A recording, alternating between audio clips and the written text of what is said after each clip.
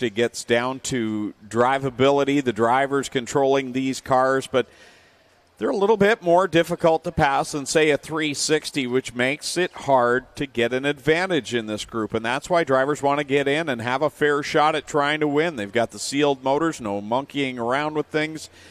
But also it makes it tough on a night like tonight when, you know, you might be starting deep in a qualifying heat. You got to get to the top three or you're playing catch-up the rest of the night. You know, I've had the opportunity to talk to Cameron Ohm, the driver of the 777, quite a few times in the pits.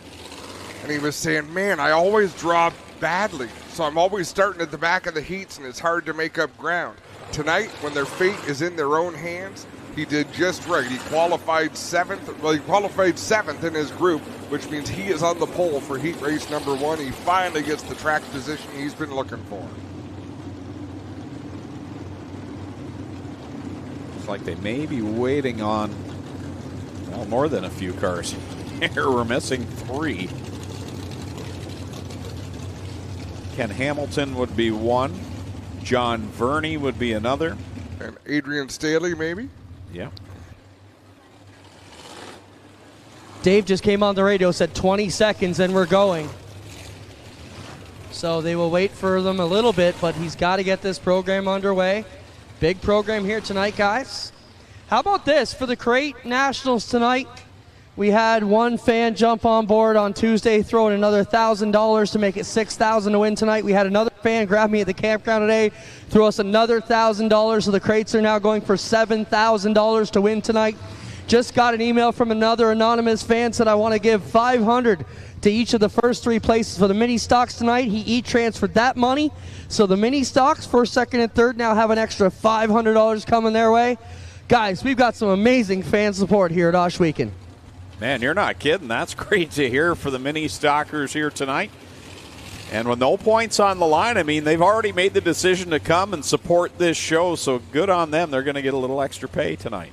I got to say, it was Anthony Van Dyke was the first one for the Crates, and then Curtis Connell from Connell's Construction came on and jumped in. And it was funny, Greg, I went over to ask him to borrow some plates, some paper plates and towels. He goes, sure. He goes, how about another $1,000 for the Crates too? I'm like, all right, let's do it.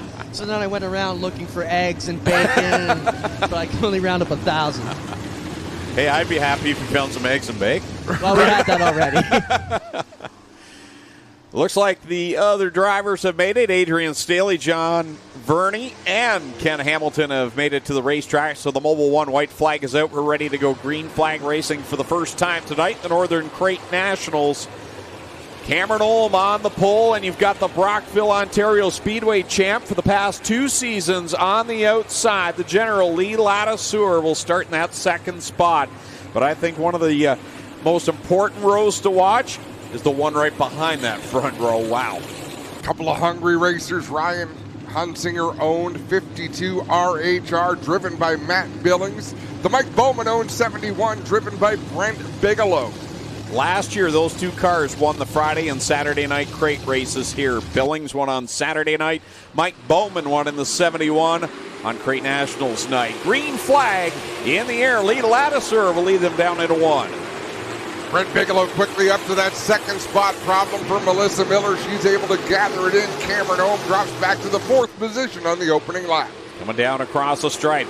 Lee Latisseur leads over Brent Bigelow and Matt Billings. Those are your transfer cars.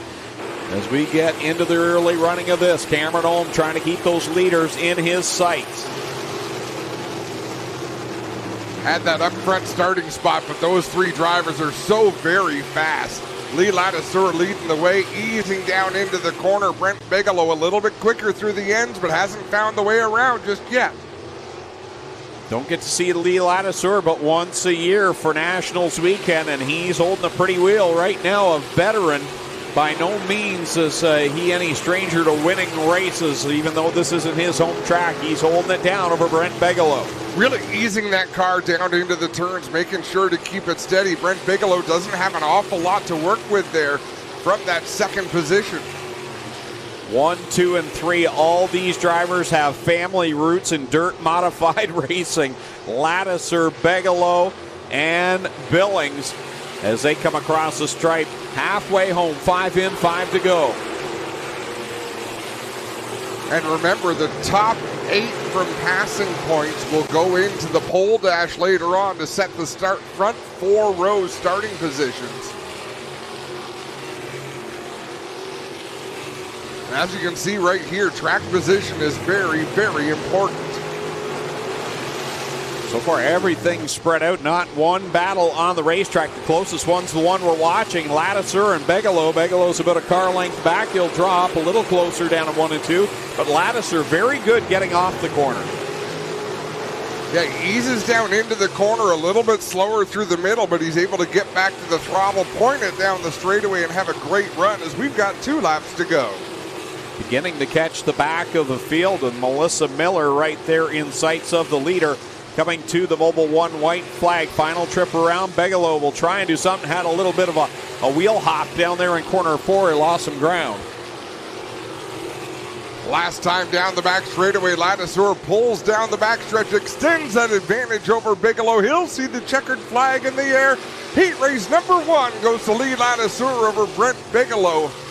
Matt Billings locks into the show. Headed to the B main will be Cameron Ohm, Adrian Staley, and John Verney, with the rest headed for what is likely to be the C main event. 1 in the books, still 5 qualifying heats to come. First 3 drivers have locked themselves into the A main. Lee Lattiser, Brent Bigelow, and Matt Billings. Those 3 drivers, they can just concentrate now on the big money race. Everyone else got a little extra work to do. Takes your focus off the big prize when you're not in yet. No provisional, I don't believe, unless maybe the champ. No, so Adam Turner and Josh Verne are guaranteed by virtue of their Labor Day weekend wins at Gotcha. Brighton.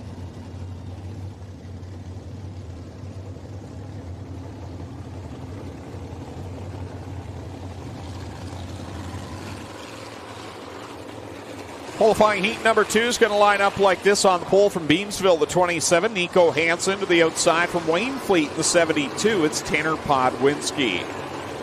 Rolling off third, good to have him back. The highlight man, Mac the Man from Mississauga in the 00. Rolling off fourth from St. Catharines, the 2SL Slate. Going from fifth, Stony Creek, the 24A, A.J. Lewis. Starting sixth, Mark Sapernin out of Ottawa on the M52. Kiana Teal rolls off seventh out of Hagersville in the 24K. And Broden Weiler, who had transponder problems, starts scratch in the 14B from Simcoe. Wow, look at Al Slate straight to the outside to battle for the lead down the back straightaway. Tanner Podwinski down low, Al Slate up high. Nico Hansen gets gobbled up in that first couple of turns, just like we saw in heat race number 1. Good side-by-side action for the lead right now as you've got Podwinski and Slate. McDeman riding in that third and final transfer spot. Still plenty of laps to go here in this second qualifying heat. 10-lap heats are certainly a grind as Tanner Podwinski leads the way. Al Slate second, McDeman trying to close that gap in the 00 in the third spot. Nico Hansen has dropped back into the clutches of A.J. Lewis and Kiana Teal.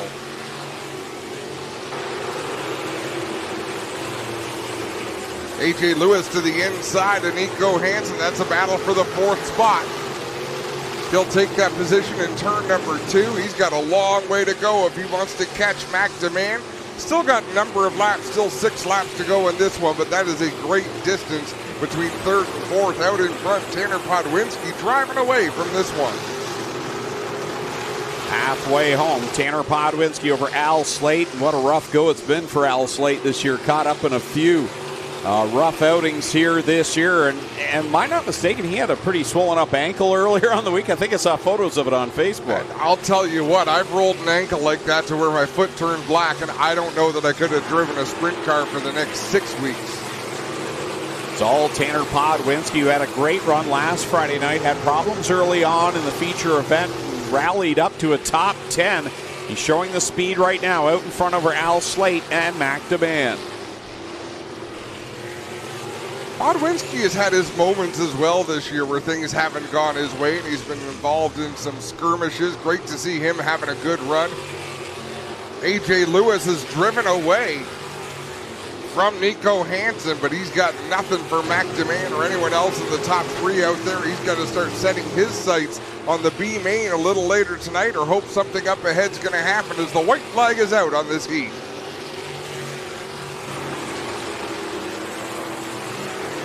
Nice move by Kiana Teal.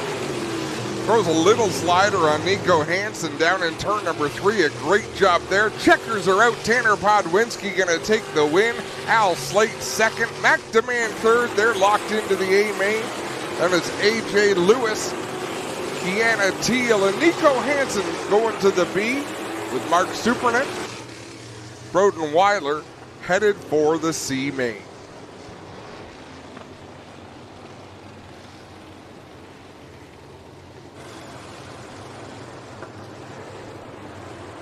Heat race 3 about to roll to the track. Here's how they're going to line up. On the pole from Cherry Valley in the 9, it's Adam Turner. Alongside him in the 98 from Brighton, it's Jonah Mutton.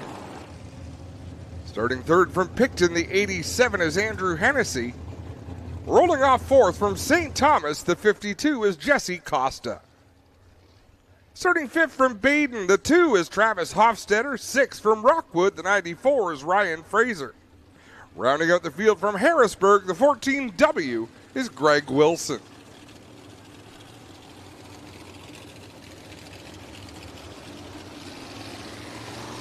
That's how the lineup for heat race number 3. Remember, top 3 finishers go directly to the A, 4th, 5th, and 6th to the B main, remainder to the C. Top 3. Bit of a Bay of Quinte gathering here. You've got Adam Turner from Cherry Valley, Jonah Mutton from Brighton, and Andrew Hennessy from Picton. A lot of travelers in this one. Longest toe tonight. Lee Lattiser's got a long toe from Alexandria. Who's got the hairiest toes, you think?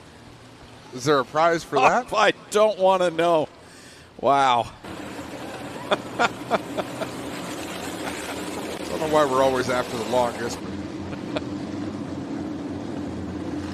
Is it too early for an Omaha? It is. Much too early. Here we go to the Cargo East start zone. Adam Turner, Jonah Mutton will bring us to the green flag.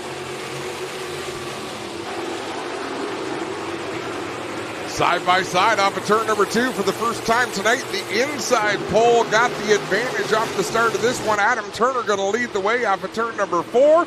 He'll lead lap number 1. Jesse Costa working on that second spot. The inside of Jonah Mutton grabs the spot. The car kind of twitched and went straight up the hill into 1. He'll hold on to the second position, but allow Jonah Mutton to gather up some ground on the bottom. Look at this pack of cars battling for the second and third spots. Jonah Mutton has the third position right now, but Andrew Hennessy and Ryan Fraser going to split him off of turn number 2. Move Hennessy into spot number 3 now as they go down into the third corner. Ryan Fraser also trying to get on by the 98 of Mutton, but Mutton will close the door and stay in that 4th spot. Out in front, it's all Adam Turner. Jesse Costa runs in the 2nd spot. Greg Wilson just about off the track in turns 1 and 2 as Ryan Fraser keeping the pressure on Jonah Mutton. Good battle between these two. The fight for 4th and 5th right now. As the cross flags are set to come out for Adam Turner. Jesse Costa trying to track him down to the top spot. And that D&O towing 52.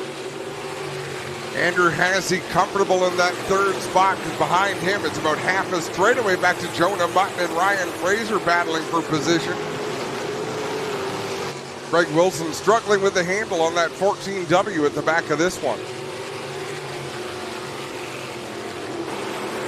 Adam Turner, sure and steady since the drop of the green flag, comes off of corner number 4.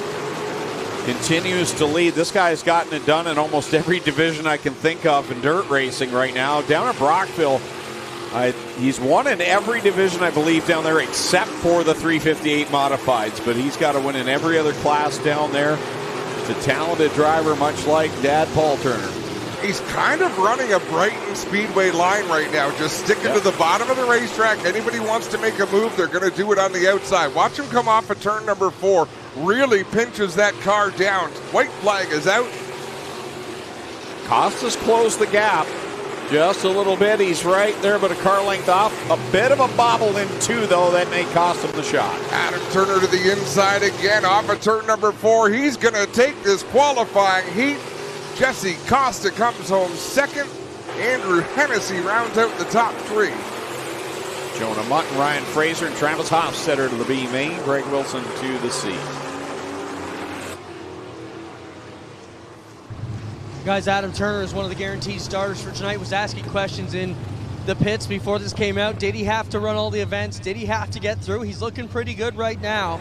But the answer for a lot of those provisionals and guaranteed starters is yes, you must run the heats, you must run the B, and you must run the C.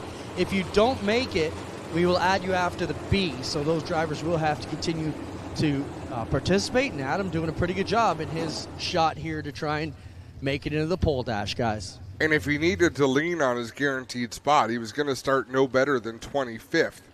This way, he should be in the pole shuffle, so he should be in the top 8. Fourth qualifying heat onto the racetrack. It will line up like this on the pole from Woodstock, the 29W, Tyler Ward. Rob Neely out of Rockwood in the 74 lines up second. Starting third is Tyler Willard from Fonthill in the 777A. Josh Verne Jr. out of Theresa, New York in the 1V starts fourth. Matt Hill out of right here in Oshwegan, the MK8, starts in the 5th spot. Daryl Pelche from Port Perry in the 4B. He'll start in 6th. And Devin Bacher out of Hagersville in car 3 starts 7th. Everybody wrestling for that top 3.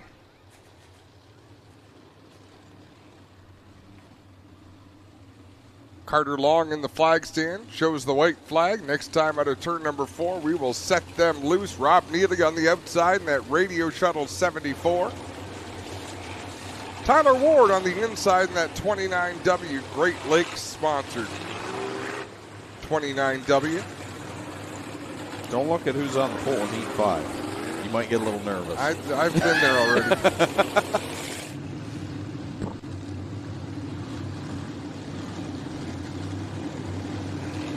A snail's pace coming to the green flag in this one.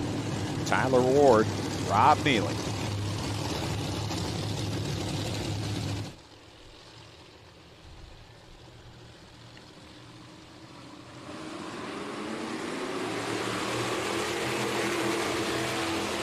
Rob Neely with the advantage on that start. And I'd say he got the advantage going into turn number 3 and just kept himself that far ahead of Tyler Ward until they got to the Cargo E start zone. Neely will lead lap number 1. Josh Verne up to second. Tyler Ward going to hold down third. Rob Neely seems to like the big events. He shines on the biggest stage, and here he is out in front in that Radio Shuttle. Hot Tub Mover 74, driver to Rockwood, and he's got Josh Verne Jr. right behind him, the Can-Am Speedway regular. Tyler Ward got squirrely in turn number 1. That allows Peltier and Tyler Ward to get around. Look at this battle for the 3rd spot. Willard holding down the spot. Pelche trying to find room right out against the wall. Slings it around high, wide, and handsome through 1 and 2, but Willard still in the 3rd position. Out in front, Rob Neely in control of this one by nearly half a straightaway over Josh Verne. Tyler Willard starting to open a gap on Peltier. Peltier sticking to that outside groove. He's committed up there. Halfway home this time by for Rob Neely in the 74. For Josh Verne and Tyler Willard comfortably right now in that 3rd and final transfer spot to the A main. Pelche's going to try and mount another charge here. Not done yet. Willard got a little squirrely there in 1 and 2, and Pelche is bound and determined for that outside to work. He got a little bit high there in turn 4, gave away any of the ground that he would have gained last time around. He is definitely taking the long way around the Big O right now. Top 3 evenly spread out right now, comfortably in, but if you're any of these drivers, you have no clue how close anyone is behind you. Foot is to the floor, trying to turn the quickest laps possible. 2 laps left to go It's not over till you see the checkered flag and you know you're in the A main. It's certainly not. Really, Daryl Peltier's got to be concerned with Matthew Hill closing in. Hill taking the short way around. Hill draw even off of turn number 2. Hill had to back into the throttle there as the Mobile 1 white flag comes out to the top 3. So we watch Rob Neely settle it down the backstretch into corner number 3 and through 4 for the final time. Rob Neely going to take the win in the Radio Shuttle 74. Second place goes to Josh Verne, rounding out the top 3, and headed to the dance is Tyler Willard. Daryl Pelche, Matt Hill, and Tyler Ward to the B main. Devin Bacher to the C.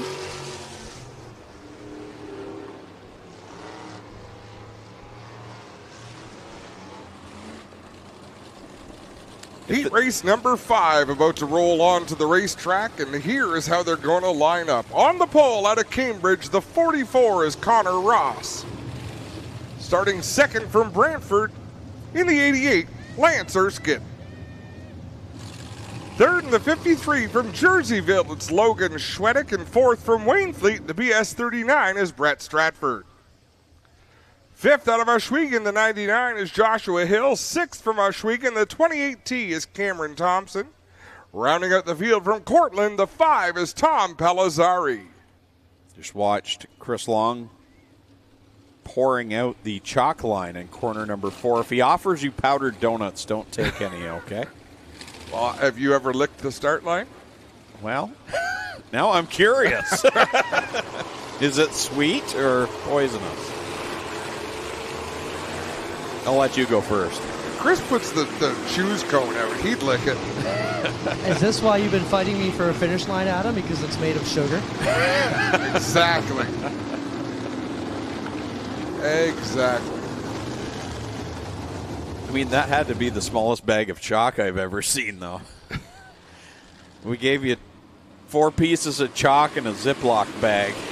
Oh, wow. Green flag flies. Connor Ross with a good jump on that one. Brett Stratford and Logan Schwedick second and third as they charge down the back straightaway. Yeah, that caught everyone's surprise there as Connor Ross holds down the lead on lap 1. He's got the champ on his outside, battling for the lead. Stratford up high, Connor Ross down low. They'll race wheel to wheel down the back straightaway, and they are pulling from Logan Schwedick. Top 3 is what you need to get into the big dance. Boy, what a story that would be for Connor Ross in that 44. Holding it down to the second spot behind Stratford, who will now clear him. Here comes Schwedick with a head of steam. He'll get to the inside of Ross to take over the second spot. Connor might have just learned a lesson there that the middle groove in 1 and 2, not where you want to be. Brett Stratford out in front. Logan Schwedick runs second. Connor Ross going to head up to the high side in 1 and 2. He's got Lance Erskine right behind him, a feature race winner, a young hot shoe in the 88, trying to track his way in to that third spot. But so far, it's strong and steady for Connor Ross in the 44. Connor up high. We haven't seen anyone really use that groove to a lot of success as Lance Erskine closes that gap. Halfway home, 5 in, 5 to go. The battles for that transfer spot. Erskine to the inside of Ross. Ross not backing down as they go into corner number 1. Here comes Erskine to the inside. He'll clear and take the third and final transfer position. Now Ross going to get back to the bottom, probably where he should have been, but that's all right. He runs in that 4th position. Brett Stratford out in front, the 39. Logan Schwedick comfortably in the 2nd spot. Oh, you sounded like a dad there, where he should have been. Brett Stratford out in front all the way, leading the 2024 champion, crowned one Friday night ago. And how about Logan Schwedick in that 2nd spot? From where he was back in May driving this car to now leaps and bounds, and he is showing that he belongs here in the crate sprints. Certainly does as Brett Stratford crosses 2 laps to go. 2 more times around. Stratford, Schwedick, and Erskine in those transfer positions. This time by it'll be the Mobile 1 white flag for that guy right there. Brett Stratford out of Waynfleet, Ontario sees the white flag. Final trip around over Schwedick, Erskine, and Connor Ross still holding down 4th. Final time down the backstretch for Brett Stratford in the BS39 into 3 and 4, running right around the bottom of the racetrack. He'll see the checkered flag in the air. Heat race number 5 goes to Stratford, Schwedick, and Erskine. Headed for the B main, it's Ross, Hill, and Thompson. Tom Pellizzari to the C. So that concludes qualifying heat number 5. One left to go as Stratford, Schwedick, and Erskine punch their tickets into the A main. I don't think this is a bad thing for Connor to get the extra laps in the B main if he does qualify into the A. Little bit more track time when you get into the big dance. That's saying he's going to qualify, and I know that's getting ahead of ourselves, but not a bad thing to have those extra laps. You know, if you can run side by side with Brett Stratford for any length of time, no, I think it was definitely good. And that's where, when you're a rookie like that, you might not know, hey, go to the bottom. Yep. That's where it's at. So, no, great drive. You'll tell him later. Nope. Heat race number 6 will line up like this on the pole from Ancaster. Board car number 8, it'll be Trevor Young to the outside. From Burlington, the 11W, Jeremy Hughes. Lining up third from Moshweek in the 9C, Brian Anacoke. And going fourth from Ancaster, the 16X, is Keegan Baker. Starting in fifth out of Six Nations, car number 20, the Iceman, Johnny Miller. Lining up 6th from Waynfleet, the 85C, Cam McKinnon.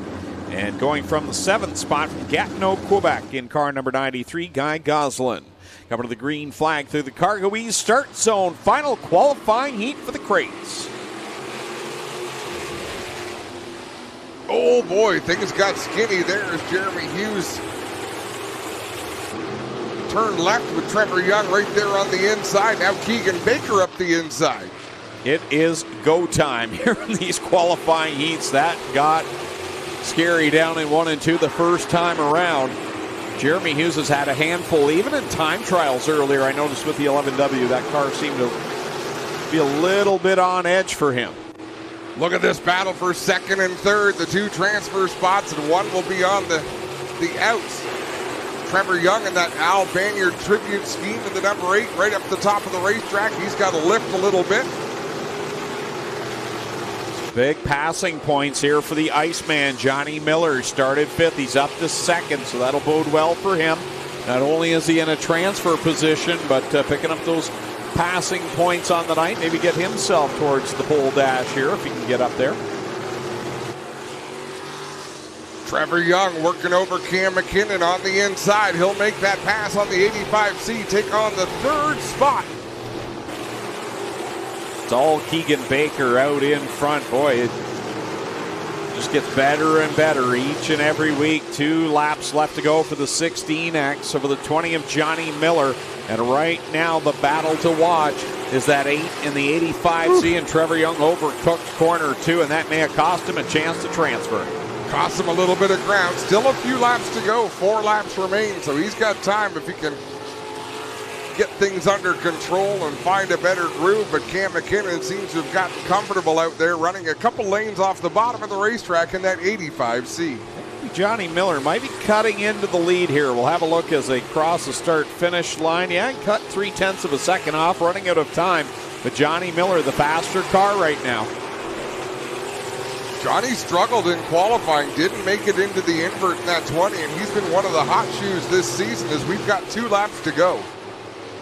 Cam McKinnon solidly now has that 3rd spot as he pulls away from Trevor Young. Just needs to make it another lap and a half to punch his ticket to the A main as the Mobile 1 white flag comes out.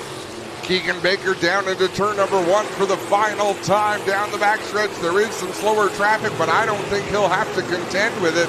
3 and 4 one last time, and Keegan Baker is going to be a winner in his qualifying heat here in the Northern Crate Nationals. Johnny Miller will punch his ticket into the A main as well as Cam McKinnon works it off of corner 4. He'll be into the A. So going to the B main will be Trevor Young, Brian Anacoke, and Jeremy Hughes. And then we'll have the 93 of Guy Goslin to the C. So qualifying heats concluded now for the crate sprint car division.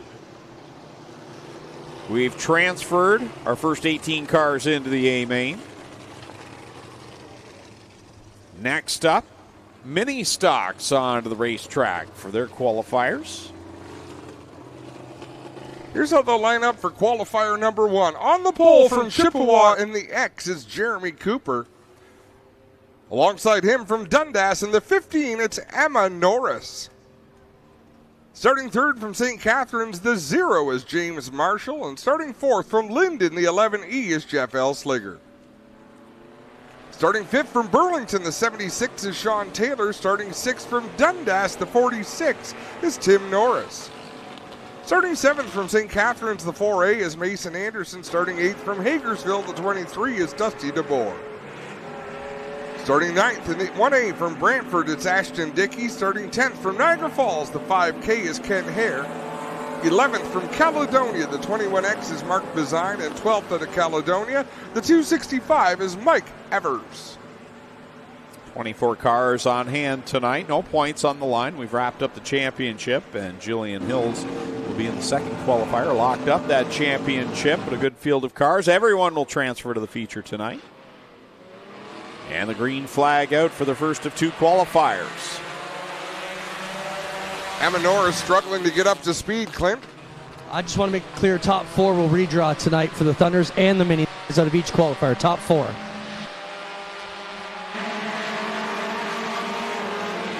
Not a great opening lap for Emma Norris as she has dropped back through the field. Something amiss, whether it was the gear she was in for that start or not.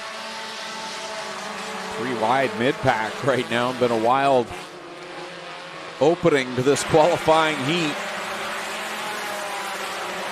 Jeff Elslager's been on the move, though. Working to the outside of Mason Anderson now, trying to track down Jeremy Cooper in the X.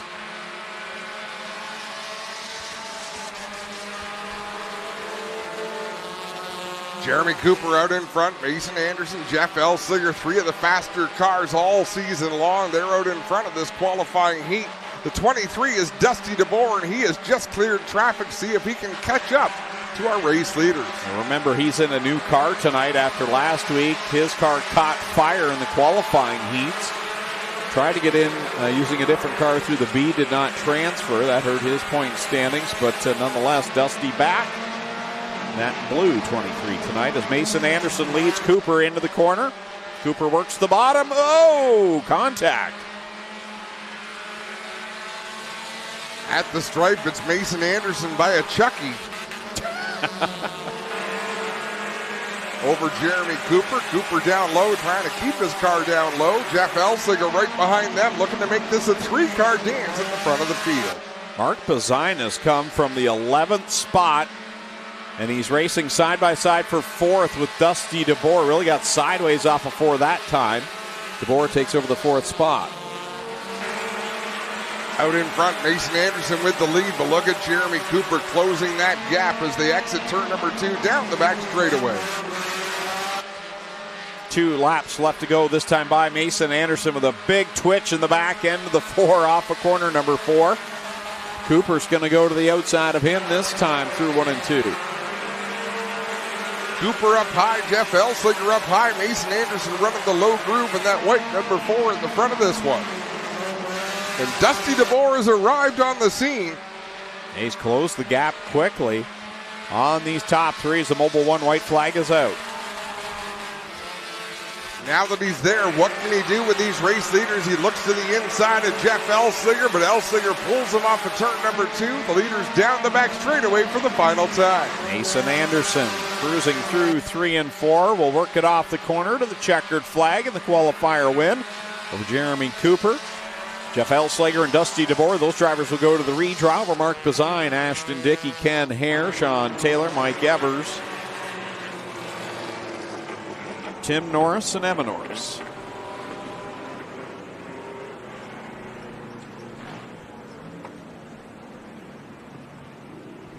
And also James Marshall out there, missed him in the running order. Second qualifier onto the racetrack. Jason Tolton out of Guelph will start on the pole. The outside, the champion from 2024, Jillian Hills from Dundas. She drives the 32. Fabio Oliveri out of Ancaster in the 16 lines up third, with Christopher French from Stratford in the 54 going 4th. 5th will be Alex Riley from St. Catharines in the 17. 6th is Nick Erskine from Brantford in the 64. Tim DeBoer out of York in car number 9 lines up 7th with 8. Tristan De Silva from Waterdown in the 01. Starting at 9th, it's Ryan Hiller. Good to have him back tonight. It's from New Hamburg in the 21H. Mike Giverson from Caledonia. The Pinball in car 11 starts 10th. Starting 11th, Steve Miller from Paris in the 79. And Stephen Overhoff from Waynefleet in the 14L starts in the 12th spot. Of course, that's the John Lubeck machine.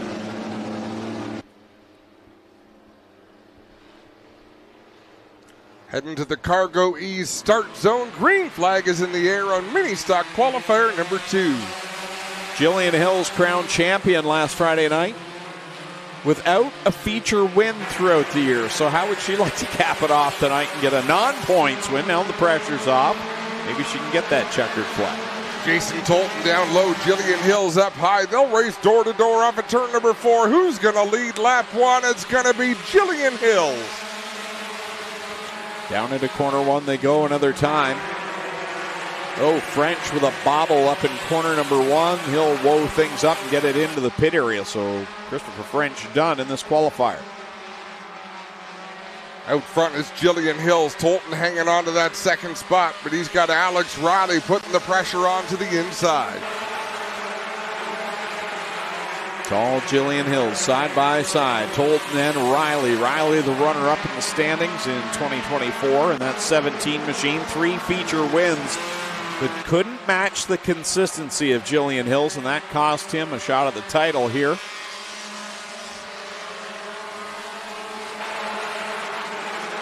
A little deeper in the field, Tim DeBoer holding off a great pack of cars. Fabio Oliveri in the 16, the 64, Nick Erskine, the 01, Tristan De Silva.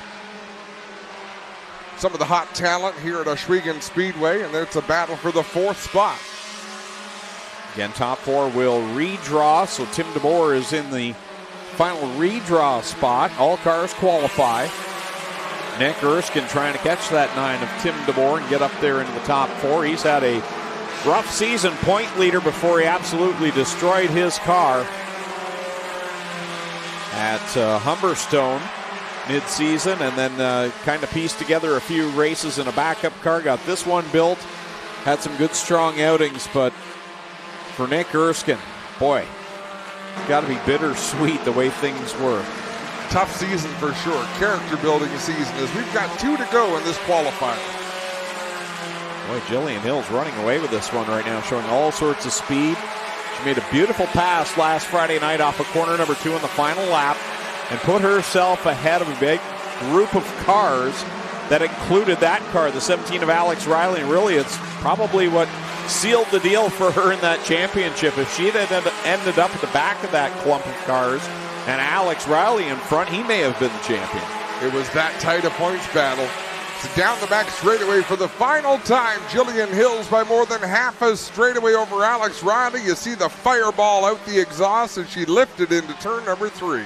Checkers out. Jillian Hills will pick up the heat race win over Alex Riley. Jason Tolton and Tim DeBoer will go to the redraw. Nick Erskine 5th, and it's Tristan De Silva, Fabio Oliveri.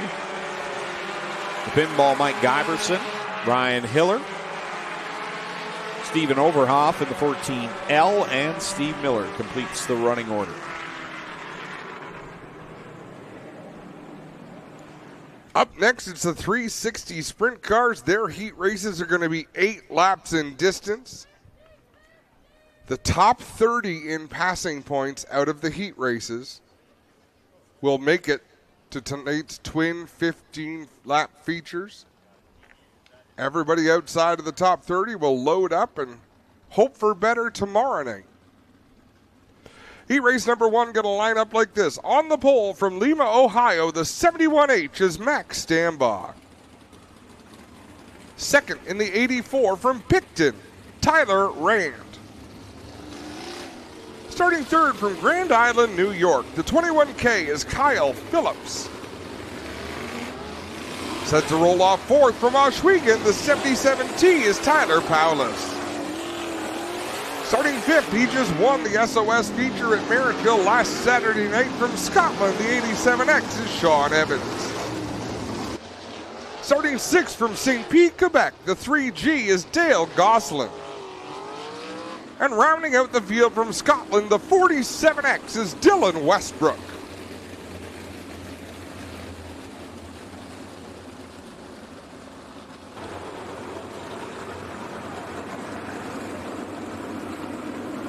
Remember, passing points are key, so if your favorite driver happens to be Dylan Westbrook starting at the back, it is not a bad thing that he's starting way back there.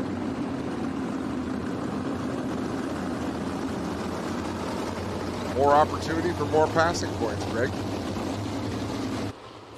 He Knows how to get it done. Only beaten once this year, and really, you look at that race, he kind of beat himself. He got caught up with another car. And Mike Bowman won that night, but he's already passed 2 cars. Now he's working on a very twitchy Tyler Rand there on the backstretch, who gathers it back up and gets it straightened out. Finishes lap number 1 in the 4th position, all over the back end of Sean Evans. He'll work to the inside of Evans, try to the inside of Kyle Phillips in the same move, but Phillips closes the door. Whoa, slides up in front of Sean Evans. There was barely any room there. They'll go wheel to wheel down into corner number 1. Evans takes the spot back, slides up in front, put Westbrook back to 4th, and Tyler Rand has caught this group. He's definitely got that car under control and under power. He's to the inside of Dylan Westbrook. Out in front is Max Stambaugh leading the way. He doesn't want to be watching what's going on behind him as Westbrook to the outside with a big head of steam. My goodness, what a run. I think that's where Dylan wants to be. Oh, he shuts the door on Phillips down there. Kyle Phillips in the 21. As they work down the front stretch now, he'll look to the outside of Sean Evans. Coming off of turn number 2 with a big head of steam once again as Kyle Phillips up near the wall. That opens the door for Tyler Rand. Rand picks up the 4th spot. Dylan Westbrook all over the back end of Sean Evans. Tyler Rand all over the back end of Kyle Phillips. 2 great battles going on right now. Tyler Rand now to the 4th spot. That first lap was hard for Tyler, but boy, he has gotten on the horse since then. He certainly has, as we've got 2 laps to go. Tyler Rand wanting to hold off Kyle Phillips and Tyler Powless in the 77. Max Stambaugh has been lost in all of this. He's way out in front over Sean Evans and Dylan Westbrook, although Sean Evans is beginning to reel him in a little bit. Evans to the high side in 1 and 2. Final lap around. Dylan Westbrook in the same line as Evans. Can Westbrook do something for that 3rd spot? He's going to try it down to the inside, but Stambaugh going to win this qualifying heat. 2nd to Sean Evans, 3rd to Dylan Westbrook. Tyler Rand crosses the line in 4th. Tyler Powless 5th. Kyle Phillips 6th. And Dale Goslin in the 7th position.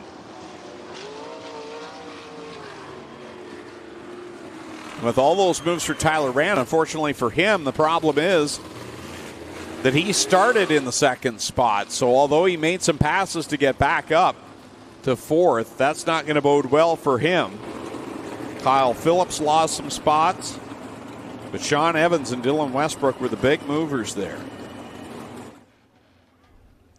They made some impressive moves in that one. Heat race number 2 rolling out onto the racetrack. It will line up like this on the pole from Fremont, Ohio in the 20I. It's Kelsey Ivey. Starting in the 2nd position from Binbrook in car number 9, the live wire, Liam Martin. Lining up 3rd from Victoriaville. In the 21, it's Alex Terrian. Starting in the 4th spot from Quilcene, Washington. In the 67X, it's J.J. Hickel. Rolling off 5th from Wilsonville, the 94X, Scott Hall. Starting 6th from Thamesford, the 7 is Eric Gledhill. And going from the 7th spot after blowing his motor last night in hot laps, it's Nick Sheridan in the 45. So do you understand whose engine's in what car? No. Nick Sheridan got the engine that was in Aaron Turkey's number 68. Aaron Turkey got the engine that was in the 0 of Glenn Stiers, and Glenn Stiers got the engine that was sitting on the floor in the shop. Huh? Yeah, there was a whole host of drivers in the pits late last night till about 2, maybe 2:30 in the morning working on the Sheridan 45 here. They changed it in the Bowman trailer. All kinds of action down there last night, guys, and a bit of socializing going on too while they're working on these cars. That's what we like to hear. Kelsey Ivey and Liam Martin going to bring them to the green.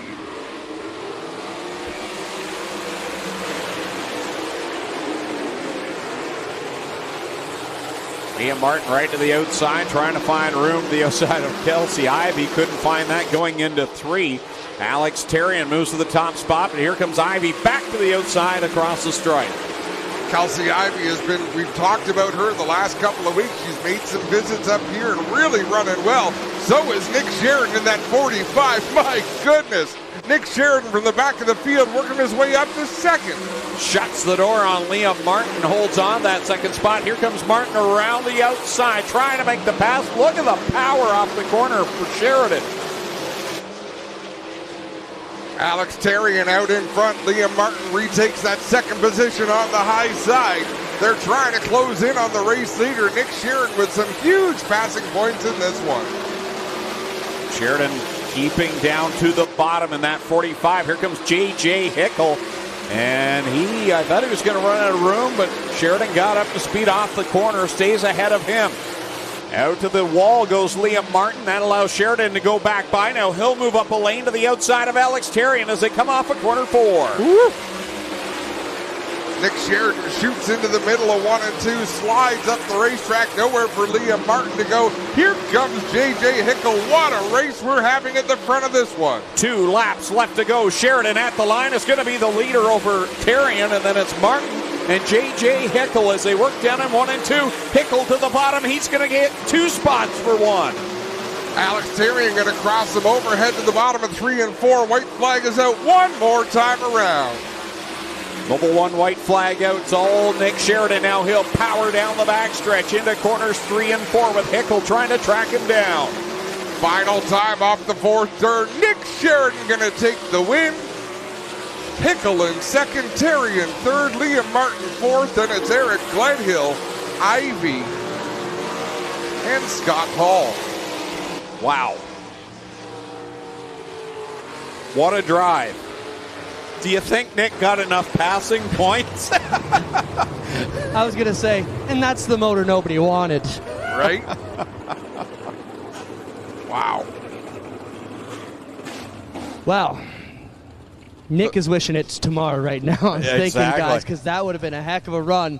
That would put him in a heck of a spot for tomorrow if we were headed to the pole dash. But, boy, what a run for young Nicky. Peaking at the right time, guys. If that engine's for sale, the price just went up. Heat race number 3 going to line up like this. On the pole from Cheektowaga, New York, the 94 is Todd Hoddick. Starting second from Oswego, the 77E is Ashton Van Every. Starting third from Beamsville, the 88H is Josh Hansen. And starting fourth in the 28F from Wantage, New Jersey, it's No Panic, Davey Franek. Starting fifth from Dade City, Florida, the 15 Double G is Garrett Green. Sixth out of Phoenix, New York, the 10H is Kelly Hebing. Rounding out the field from Clay, New York, the 98 is Joe Trenka. What's the going rate on gold? Because right now Garrett Green's car is worth a fortune. That thing is beautiful. Well, and we watched it in practice a little earlier. I thought, yeah, that's all right. Okay, that's cute. So you know what? I have a feeling this thing's really going to pop when the lights come on. And, Greg, it does. Sharp-looking car. Great job by Steve Lyons over at Creative Edge. Coming to the green flag. Todd Hoddick, Ashton Van Every. Line up on that front row. Ashton Van Every, his first Nationals in a 360. Oh, that was a little close. Stay in yellow. Well, maybe not. He said staying, Dave said staying yellow. I thought we were, but oh, yeah, we're going yellow. Are we? No. Carter put it away. He tricked me. The drivers didn't bite, so.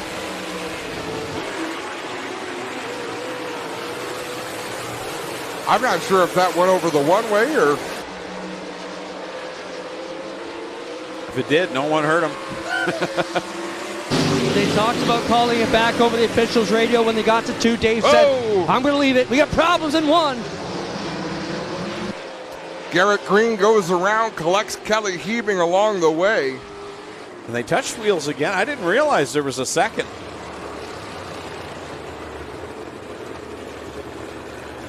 Yeah, Kelly Hebing came in there at the very end and just clipped Garrett Green a little bit. I believe both of these cars will be able to continue.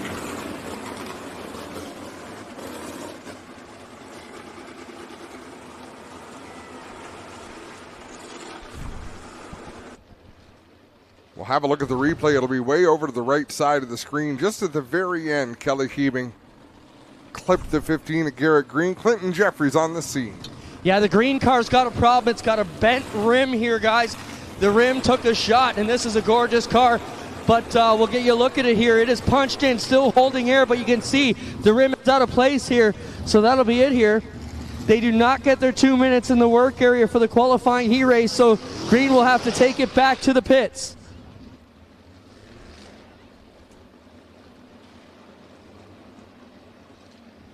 There was talk if he was going to try and run it, but no, it is pretty Flintstone-y, guys. It won't work. So Garrett Green, and that is a gorgeous creative edge, as you guys mentioned. I thought the track was starting to high shine up a bit, guys, but it was just a reflection of this 15G. We'll get over there and look at the Kelly Hebing 10 car. She's got a flat left rear on that car, and we'll find out what's up with her.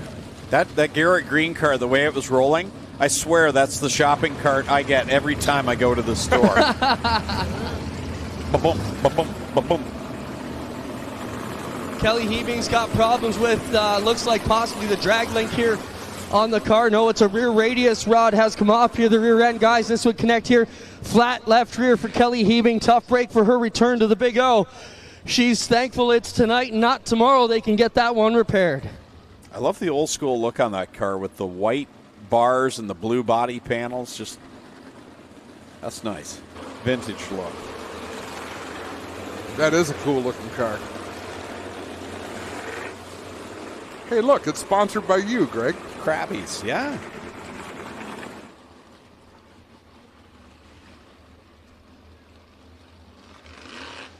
I'm going to have to do better. Yeah. I was What? gonna say lately, you've kind of been the crabby one. Who, me? No.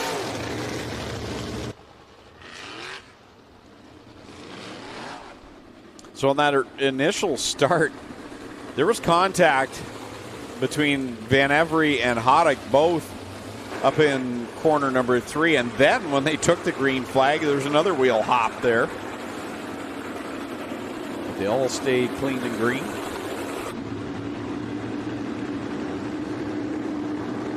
Hoddick and Hansen bringing us back to the Cargo Ease restart zone. 2 on the board, 6 to go.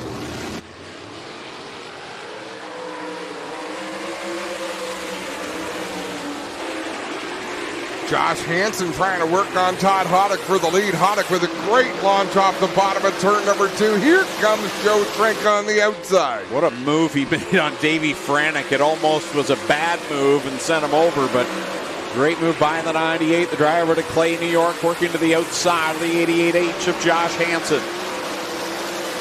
Out in front, Todd Hoddick moves up to the outside groove in 3 and 4, running up high in 3 and 4, down low in 1 and 2. Todd Hoddick, all sorts of speed right now in that 94 machine. Works it off the corner, across the stripe another time. The Fiberworks ride. Of course, that Fiberworks team had a Nationals win pre-pandemic with Scott Kruger aboard in the 49 it was. Teammate to Todd Hoddick at the time. It was the first time a local regular had what we considered Kruger a local because he ran every Friday night here at the Big O. It was a big deal when he picked up that win, and the crowd, boy, that night celebrating. I remember Scott pulling down to the front stretch and celebrating with the fans, and who knew we wouldn't race for another couple of years after that. No kidding. Last time around, turn number 4, Todd Hoddick coming to the stripe. He'll take the win. Josh Hansen second, Joe Trenka third, Davey Franick fourth, and rounding out the top 5 is Ashton Van Every. So Joe Trenka's in some pretty good shape there. Started 7th, will end up in the 3rd spot. And also, if you are the pole sitter and win the race, that bodes well for you as well. Definitely doesn't hurt.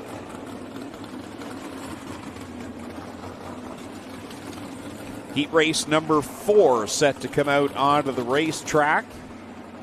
And on the pole for this one, it's been a shame we don't see him weekly anymore, but from Fenwick in the 14H, the Red Rocket, Jim Hoopinen. It is outside from Dunville in the 46, Kevin Pauls. Starting 3rd, good to have him back for the first time in a long while from South Onondaga, New York in the 53, Sean Donna. Rolling out 4th from Interkip, the 84L, that's Mike Lichty. Starting 5th from Bowmanville, the 70mm, Dale Curran. Going from the 6th spot from Harding, Pennsylvania, the 79 of Jordan Thomas, and going 7th from right here in Ohsweken, the Ohsweken Flyer, Glenn Stiers.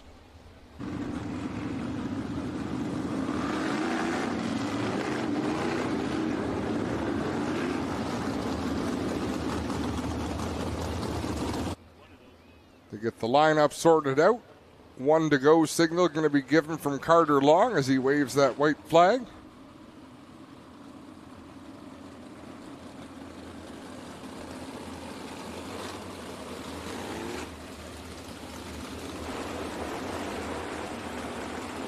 We've got to give a shout out to Ted Taylor. Ted is watching from home, recovering from a broken femur. He is Dale Curran's grandfather, and we hope you heal up real quick and we can see you back at the racetrack as soon as possible. That is not fun. I've had a friend have that happen to them. Not an enjoyable experience. You'll get better soon.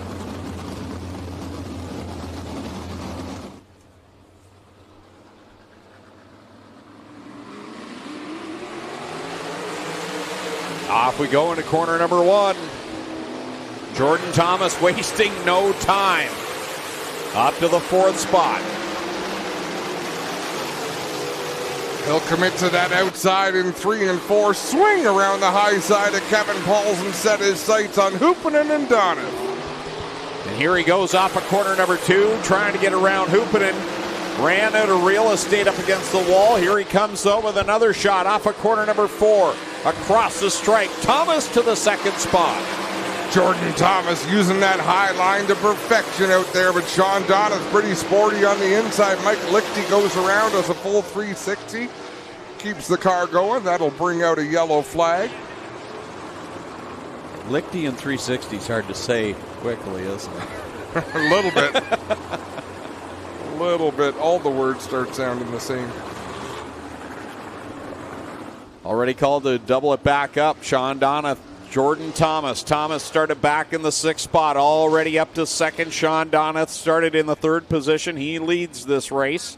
Glenn Stiers on the move. He's picked up 2 positions.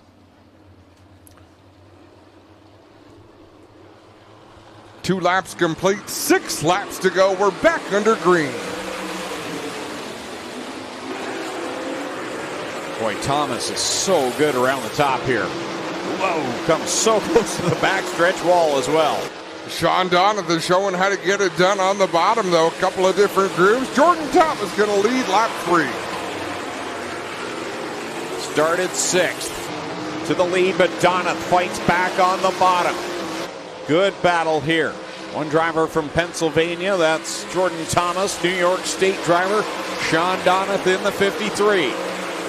Oh, Donath overshot turn 1 just a little bit. He's great coming off turn 2, but he's got to stay down on the bottom to make that work. Wow, Glenn Stiers now to the 3rd spot, picking up those passing points, hooping it back to the inside. Whoa, close call in the front stretch. Stiers way up to the high side in 1 and 2, trying to track down Hoopanen. That's a great battle for the 3rd spot. We've still got a battle going on for the lead. 2 laps left to settle this one. Jordan Thomas leads over Sean Donath. Then you've got Jim Hoopanen 3rd. Stiers holding down 4th, and the caution flag comes out as Mike Lichty's around in corners 3 and 4. It's back under the Dixieland Grill caution flag. Couple of Mike Lichty down here had that easy spin earlier in this race, got us going. Pulled it under yellow quickly, but back at it here. Just another quick spin, but the car is stalled here in turn 3. So we'll get down there and check it out, guys. Should be a quick push off for him here. We don't anticipate as the field coming by. He's back at it, and we're getting ready to go. Shouldn't be too much time. Lichty with a quick shove off, guys. And for our new viewers or people just join us, Mike had a bit of an interesting year, you know. Wrecked the car, had a couple of bad wrecks. He's going to the pits now. We're told that's his 2nd caution that he has brought out. So the 84 will be done for the night, guys. But man, he wrecked that car about a month ago. Good to see him back. And he came back with a beautiful looking race car.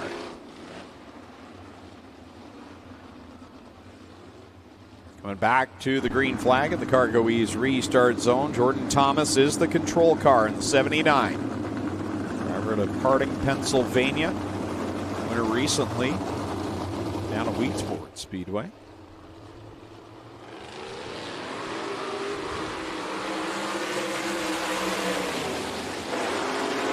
Two laps to go. Sean Donna's trying that inside groove. Gets a great run off at turn number 2. He'll draw almost even into 3 with Jordan Thomas, but that's where Thomas really shines. Is 3 and 4 on the high side. Mobile 1 white flag is out. Donath on the bottom. Throws it up the track and will slide right in front of Thomas. Thomas works to the bottom. Here comes Jim Hoopinen. A 3-car race for the win. Hoopinen trying to cross them over. He's not going to be able to do it. Thomas to the win. Donath second. Hoopinen third. Stiers fourth.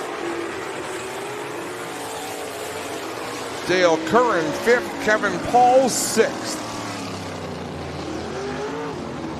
Woo!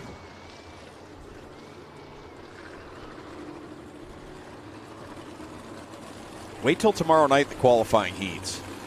It's great right now what we're seeing. The intensity is bigger probably than we've seen all season long. But then tomorrow night there's another level, and it's hard to explain. It's not hard to explain. It's $30,000 to win. True. Right? It's a big event feel because it's a big event. Big money on the line, big prestige on the line. Drivers know they got to do it right from the start. Here's how they'll line up in heat race number 5. On the pole from Beachville, the 5 is DJ Christie. Starting second from St. Mathieu de Belle-Île, Quebec, the 28, Jordan Poirier. Third from Burlington, the 46C is Ryan Coniam. Fourth from Cloverdale, Ohio, the 17, Jared Horseman. Fifth out of Brockville, the 13, Evan Reynolds. Sixth from Dunnville, the 15, Ryan Turner. And rounding out the field from Stevensville, the 71, Mike Bowman.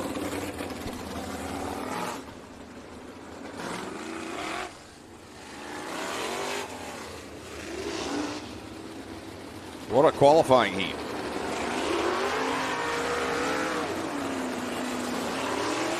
Two former winners of the Nationals. Former Knights of Thunder champions. Jared Horseman's always a contender when he comes to Nationals weekend. Mobile 1 white flag out. Then there's that Mike Bowman at the back. Yeah, I mentioned him. He's a former Nationals winner. Mike has got the funniest superstitions. No $50 bills in any of the crew's pockets. If you got a red one, you got to change it into something else. They must have barbecued Fritos. And Mike said they had a shop fire at their old shop a couple years ago. And he said, today I was cleaning up some mess over there, actually yesterday, and he said, I found a horseshoe in the burnt rubble. He said, I stuck it to my mule, and we're hoping for a repeat performance. Where did he put it on his mule? Put her too many jokes. Green flag. Green flag into corner 1 they go. Horseman to the outside of Coniam. Now he works on DJ Christie, pinches him into the wall. Coniam back to the inside of Horseman. Horseman dives back down the track. This battle right now, 3-car fight for the 4th spot. It's all Jordan Poirier, DJ Christie, and Mike Bowman moves from the back up to the 3rd spot. Turner by Coniam into 4th. Out in front, though, it is all Jordan Poirier in that 28. DJ Christie hanging on to second. Poirier set sail down the backstretch with Christie in the 2nd spot. Boy, what a few weeks has been for DJ Christie. Flipped the car, had to rebuild it, then blew a motor. Had to get that replaced, and here he is running 2nd right now in this qualifying heat, looking to turn things around on Nationals weekend. Ryan Turner trying to close that gap on Christie and Bowman. 2nd and 3rd is Bowman looking to the inside of DJ Christie as they reach the halfway point. 4 in, 4 to go. Jordan Poirier looking like we're expecting to see him here at Ohsweken Speedway. The last couple of times, not so much. But Jordan Poirier riding strong and steady on the outside as we watch the battle for 2nd. Christie on the outside, Bowman on the bottom. Bowman tried the inside in 3 and 4. Now he's going to look at the outside off of turn number 2. Loses a little bit of grip. DJ Christie builds himself some gap. 2 laps to go. Off of corner 4 they work right now. It's that outside advantage for DJ Christie. Keeps it wound up in that 5 machine, works down to the bottom in 1 and 2. This time by it's the Mobile 1 white flag for your leader, Jordan Poirier. One more time around for Mike Bowman to try to close that gap on DJ Christie. Jordan Poirier all by himself in 3 and 4. Checkered flag going to come out. Poirier going to take the win. DJ Christie looking to hold on to the second spot. He will get it over Mike Bowman. Then Ryan Turner in the 4th position. Ryan Conium's going to cross the line in position number 5, followed by Evan Reynolds and Jared Horseman with problems in that qualifying. He did not complete all the laps, dropped out after lap 2. Jordan Poirier picks up the heat race win.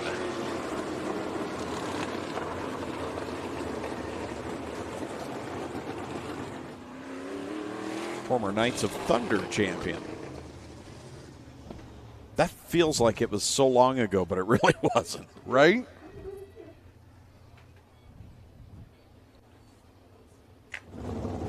Heat race number 6 rolls out onto the racetrack on the pole out of Pierreville, Quebec. In car number 19, it's Matthew Bardier to the outside. From Freelton, the 12DD, Darren Dryden.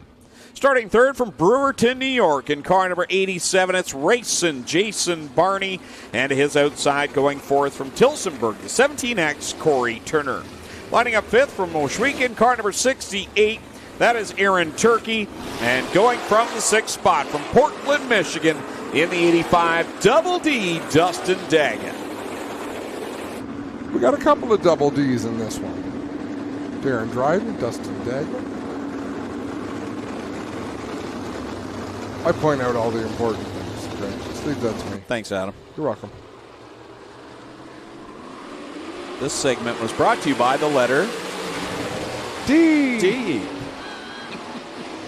Darren Dryden uses that outside line, trying to work on Jason Barney, but Barney's going to use the bottom to work by Matthew Barjay. Off the corner, though, Barjay winds it up. Barney's going to lead the lap. Barney led at the stripe, but Matthew Bardier still got it wound up on the high side. He'll stay right there in the 2nd spot. Corey Turner trying to keep pace in the 17. Corey was quick earlier on here tonight, that 17X. He always seems to heat up during Nationals weekend. And here he is right now making the move on Matthew Barjay. Slides up in front. Barjay crosses back, overtakes back the 2nd position. Big old slide job from Corey Turner there. Out in front, Jason Barney driving away. Half a straightaway lead over Bardier. Another driver here tonight, the last few times we've seen him, has not been as solid as we're used to. But Jason Barney, back to the Jason Barney of old as he leads the way. And he's got a good size advantage over Matthew Bardier. Another driver to watch, Dustin Daggett in the 85. He hasn't been quite as potent as we remember seeing him in previous trips. No, it used to be he would come here and he would win every time he came to the Big O. Rides right now in that 5th position, trying to track down Darren Dryden. Out in front, this one is all Jason Barney. He is laying a whooping on this field with 2 laps to go. Driver to Brewerton, New York. And that 87 machine leads him down into corner number 1. Corey Turner trying to track down Matthew Bardier in that 2nd position. This time by it'll be the Mobile 1 white flag for Racing Jason Barney. One more time around. Are we going to have a race for the 2nd spot? Matthew Bardier's got it. Corey Turner's trying to close in. He's had the whole race, just hasn't quite been able to get there. Checkers come out. Jason Barney, your winner. 2nd at the line is going to be Matthew Barjay over Corey Turner. Darren Dryden in the 4th spot. Aaron Turkey trying to make a charge at the line, but 5th will go to Dustin Daggett over Aaron Turkey. And that will do it for sprint car qualifying heats here tonight.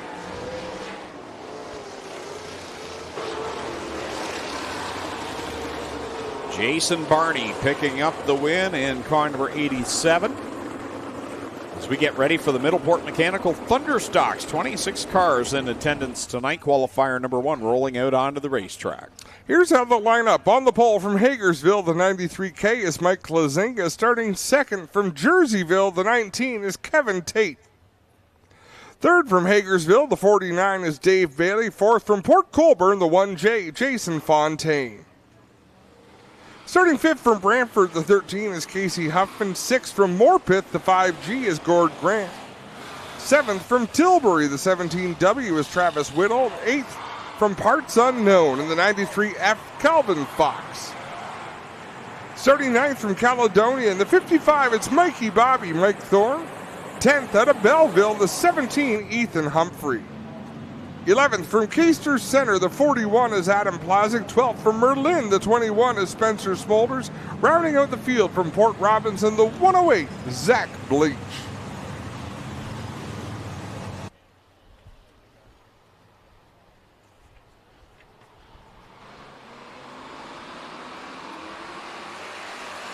Green is out. Mike Klazinga coming off a hot performance last night in the 93K, working that outside line. Dave Bailey in tow.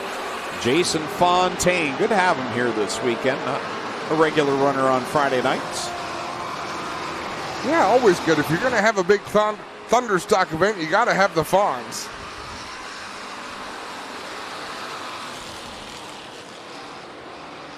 Bailey out in front where he spent most of last night till the closing laps, where Ryan Beagle worked his way by the 49 and picked up the first ever Northern Thunderstock Nationals. Bailey, Klazinga, Fontaine, the top three. Then it's Bleach, Whittle. Now working by the outside of Mike Thorne. Adam Plazik now to the inside of Travis Whittle as they go door to door for the 6th spot.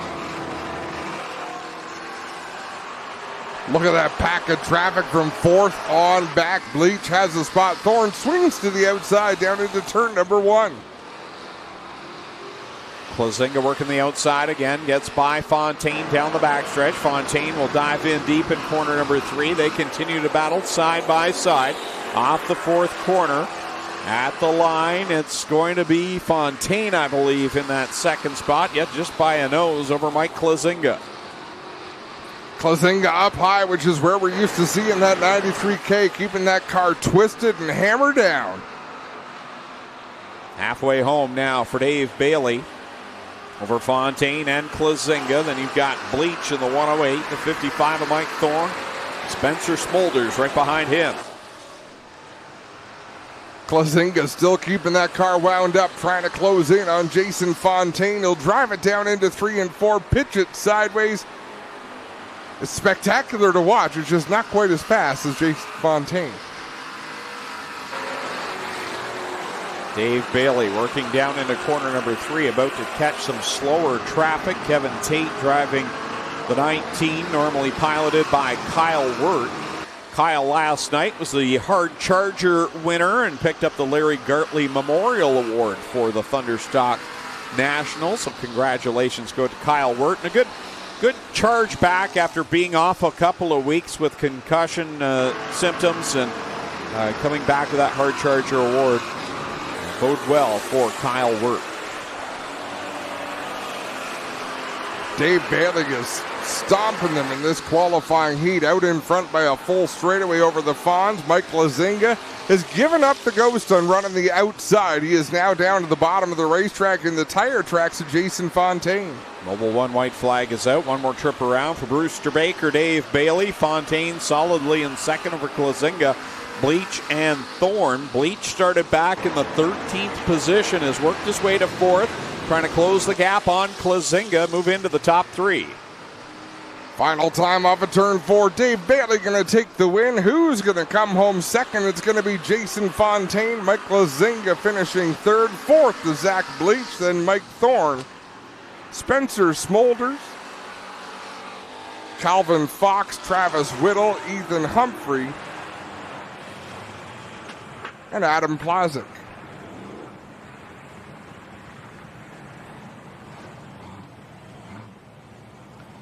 $50-50 last check, $1,200. $1,200 in the 50-50. It's not a bad take.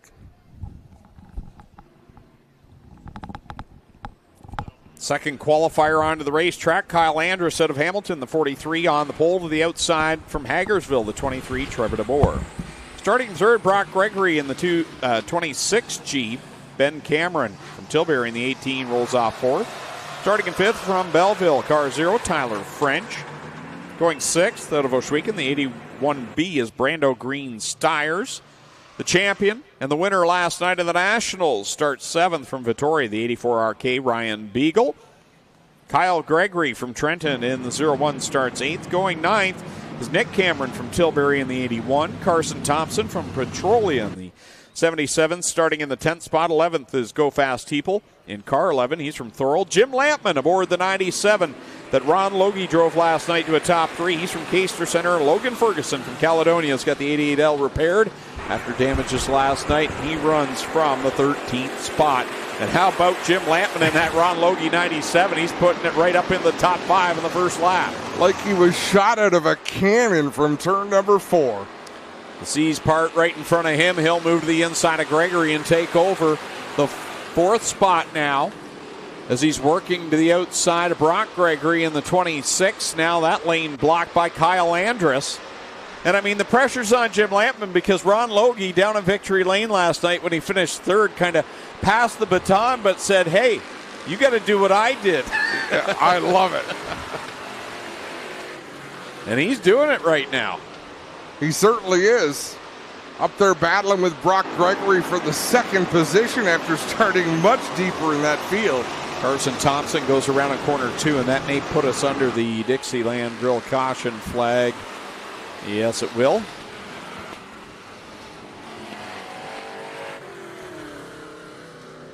Okay, I have to understand. Why does Carter have 2 yellow flags? One's for special occasions.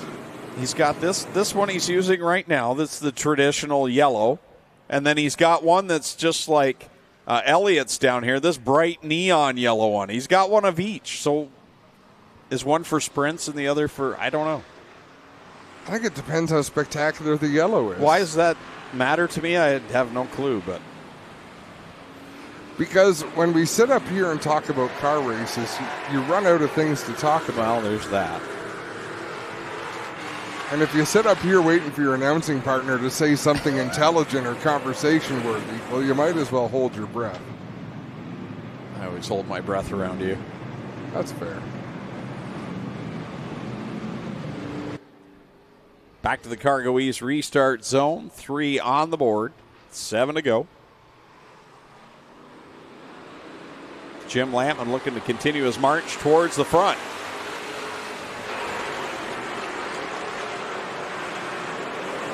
He's going to work the inside this time off of turn number 2. He's got to be thinking this game's easy. Should have bought this car at the start of the year. Brock Gregory's going to lead the lap, though, in the 26 machine. As he works the outside. Lampman on the bottom. I almost said Logie already. Lampman on the bottom. It's inevitable. Lampman out in front. Could be his first lap led in this 97 machine as we're halfway through this qualifier. Nope, one around. Brando is going to go around. Brando, Green Steyrs. And that will put us back under the caution flag.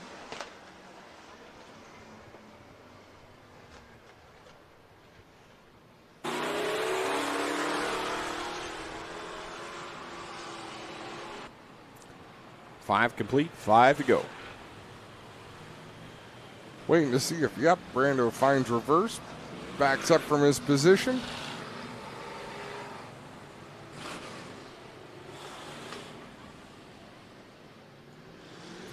After this, we'll have the C main for the crate sprints, followed by the pole dash, and then the B main. So very quick turnaround for the crates.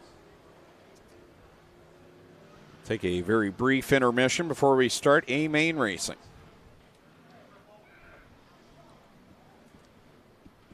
That sounds like fun, Greg. I think we should do that. That's the plan. Just the way you explained it. Thanks. What did I say? No, you were perfect. Do you remember the order I just said? Yeah. We're going to run the C main, then we're going to run the dash, then we're going to run the B main. It's going to be a quick turnaround, then we might take an intermission. Why don't you go step outside? That's pretty good. You think I don't listen? And then I mentioned Mike Bowman in the sprint car. I heard you talk about Mike Bowman. I just didn't like the way you talked about him. Thought I can do this a little bit better. Oh, I see. No, I didn't. I completely ignored what you had said previously.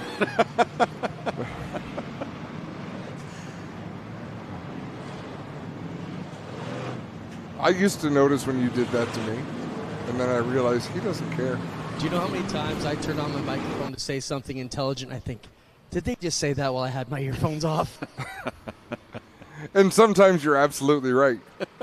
And we just let you finish, like, right on. It's good, because it's going to be relevant information, and maybe our audience was doing the same thing. Maybe they were tuned out. I tune out when Greg talks. What? Exactly. Oh. Which one do you want to be, Waldorf or Stadler? Stadler. I don't know which one's which. But I want to be Stadler. Of course you do. Here we go, back to the green flag. Jim Lampman powers around the outside of Brock Gregory. Gregory goes upstairs, though, in corner number 1. Tries to get a run down the hill off of corner 2. Trevor DeBoer closing in. So is Ryan Beagle. Can we call him Big Bucks? Big Bucks Beagle. I like it. I like it. Jim Lampman leads the way over Gregory. Trevor DeBoer riding in the 3rd spot. Beagle right there in the back bumper looking for the 3rd position, trying to get a run off the 2nd quarter. He'll draw alongside DeBoer down into turn 3. Nose ahead, driving into the corner. See if he can pull him coming off of turn 4. Give Ryan Beagle that 3rd spot. How about Nick Cameron in that 81? He's had some speed here this weekend. Yeah, he has looked very good in that 81 machine. Regular down at Buxton. Not looked out of place with the Friday night regulars. Remember, top 4 gets you into the redraw, so Trevor DeBoer has 2 laps left to try to get himself back up into the top 4 positions. Out in front, Jim Lampman extending his advantage over Ryan Beagle. He'll see the white flag in the air. 1 more lap to go. Final trip around for Lampman. Beagle trying to close the gap, and he closes it really quickly down in 1 and 2. See if he's got anything down the backstretch, but the maiden voyage for Jim Lampman's been pretty impressive. Beagle lost a little bit of ground there in turn number 2. I think that cost him his shot to contend. Checkered flag in the air. Jim Lampman going to take the win over Beagle, Gregory, Cameron, DeBoer, Logan Ferguson, Kyle Gregory, Cameron Andrus, and French. Take a quick break here on G-Force TV. Be back with the C-Main for the crate sprints. Are you looking to sell I or love the fix photo your my car? dad shared this afternoon on Facebook. It was the side can of do Ryan it Beagle's all car. with Kenny Last U-Pull. week he had the side all Whether ripped it's running open, or not, like a we can pay you opener top done. cash on the spot. We'll even tow your car off your lot. Need parts? Our yards have over 25,000 cars ready to be stripped and over 10 million car parts ready to be pulled. Find what you need at a fraction of the manufacturer's price. Fix it or sell it with Kenny. Visit KennyUpull.com today. Your mom got a new tractor? Yep. Can she see in the dark? Can do. Hook up all the implements? Can do. Steer with ease? Can do. Bale hay all day? Can do. Shift like a race car? Can do. Keep a juice box cold? Can do. I'm out of here.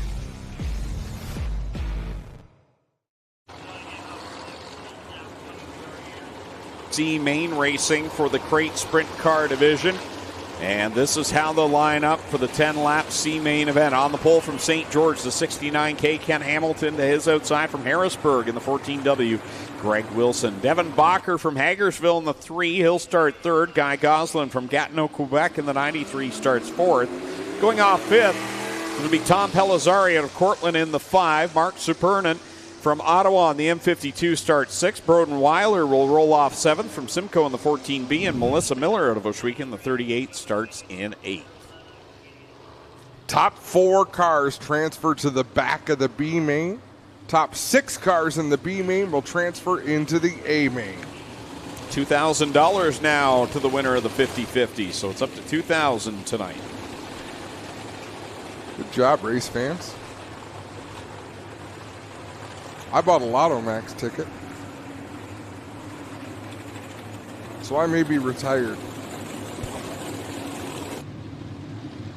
Please, please, please win. Go to some island somewhere, okay? Where they don't have cell phones. If I could pick 3 things to take to an island, you would be one of them. Just to Thanks. watch you in misery. Thanks. Green flag's out in the C main. Greg Wilson jumps out to the early lead. Here comes Goslin in that 93. Right now, Tom Pellizzari sitting where he needs to be, but we're just in the early going. 1 lap complete of 10. Greg Wilson doing exactly what he set out to do. Get out in front, get into some clean air, and just run laps. Veteran here at Oshwegan Speedway for sure, but not so much a veteran in the crate sprint division. Doing what he needs to do out in front with 2 on the board. Guy Goslin rides in that second spot over Ken Hamilton, and now Mark Sapernik gets by Tom Pellizzari into 4th. Superman into that important 4th position. A couple of weeks ago at Brighton Speedway on Labor Day weekend, had a podium finish down there. Did a great job.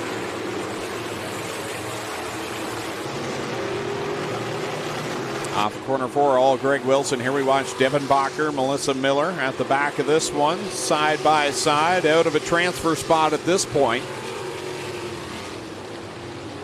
So it's Wilson, Goslin, Hamilton, now Sapernin working on the back end of the 69K, trying to pick up another spot and get himself some breathing room.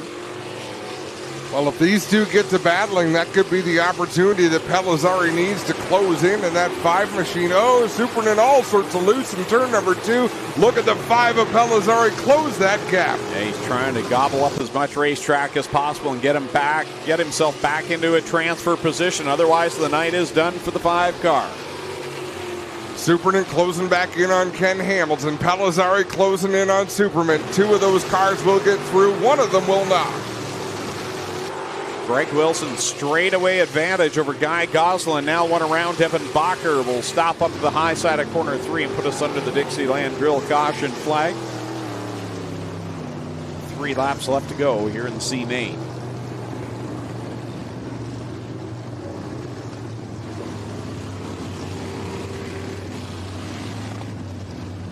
All that work by Greg Wilson to build up that enormous lead. I was right. I want to be Statler. Yeah, is that the one? Yeah, I knew which one it was. Thanks, Darren. Bacher up here with an issue, guys. Looks all right. Just going to get him pushed off. He's locked back into gear, and they're going to send him back. Chip wagon about to set him off here, guys. You had to say it. You couldn't have just said the tow truck. No, it's the chip wagon. I had a delicious supper from Raising the Bar, Greg. Followed by a Dutchies from Tim Hortons. I don't know what you're talking about. You laugh at me for washing down an apple with a Kit Kat, and then you had a Dutchie to wash down your health food. All I know is Jeff Durnan's dinner is still over here, and if he's he never claimed it. Nope.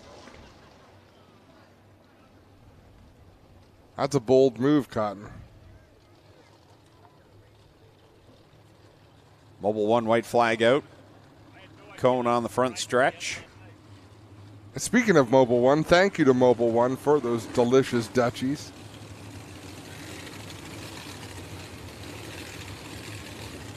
David Swain is a great man. Isn't he, though? Always the biggest smile on his face. Couldn't ask for a nicer guy. And when he comes with Dutchies, makes him even better. For the win. 7 laps down, 3 laps to go in this C main. Top 4 drivers will transfer to the B.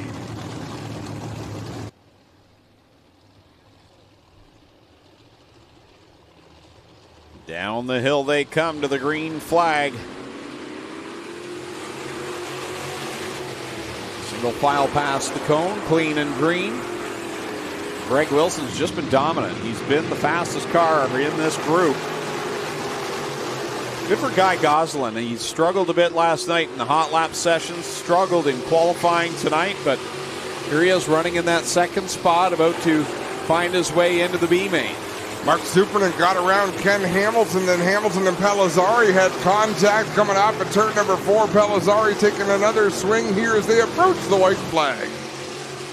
Pelizzari to the outside of Hamilton. They come down the front straightaways into the 4th spot. Final time, 2, 3, and 4. Hamilton bobbled in 1 and 2, and that's going to allow Pelizzari to get away from this one. Checkered flag in the air. It'll be Greg Wilson over Guy Gosselin. Mark Superman 3rd.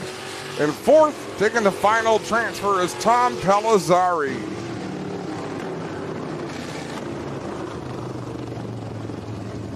C-main complete. Now it is time for the dash. Well, before we get into that, we'll give you a quick Case IH track report. I want to welcome everybody here from Case IH here today. And this is a chance where we get a chance to look at the surface here today. So if you're new here, we had some questions. Yes, this is clay. It's hard packed. And you'll see down here, guys, still lots of workable clay, lots of bite. But as you get up here, it's starting to blacken up. And what we mean by this color change right here, this is Hoosier starting to polish in the track. Another lane up here, and there's blowing the cushion right off to the top. As we get through the weekend, tomorrow, this track will continue to change to the point that it gets a high shine. It will start to shine and reflect the cars back on it. It'll get very slick and hard packed, but that's where the competition rises to the top. The track looks fantastic today, considering we started early, had a lot of hot weather here today too, guys. Here's what they're going to line up for the 5-lap dash to set the order for tonight's feature event. On the pole from Wayne Fleet, the PS39 is Brett Stratford. Starting second from Ancaster, the 16X is Keegan Baker. Starting third from Six Nations in the 20, it's the Iceman, Johnny Miller. Starting fourth from Alexandria, the 51L is the General Lee Lattistour. Starting fifth from Wayne Fleet, the 72 is Tanner Podwinski. Sixth in the 74 from Rockwood is Rob Neely. Seventh from Thorold, the 71 is Brent Bigelow. Eighth from St. Thomas, the 52 is Jesse Costa. And these are, of course, the Strickland's Brantford Chevrolet Crate Sprint cars. Strickland's been a huge supporter of Ohsweken Speedway for many, many years. Oh, bumper tag there down in corner number 3 as they come to the green flag.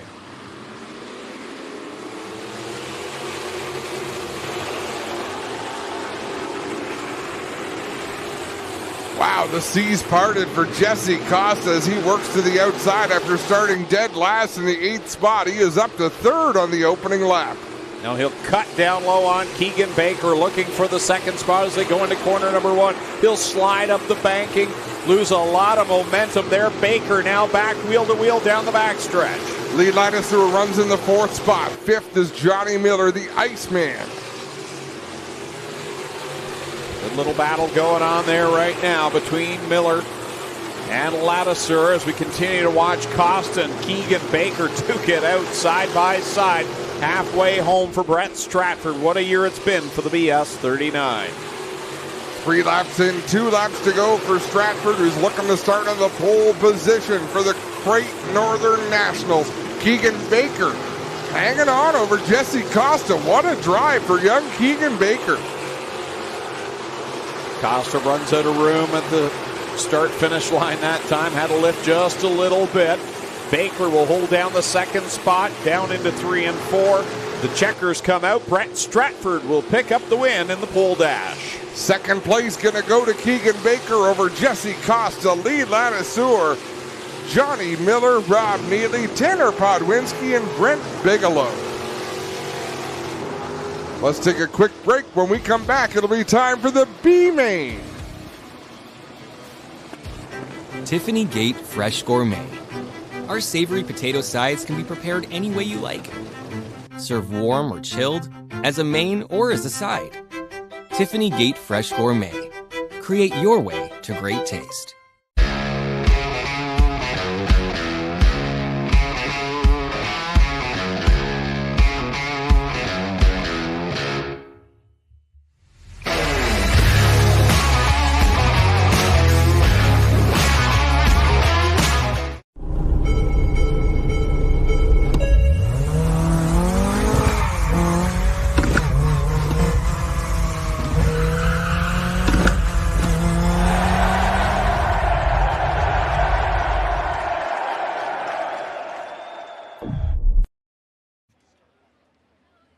Back at Ohsweken Speedway, getting ready for the B-Main Last Chance Dance to get into tonight's main event for the Crate Sprint Cars. 12 laps the distance, 22 cars in total.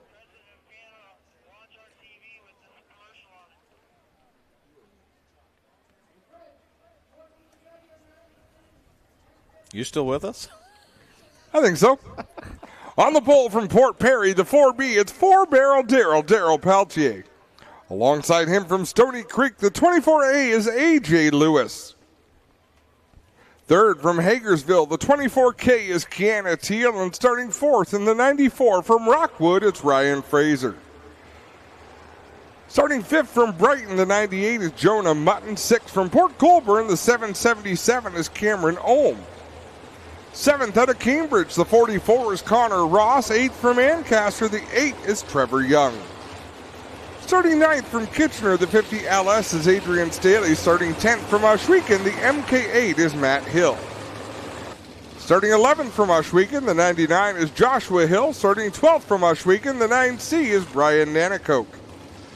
13th from Salmon Arm, British Columbia, the 26 is John Verney. 14th, and the 28T from Ohsweken is Cameron Thompson.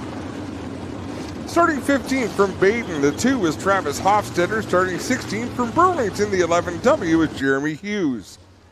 17th from Beamsville, the 27 is Nico Hansen. 18th from Woodstock, 29W Tyler Ward. Starting 19th from Harrisburg, the 14W is Greg Wilson. 20th from Gatineau, Quebec, the 93 is Guy Gosselin. 21st from Ottawa, the M52 is Mark Supernet. Rounding out the field from Cortland, the 5 is Tom Palazzari.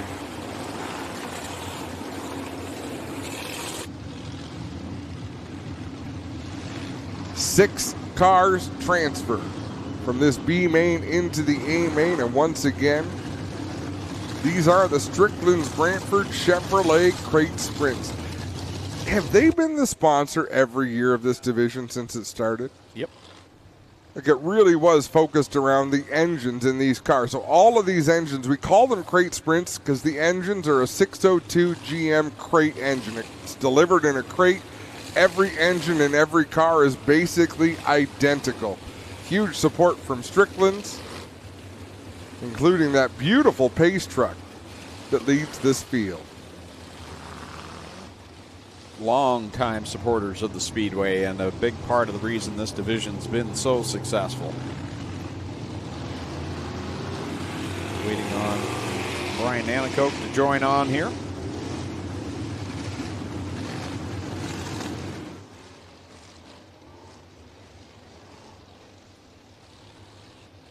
Brian Nanakoke has some work cut out for him.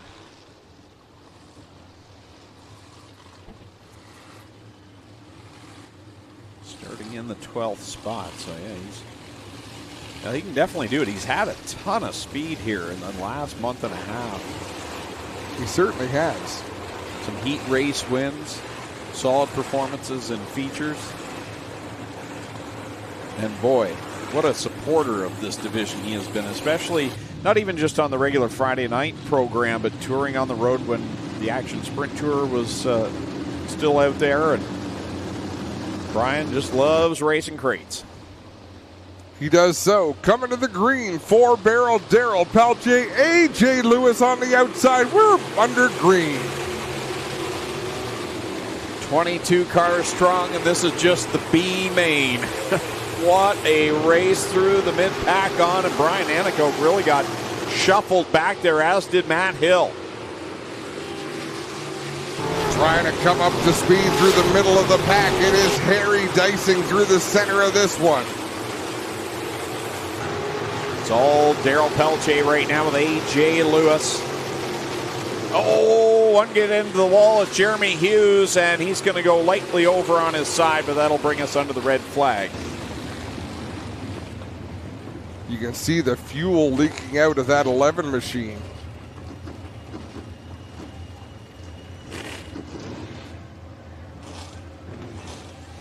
And he wants nothing to do with that. They're trying to get to it to close the fuel hatch.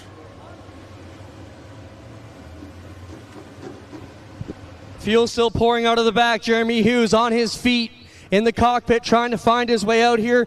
The entire safety crew here ready because this one could go up in a heartbeat. Jeremy climbing out of the top. Let him know you appreciate he's all right. Obviously dejected, but there's a lot of fuel here on the track, guys. This tank is emptying right here in turn number 3.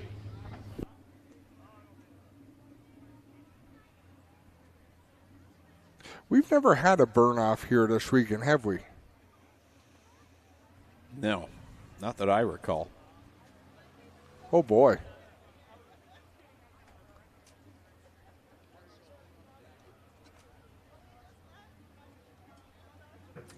I thought that was kind of an innocent bounce off the wall and tip over, but there is some serious damage there.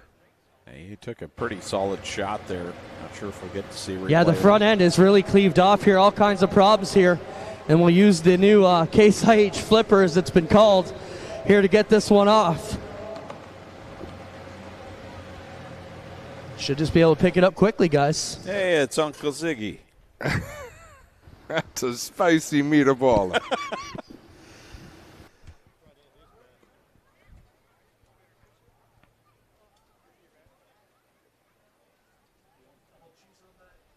Now, I wonder if Ziggy delivers, because I park out in front of my house on the street, and sometimes people come and take my spot. Even though I know it's city property, but that spatula would be handy to get my spot back. Right? Man, that's not going to be cheap. Rough ride for Jeremy Hughes, veteran sprint car racer.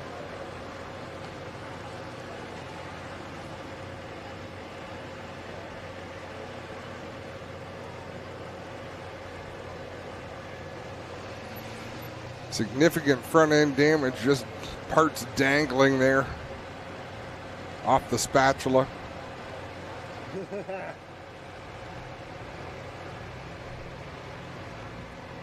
He didn't say that, did he? I think he did. He wasn't talking about Jeremy Hughes, was he? Couldn't have been. That's a little bit more than a 2-minute fix. Kenny U-Pull push truck drivers being told they are good to go. Get everyone fired back up. They were already at the ready at cars. Get one pushed off, and they know who to grab next. Yeah, it's quite a fluid system that they've got.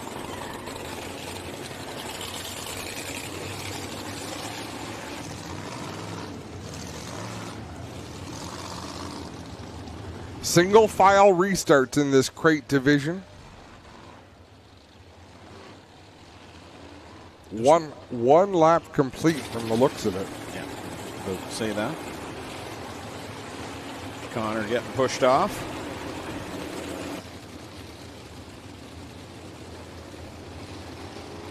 Dropped from 7th to 10th on that start. Got caught in the middle groove there, and not the place to be. No.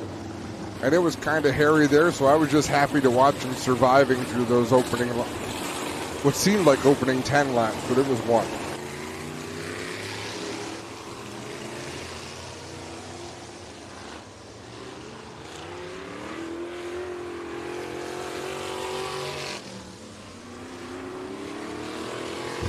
Well, that couldn't have worked out much better for us, guys. We have our Case IH trip here up the tower in the VIP, and they were filming that whole thing.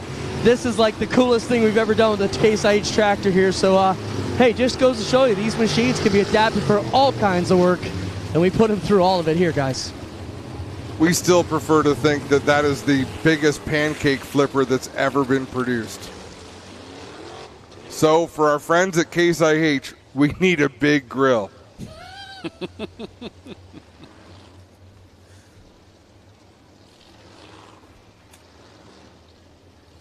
That's a lot of syrup.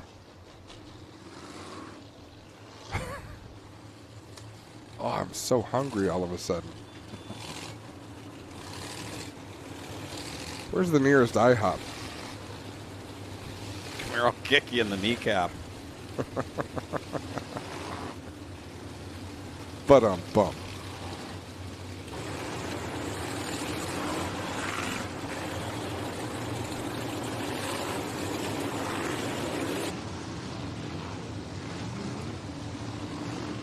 One to go at the line. Chris Long gets the restart cone in place. Takes the jaunt into the infield.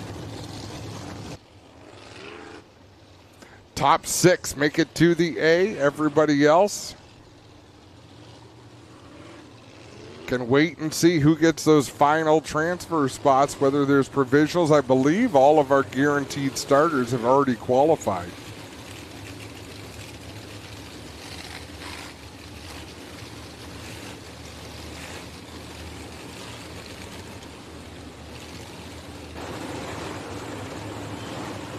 Things already stacking up down in corner 2.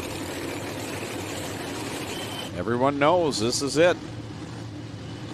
This restart is important. Each one will be. Restarts breed an opportunity to make big passes and make big swings at transfer spots. Back up to speed is Darryl Peltier and the rest of this B main. Everybody missed the cone. That's a little surprising. Darryl Peltier back to that high line, which he ran in his qualifying heat. Didn't serve him all that well in the heat, but it seems to be right now. To the bottom goes Jonah Mutton. He'll go by Cameron Ohm. Then you've got A.J. Lewis to the inside right now. Ryan Fraser, contact there with Josh Hill and Kiana Teal hit the left front of the 24. She had a wild ride there trying to hold on. Connor Ross on the outside for that. He was a witness to that little excursion. They're all able to carry on, and that actually puts Connor Ross just outside of a transfer spot, I believe. And he's working that outside line on Josh Hill, trying to get into the top 6. It's all Darryl Peltier out in front, A.J. Lewis and Ryan Fraser second and third.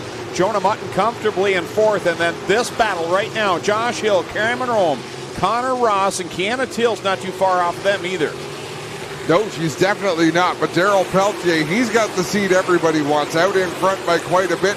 Josh Hill gets up in front of Cameron Ohm, then gets sideways right in front of him. Ohm has to lift. That allows Connor Ross to close in. Cameron Thompson trying to get in there and pedal his way into the fight as well. 6 in, 6 to go in this last chance qualifier. Leader Darryl Peltier, really skating it up on the thin side off of corner 4. Gathers it back up as he tracks in on some slower traffic. First up will be Nico Hansen. So Peltier drives to the inside on Nico Hansen. Hansen up high. As Cam Thompson just got a twofer. He went around Cameron Ohm and Connor Ross. Cam Thompson up to that transfer spot. Remember last year, he was the big story coming up to make his way into the A main at the last moment and driving back into contention. And here he is right now trying to catch. Well, actually, he is in the 6th spot right now as he has got Connor Ross tracking him down. Yeah, he's driven away from Connor Ross, driven away from Cameron Ohm, trying to close in on Josh Hill in that 99. I think the outside might have gone away. A lot of the drivers have dropped down to the inside now. As Darryl Peltier closing in, he's about a lap and a half from some serious slower traffic. Yeah, and A.J. Lewis is closing the gap as well, but the Mobil 1 white flag is out. These drivers don't have a clue who's behind them. They're all racing hard to be in the top 6. Cameron Thompson again, how impressive was that? He had a long way to go, just like Brian Nanicoke. It doesn't look like Nanicoke's going to get there, but Cameron Thompson sure did. Peltier takes the win in that B main. A.J. Lewis going to come home second. Ryan Fraser finishes third. Jonah Mutton in fourth. Joshua Hill fifth. Cam Thompson rounds out the top 6. Connor Ross 1 spot short. Greg Wilson, who came from the sea. Adrian Staley 9th, and Brian Nanicoke in the 10th spot. So Darryl Peltier, A.J. Lewis, Ryan Fraser, Jonah Mutton, Joshua Hill, and Cam Thompson move on to the A main. We'll be back in just a moment here at Ohsweken Speedway.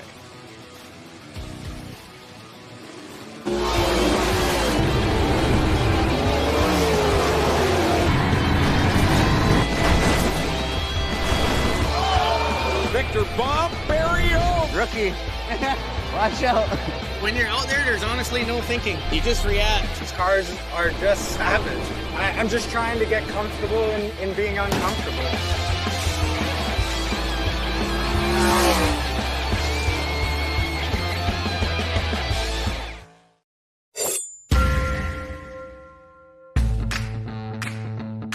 Introducing the Fleet lineup by CargoEase.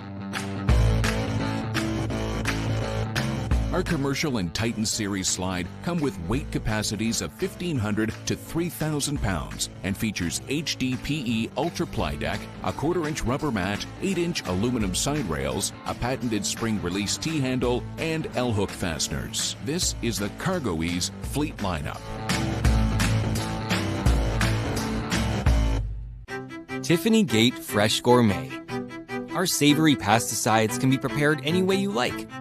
Serve warm or chilled, as a main or as a side. Tiffany Gate Fresh Gourmet. Create your way to great taste.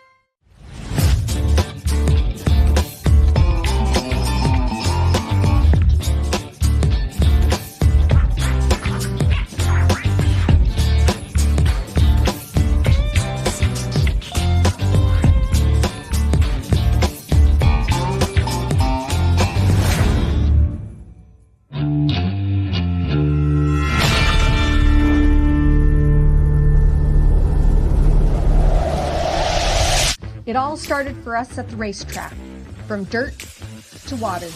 We have continued to keep the adrenaline and drive to make sure that we are always in the forefront. We are driven to give our customers the absolute best in service, products, and memories with your family. No matter what your passion is, whether it's on the water, in the dirt, on the snow, or on the road, we will always be here welcoming you over and over again through the doors here at Lockhart's. You're not just a customer here, you are part of our team. My family came over here from Germany, and my grandpa Arnold Lushen bought this 1953 Super M. This is the first tractor that I actually drove and used on the farm. If somebody said, Mark, I'll give you an 80 acres that's worth $1 million, would you give me that tractor for that 80 acres? No amount of money would buy this tractor. My grandpa made the comment before that that was the tractor that built Lushen Farms.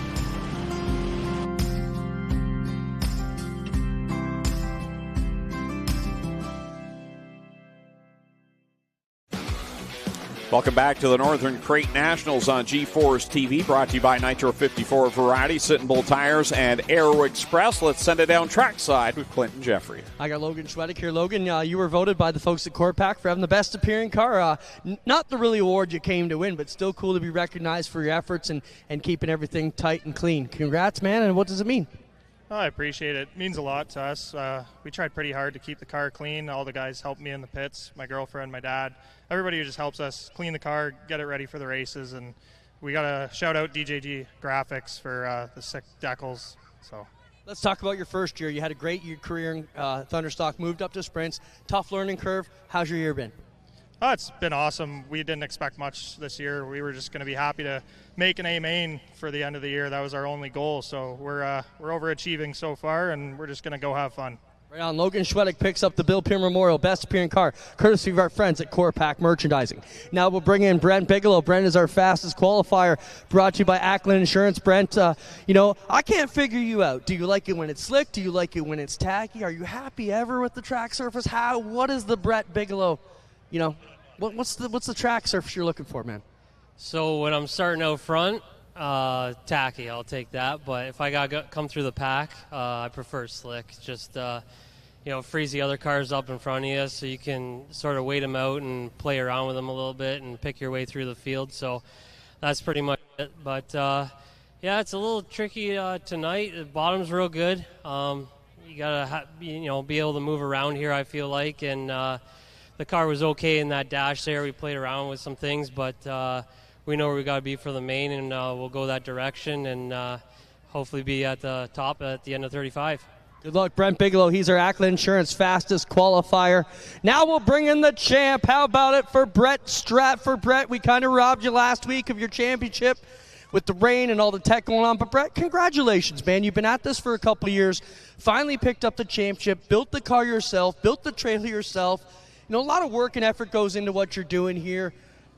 Is it rewarding, Brett, or what do you feel about this whole year? Yeah, you know what? I love racing. I've been racing since 1993. I love winning. I don't even know how to answer that question. We're enjoying ourselves. It's really tough when you run a company and you want to have a life, and it's just a lot of work. I only have one main guy who's absolutely fantastic, but it's hard when we have to put our schedules together. And I do enjoy it. Who knows? I don't know if I'll be back next year or build a faster car. We haven't decided yet. Brett, how do you feel about your chances tonight? You've been the dominant car this last part of the season. Can you win the Northern Crate Nationals tonight? My car is it's a bad mofo right now. We would have had fast time if we were in the first group. It slowed down so much. Right now the balance is absolutely incredible. My only concern is the 360s are going to pound that track, and it's just not my style out there. It's going to be probably slow, and it's going to be a shock combination that's going to take this. But my guys, they got her dialed in tonight, and we're just going to watch the track and see what happens. Good luck and congrats, champ. Thank you. Thanks to all my fans out there. I want you guys cheering when we're on the pad tonight. Brett Stratford, the 2024 Strickland's Crate Sprint Car Champion, gets it done here tonight. How about a hand for all of our award winners, all the sponsors, and everybody who gets it done for us. And we're going to find out who the Rookie of the Nationals is, brought to you by Dip and Chip later on tonight. Mini stocks being called to the track. We are ready to go. We got one more award here. What am I thinking? Lee drove all the way here, and we were going to leave him alone. Rick, let's talk about this. Lee Ladisseur, all the way from Victoriaville, Quebec. You win the Long Tow Award in memory of Travis Rutz from our friends at Freshstone and Rollies. Lee, welcome to Ohsweken. Thank you for making the long drive. No problem. From Alexandria, Ontario, but not almost in Quebec, but not quite. What a drive, though. You got to be really happy with how your car's running so far. Can you get it done tonight? Well, definitely the car's been going great tonight. We time trialed decent and won our heat and finished fourth in the dash. So we're starting the best we have so far, and the car feels real good. Good luck tonight. Thanks a lot. Lee Ladisseur, a Long Tow Award winner. We'll get him cleared off. We got the mini stocks ready to go, guys. It's all yours. HRW Automotive Mini Stocks ready for their final feature race of 2024. No points on the line. Everything's been decided, and guess what? Top two in points line up on the front row in reverse order of the way they finished in the standings. On the pole out of St. Catharines in the 17, Alex Riley to the outside. Jillian Hills, the champ from Dundas in the 32. Jeremy Cooper from Chippewa on the X starts in the third spot, going off fourth out of Hagersville, the 23 of Dusty DeBoer. Starting in fifth from Guelph in car number 1, Jason Tolton. Going sixth from York in car number 9, Tim DeBoer. Starting seventh out of St. Catharines, the 4A is Mason Anderson. Lining up eighth from Linden, the 11E is Jeff Elslager. Going ninth from Caledonia, the 21X is Mark Bazine. 10th will be Nick Erskine out of Brantford in the 64. Going 11th out of Brantford, the 1A, Ashton Dickey. 12th starting spot belongs to Tristan De Silva out of Waterdown, the 0-1. Ken Hare from Niagara Falls in the 5K starts 13th. 14th, Fabio Oliveri from Ancaster in the 16. Starting 15th out of Burlington, the 76, Sean Taylor to his outside. From Caledonia, the 11 is Mike Giberson.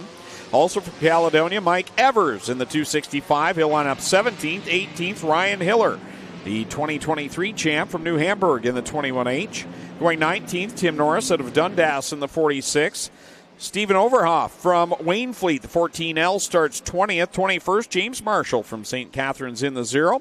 Going 22nd, Steve Miller out of Paris in the 79. Emma Norris from Dundas in the 15 goes 23rd. And Christopher French from Stratford in the 54 lines up 24th. White flag is out, 15 laps the distance. Mason Anderson making some bold three-wide moves on the outside. See if he does it under green, but under yellow, it was impressive, Greg.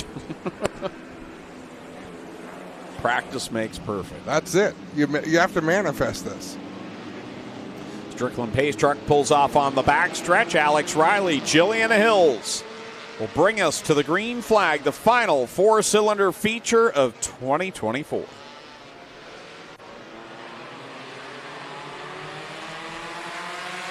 Green flag is out there underway. Jillian Hills with a great launch from the outside of row number 1. Alex Riley drives it deep into turn number 1. They're door to door at the exit of turn 2. 3 wide back there for the 5th position. Mason Anderson in the middle of Tim DeBoer and Jason Tolton. Off the corner they were. Jillian Hills, champion without a win. She's out in front. What a way it would be to cap off the season, get that first checkered flag of the year. Absolutely true, but Alex Riley has been so very fast this season in that 17. Oh, that was shaping up in 1, and there's Mason Anderson. Huge flip on the back stretch. Wow.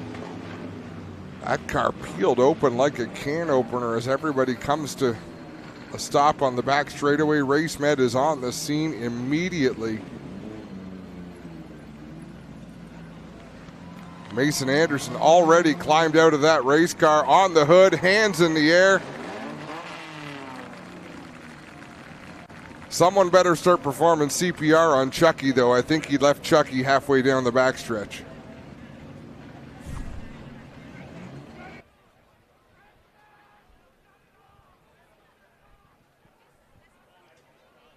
Oh, that wasn't Chucky. That was just a piece of debris.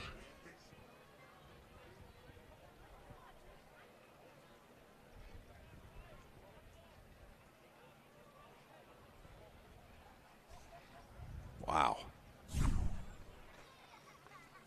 Oh, Chucky's still there. Yeah, that's why I said it was just a piece of debris. I thought it was Chucky. I saw it when it was live action. Well, Racing Jason is not Mason tonight. Jason, this is your stepson's car, and you just wrecked it. But you're going to fix it, right? Yeah, that was unfortunate. I guess I'm a lot rustier than I thought I was. I only had one piece of advice from Mason whenever he said, "Dad, you can race the car for the last night because it's not points. Just don't scratch it because we got to go to South Buxton. We got to go to Brighton." I think I might have scratched 1 or 2 panels. I think you scratched it up. How about it for Racing Jason? Let us know he's all right, which is a wild wreck here. And this mini stock that used to be a Dodge something is now a disaster. Ryan Hiller's got problems on the back end of his car as well. He will be done for the night. And our Case IH lift will do its job once more, guys. Tristan Da Silva doing his own work down there on the 0-1, peels the front bumper off. In the words of Benny Parsons, he can't do that. He can't do that.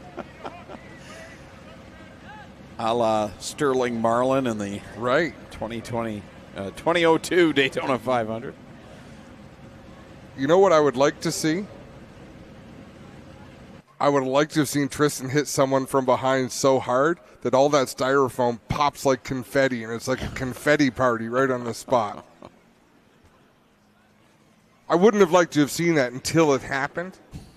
Like, now that it's happened, the damage is already done. We can go back and want to recreate it in more spectacular fashion.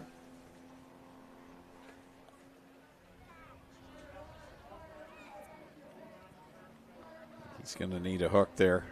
Let's watch it again, all unfold.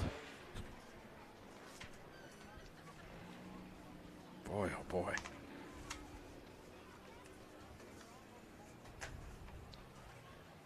It was the last one where it's like it jumped, it leapt again for the...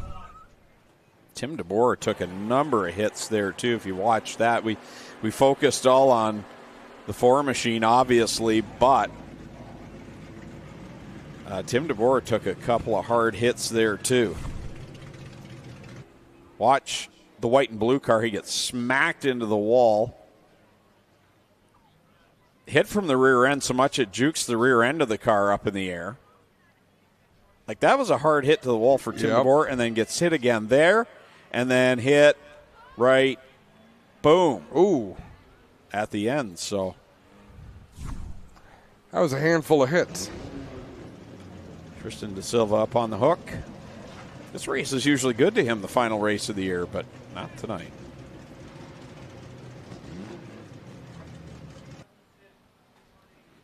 There's Tim's car getting hooked up.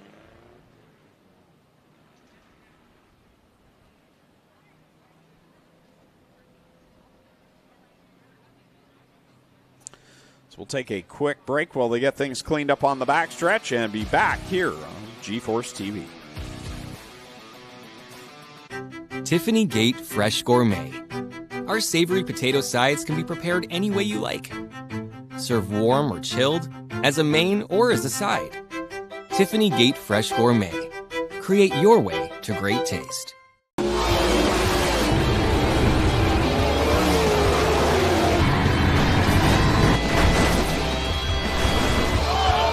Victor Bomberio. Rookie.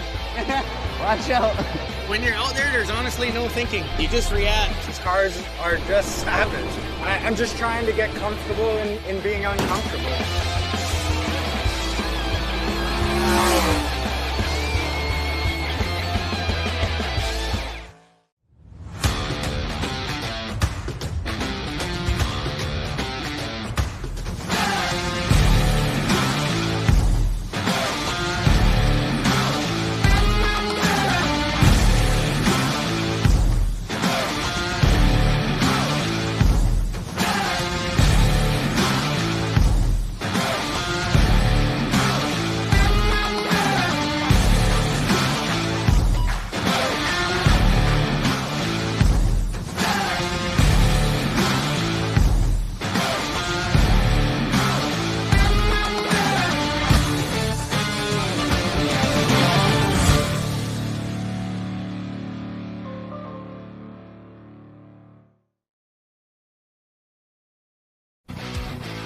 Welcome back to Ohsweken Speedway, where Greg Callan has gone to see a man about a horse.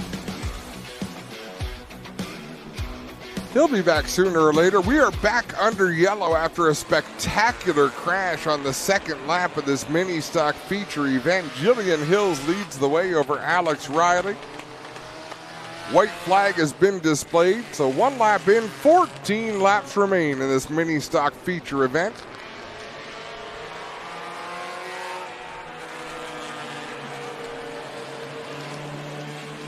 Carter Long encouraging these drivers to catch up to the back of the field because they're going to go green.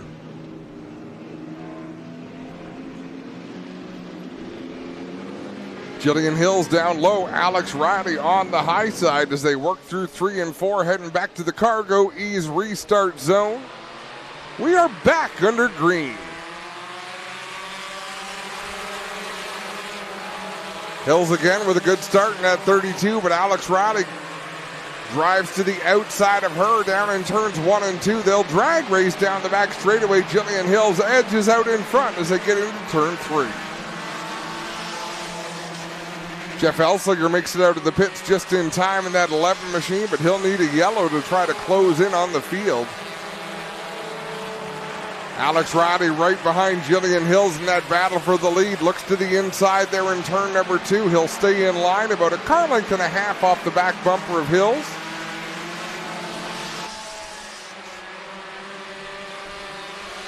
The top 2 with a bit of an advantage over Jason Tolton running in the 3rd spot. Jeremy Cooper in 4th. Dusty DeBoer rounding up the top 5. DeBoer and Cooper side by side off of turn 2. Door handle to door handle, they race down into 3 and 4. DeBoer down low. Cooper on the outside in that yellow number X.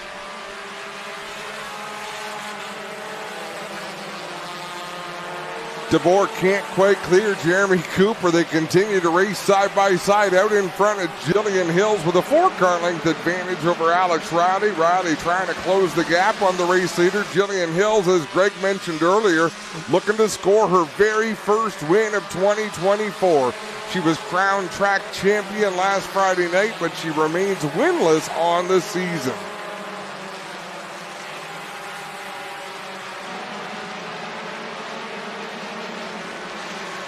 Fourth on back to about 10th in one big pack as they race off at turn number 4. DeBoer has the spot. Jeremy Cooper to the inside. Then it's Mark Bazine, Fabio Oliveri, Ashton Dickey, and we are under yellow. Yeah, one stopped at the entrance to the pits there out of 46 cars. Stopped. Yeah, that's Tim Norris. Interesting story. Tim Norris out there racing with his daughter, Emma Norris. Tim in the 46 machine, Emma in the 15. So we'll see what's up with Norris, if they can get him shoved back into the pit area there and get ready to roll. Looks like a flat left front tire. But there has to be more to have stopped him where he did, I would think.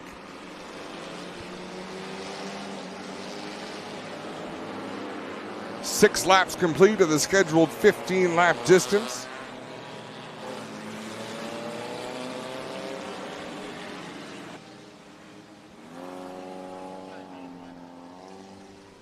Jillian Hills leads the way in the 32. Alex Riley is second in the 17. Jason Tolton is third. Dusty DeBoer fourth. Jeremy Cooper is fifth in the X. 6th through 10th, Mark Bazine, the 21X. The 16 of Fabio Oliveri. The 1A of Ashton Dickey. The 64, Nick Erskine. And the 5K of Ken Hare.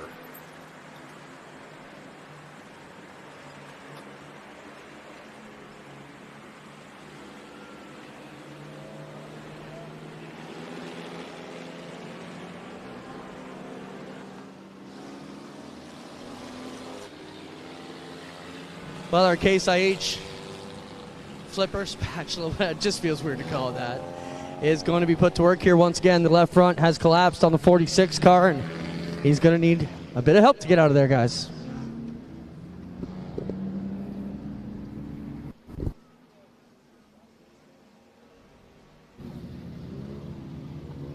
Look good, straight in. Keep going.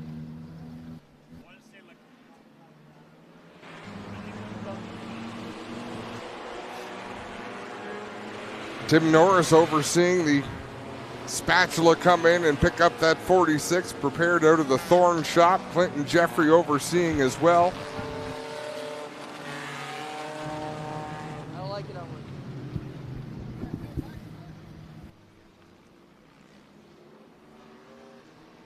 A little bit of discussion on what's the best way to carry that thing back to the pit area.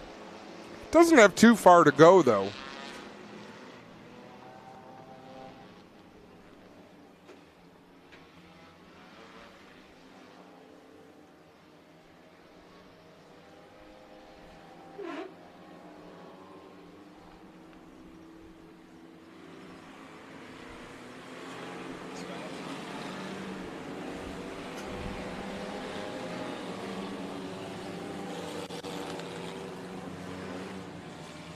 Ziggler gingerly getting that 46 car back into the pit area as it teeters on the front of the spatula.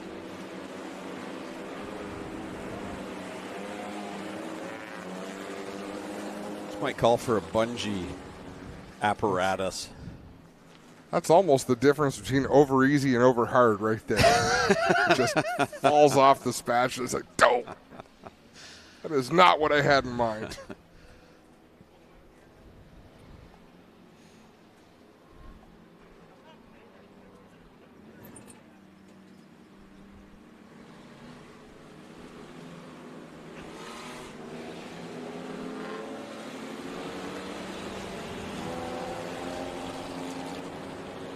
So trying to clear the pit entrance.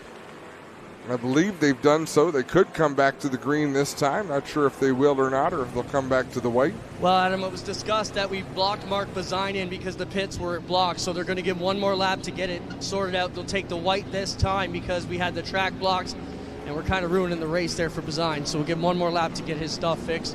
He said his car was overheating. They're going to try and do something on that.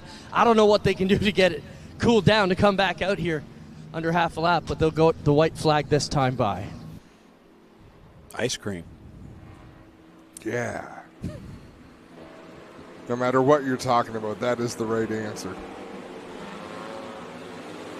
White flag out. We'll get back at it. 6 on the board, 9 to go.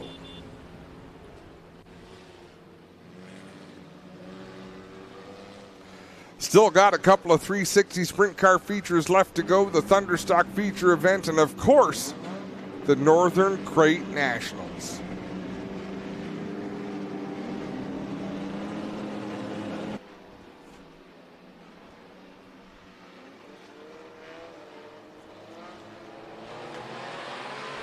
Back through the Cargo Ease restart zone. We're underway once again. Jillian Hills again getting a great start as she has all night long.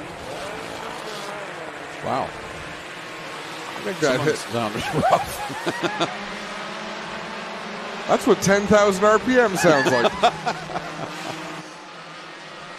Off corner 4 they come. 3 wide for the lead. Riley on the bottom. Hills in the middle. Dusty DeBoer in that new blue number 23. He's got a fast car going. DeBoer's got to be happy with that new piece in the 23, doing a great job out there, running in the 3rd spot, but he's looking for more. Jillian Hills, as is the way she drives, she eases that car into the corner, so everyone closes in going into the turn, but she'll pull away coming off. Hill, Jillian Hill's your leader. And you got Alex Riley. Here comes Jason Tolt now working his way to the inside of Dusty DeBoer, inside the top 3, trying to work that outside line. That door gets closed by Riley, so Tolton comes down to the inside. Nifty little move by Tolton there as they all run in a row down into turns 1 and 2. Like they were attached by a chain, 1, 2, 3, and 4. Single file down the backstretch. Good 3-car battle back there for the 5th position as Mark Bazine now will work his way back onto the racetrack right in front of the leaders. Top 3 have pulled away from Dusty DeBoer now. Jason Tolton in that 1. He's starting to flex the muscle out there, working to the outside of Alex Riley. Hills with a lap, it will be a lap car. Mark Bazine down multiple laps. Hills coming up on that lap car with Riley and Tolton side by side for the 2nd spot. Here comes Tolton working that outside line. Had a bit of a run going into 1, but it's been Hills steady and strong at the front. And remember, Jason Tolton is a former winner of the Art Hill Memorial, but other than that, he has not had a lot of winning success here in this division. No, and he oftentimes in this final race of the year, he finds himself on the podium, and it's enough to bite him and get him to come back. It's like having a good 18th hole with a round of golf. It brings you back the next time. Should be 2 laps to go this time, and look at Tolton thread the needle there, working the outside. 2 laps to go. What a beautiful move. That was bold through 3 and 4. Good run by Jason Tolton. Draws it up alongside Hills, inches ahead now. It's the 1 car of Jason Tolton just ahead of Hills. Hills gets a good run on the bottom off of 2. Side by side, door to door through 3 and 4. The white flag will be out, giving them 1 lap to go. Tolton edges out ahead. Mobile 1 white flag in the air. Final trip for Jason Tolton. Jillian Hill's not going away. The champ wants to pick up her first win of 2024. She won it on consistency, but she wants a checkered flag. She drives it deep down the inside into turn number 3, but Jason Tolton is up to the test. Checkered flags in the air. Jason Tolton going to take the win over Jillian Hills. Alex Riley, and he is pumped up inside the car, pounding on that steering wheel. Dusty DeBoer crosses the line in the 4th spot. 5th will go to Jeremy Cooper over Ken Hare, Ashton Dickey, Christopher French, Nick Erskine, and Jeff Elslager. Will go down to Slack Lumber Victory Lane and talk to the top 3. That winning move was that corner number 4 move by Jason Tolton. Man, he was bold in making that pass. Got him out in front, and then that was it. And it was late in the race when he made that. He was around the whole race, but it wasn't until late where he found something out there and propelled him to the front of the pack. Clinton Jeffrey is down in Slack Lumber Victory Lane, awaiting our top 3. Good company for Jason Tolton. He's got the champion and Jillian Hills to the right there, and Alex Riley, 2nd place in points, to the left. He's in the middle. Let's send it down to Clint. Jason Tolton came to us from the asphalt world a couple of seasons ago, maybe 5. He'd been hanging around for a while, had some great runs, and right from the beginning, Jason was one of those guys when we said we need cars for promo, we need stuff. He said, I'm in. Whatever I can do to help the sport, let me know. And tonight he is an Ashweekend winner. Down Slack Lumber Victory Lane for Jason Tolton. We'll work him around the side of the 1 car here to talk to him. Jason, what a drive and what a way to cap off the 2024 season here. Man, it's been a year of gremlins. This car's given me so many troubles. Blew motor, wiring issues, everything. I finally got it figured out, thankfully, before the season's out. So. Greg was joking earlier, says when your golf game isn't perfect, but you can nail that 18th hole, it makes you want to come back, right? Oh yeah, definitely. Like, I couldn't believe that, like, these guys were gone before that caution. I don't know, it just worked out for me. I got to thank Bricks Mortgage, Two Speed Motorsports, Big Bad Bob's Racing, Twisted Alliance Motorsports, Ron Logie, all the guys that helped me out back. I come here by myself, so any help is appreciated. Man, I'm exhausted. I was 10th few laps, not breathing, man. Congrats. Jason Tolton gets it done, ladies and gentlemen. Now we get over here and talk to the champ. Jillian, how is that cool? We get to dress you as the champ now. What a reward, what a drive. You were so close to grabbing that feature win that was so elusive this year. Couldn't quite get it tonight, though. Yeah, fast run. I figured today was the night if I was able to get the win that it would be it, and it just, right at the end, he was there, and I just couldn't catch back up. Still a solid drive. Thank you. What a way to cap the year for the champ. How about for our mini stock champion, Jillian Hills, everybody? And Alex Riley. Alex, you've had some great runs here, you know, not quite where you need to be tonight, but still, fun night we can end us here on Slack Lumber Victory Lane and a decent cap off to your Ashweekend season. Yeah, it was a fun race. We had a good battle, Jillian, Tolton, and I. We were all fun. Too bad some lap cars kind of in the way there, not moving out of our way. But overall, it was a great race. Nice, clean battle up front. That's what you love to see here. Thanks to all my sponsors and all my family and friends that have made it possible this year to race. Niagara Ice Dogs, Pet Value, Big Country Raw, Glendale Canadian Tire, Country 89, 91.7. Thank you just to everybody. Niagara Chrysler. Thank you to everybody who helped us get it here this year. Hopefully the championship next year. Right on. Alex Riley will be third. Jillian Hills, our champ, will be second. Jason Tolton's the winner. Make some noise if you love the mini stocks at Ashweekend. This is their final event. We appreciate it. We'll be right back live here on GeForce TV as we get set to go. Twin 15s for Nationals weekend. Are you looking to sell or fix your car? You can do it all with Kenny U-Pull. Whether it's running or not, we pay you top cash on the spot. We'll even tow your car off your lot. Need parts? Our yards have over 25,000 cars ready to be stripped and over 10 million car parts ready to be pulled. Find what you need at a fraction of the manufacturer's price. Fix it or sell it with Kenny. Visit KennyUpull.com today. Your mom got a new tractor? Yep. Can she see in the dark? Can do. Hook up all the implements? Can do. Steer with ease? Can do. Bale hay all day? Can do. Shift like a race car? Can do. Keep a juice box cold? Can do. I'm out of here.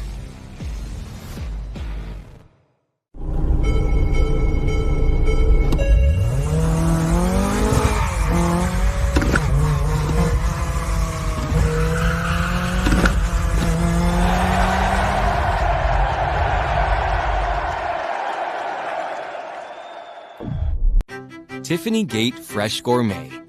Our savory potato sides can be prepared any way you like. Serve warm or chilled, as a main or as a side. Tiffany Gate Fresh Gourmet. Create your way to great taste.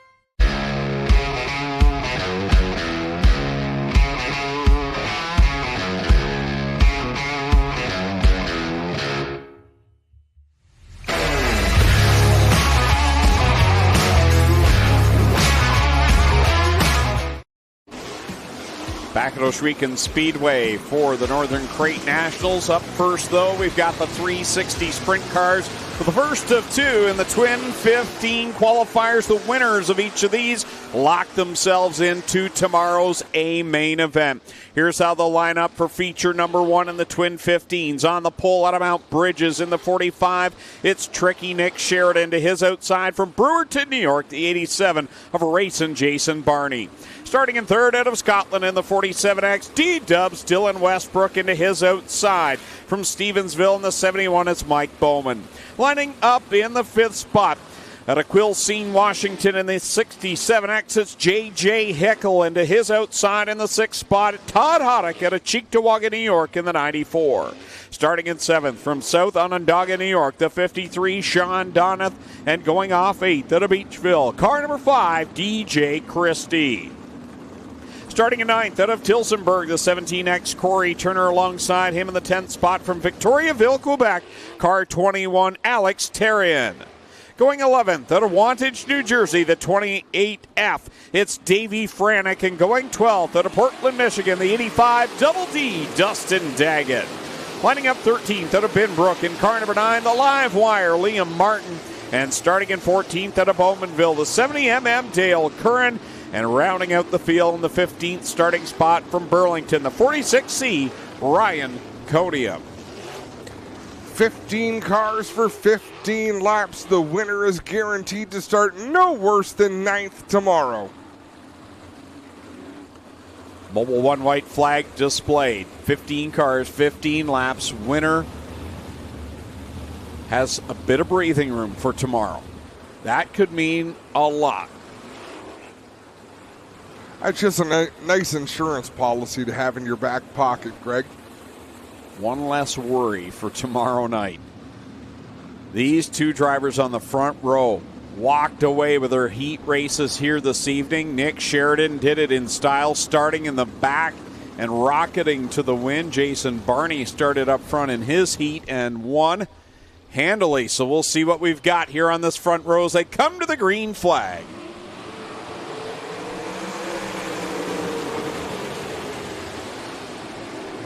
Nick Sheridan leads them off of turn number 2 down the back straightaway for the first time. Jason Barney settles into the second spot. Nick Sheridan right out to the outside line. A rocket ship here tonight. Behind the top two, a great battle between Mike Bowman, Dylan Westbrook. 2023 was all Mike Bowman. 2024 has been all D-Dubs. Here they go for the third position. Couple of Warriors doing battle for the third spot. Mike Bowman down low, Dylan Westbrook up high. They'll be side by side down the backstretch. Nick Sheridan checking out from racing Jason Barney as he leads this one. 3 on the board, 12 laps left to go. Barney holding down second. It's still wheel to wheel between Dylan Westbrook and Bowman. Bowman edges ahead midway down the backstretch. Bowman getting the advantage, that shorter distance around the bottom, feathering that throttle. Now Dylan Westbrook's going to come down the racetrack. Here goes J.J. Hickle to the inside. He'll take over the fourth spot in the Hills Racing 67X. So the driver to Quilcene, Washington now finds himself one spot ahead of the 2024 champion here at Ohsweken.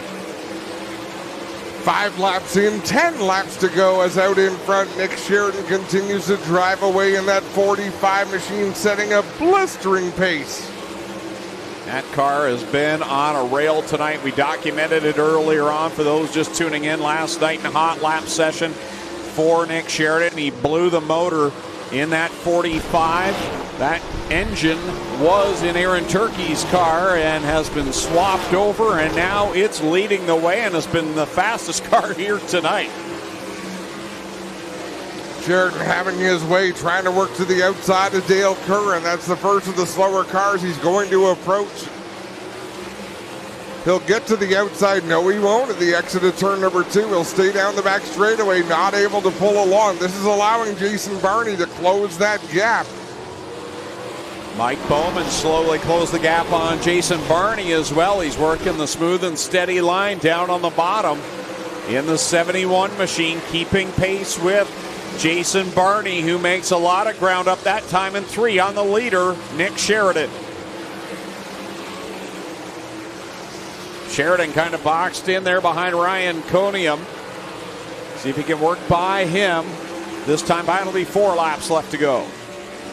Sheridan trying to get to the outside of Ryan Conium in the 46. Conium doing nothing wrong. He's just running his line out there.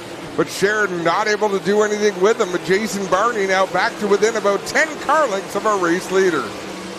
Barney digs down in low. Off the corner comes Sheridan high. He will lead the lap with 3 laps left to settle it. Barney there within a couple of car lengths now. Mike Bowman about the same back to Jason Barney. Now Barney's going to run into the same problem as he closes in. There's nowhere he can go because Ryan Conium is on the inside. He could draw even with race leader Nick Sheridan, but he'd have a hard time passing him on the bottom. Here comes Barney. He's going to throw it in there in corner number 3, but he's got Conium right there where he wants to go. The Mobile 1 white flag is out. One more trip around for Nick Sheridan to lock himself into tomorrow's A-Main. What a weekend it's been for Nick Sheridan. From a blown engine last night to victory tonight in his heat race. Looking for Twin 15 number 1, and he's going to get it. Jason Barney holds on to second from a hard-charging Mike Bowman. Then it's J.J. Hickel, Dylan Westbrook, Corey Turner, Sean Donath, Todd Hoddick, Liam Martin, and DJ Christie. But in this race, all that matters is the winner.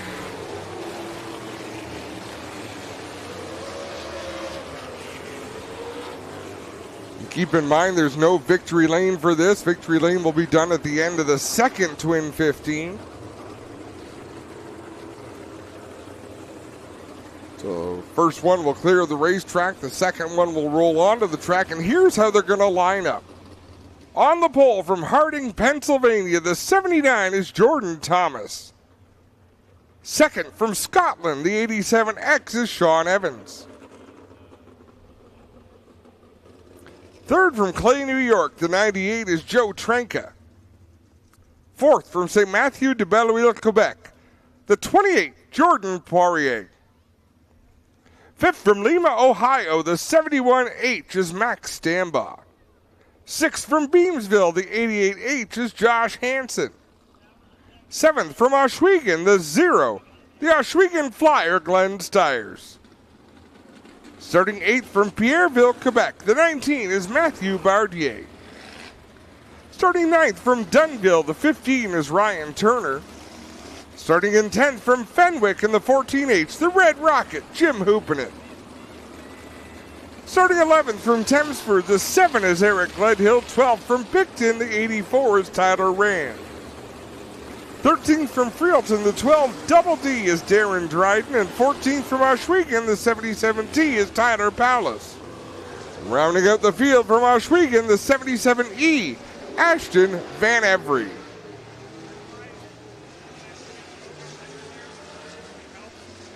How about that for Ashton Van Every? 41 cars showed up tonight, only 30 spots, and he had to transfer through the heat, so the youngster in his first, not even full season in the 360s, swapped over midway through the year.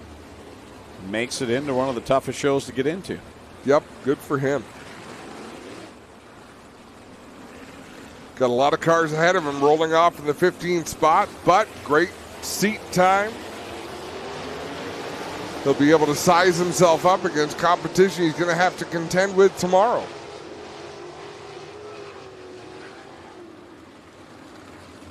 One thing I've noticed tonight, the invaders that have struggled in the last couple of years, post-pandemic, seem to be back to where we expect them to be. They're showing a lot of speed, and Jordan Thomas obviously, but Joe Trenka back there in that third starting spot, he's back to where we expect Joe Trenka to be. And he is always one to watch.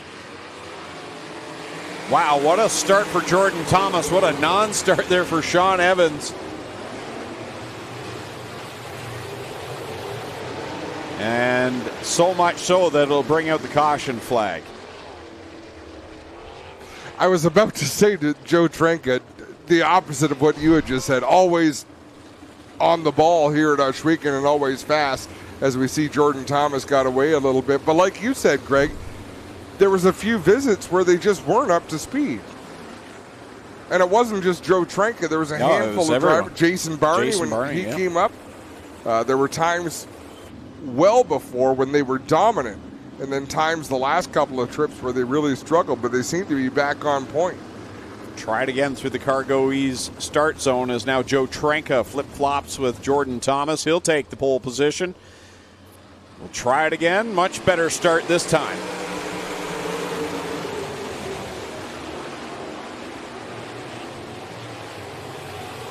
Better start for Sean Evans for sure this time. Is Joe Trenka going to lead them down into 3 and 4? Sean Evans working the inside. Couldn't quite get it done. Trenka leads lap 1. Evans on the bottom, washes up the racetrack right in behind Tranka, and here comes Max Stambaugh, who's on the move. Started a few rows back, and how about Jordan Thomas? Boy, he was shot out of a cannon there in corner number 3 to the outside of Steyers. Jordan Thomas having to make up for some lost ground here in the early going of this one. Only 15 laps to get it done. Laps will click off in a big hurry. Joe Trank out in front over Max Stambaugh. Sean Evans, Jordan Poirier. Poirier under attack from Hansen. Hansen will go by him and take the 4th spot. Now work to the inside of Sean Evans. He's one of the only cars working the bottom lane, at least amongst the leaders. Out in front, it's Joe Tranka pulling away. He's got half a straightaway over Max Stambaugh in that 71 machine. Jordan Poirier now down working low in 3 and 4. Oh, close call there. Hansen cuts right up in front of Evans down the front stretch. Put Hansen up into the 3rd position. Now trying to track on the back end of the 71M. Max Stambaugh, something breaks on the 88H of Josh Hansen. He runs up into the line of Jordan Thomas. Thomas will get way off track and put us under the Dixieland Grill caution flag. That should work out okay for Jordan Thomas. I believe he'll get his spot back. Do we see any fluid coming out? I don't see a trail behind the 88H. Just came up lane going into corner number 3.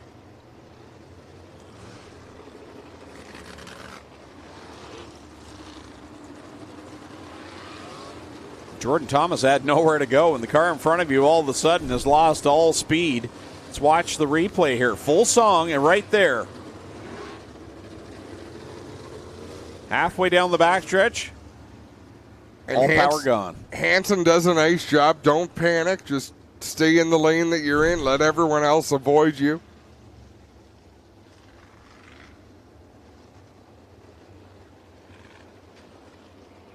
So he'll get a push here on the front stretch, but not coming to life. So that will probably be it for Josh Hansen. And he was a fast car out there. He was catching Max Stambaugh for the 2nd spot.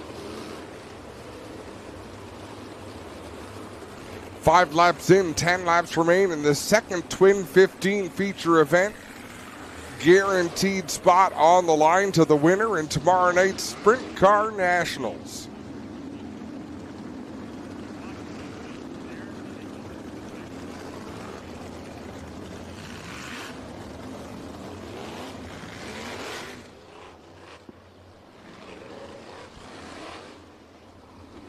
Been all Joe Tranka, of course, moved up to the pole after the false start at the beginning, sent Jordan Thomas back a row, and Tranka able to pull away.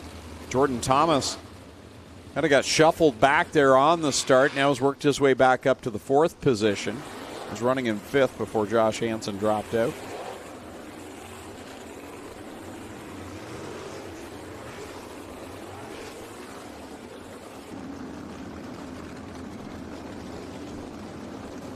Looks as though everything is as it should be with the race order.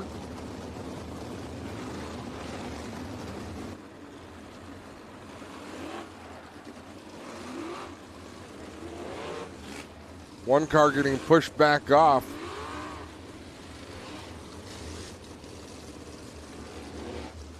Will make his way to the back of the field. Ryan Turner and that Policaro number 15. Nitro 54 Variety sponsorship. And we got to give a big shout out to the sponsors of this weekend's events. Nitro 54 Variety, Aero Express, and Sitting Bull Tire.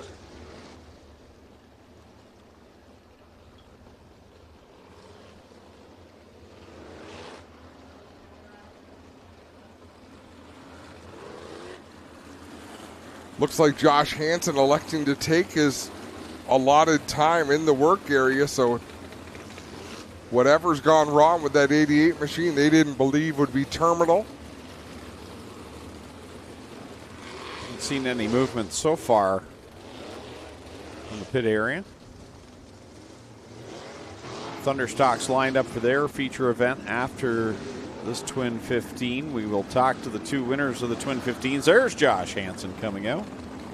Still being pushed though. Well, guys, we followed him in. They went under the hood, working on the spark and the magneto box, I think. So he's got spark trouble here, and if it don't fire by the time he gets to turn one, Dave Hunsinger will tell him, take it back to the pits. He's gotten the opportunity to try and fix, but we don't see any life here under the hood of the 88H, guys.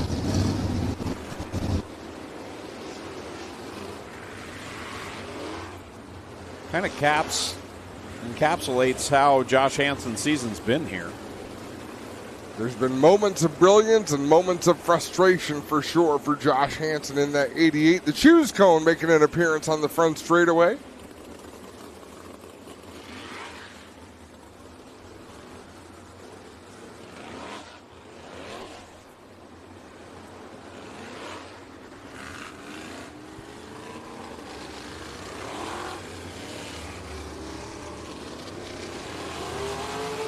Tyler Rand, the only one. Chooses a different lane. Coming back to the green flag, Joe Trenka, Max Stambaugh. New York State driver, Ohio driver on the front row. Ontario and Pennsylvania, row number 2. Quebec in row 3. Smattering of just about everywhere. Oh, one slides into the infield. Tyler Rand. Just through Slack Lumber Victory Lane, and that will put us under the Dixieland Grill caution flag. Did you find your dad and your son? Yeah, they were sitting right there too. But I knew they were behind the screen. And I'm thinking Clint's watching the screen. Yes. I just said that to Jack. They nearly hit the screen.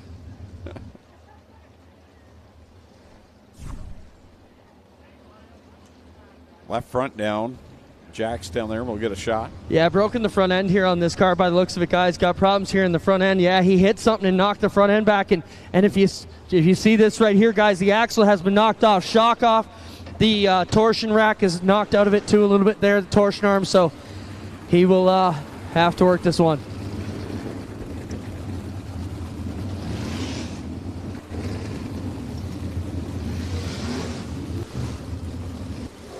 So we'll just take him to the infield. Tyler, what happened here? Are you okay? What's the story? Yeah, I'm okay. I think we jumbled up at the start there, and everybody just bottlenecked and got collected, and it put me into the inside concrete. Looks like it wrecked a few things now. You get it fixed by tomorrow? Hoping so. Tyler Rand, everybody here, will work on it overnight and get it worked. I think this is something they can get fixed, guys. We are going to take them to the infield here to get this one done. Yeah, just like he described it, really. Yeah. Yep, a jumble up, and he got into that inside wall, and then you get on the throttle and realize the front end's broken and go for a big, long slide. He brought me butter tarts at Brighton on Labor Day weekend. Fantastic. Were they ever good? Fantastic. They weren't regular butter tarts, Greg. They were fancy butter tarts from a fancy place in a fancy box. Were they runny inside? No. Oh, no? I like it when they're runny inside. Tyler's a fellow Pictonian, and we used to have a bake shop in town that made it super runny inside. They were good. What was it called? A butter tart. Francis Bakery. This was not Francis Bakery. This was, shoot, I can't remember. I think they're long since closed anyways, but. They wouldn't be if I lived there. Actually, I think they closed shortly after I left town.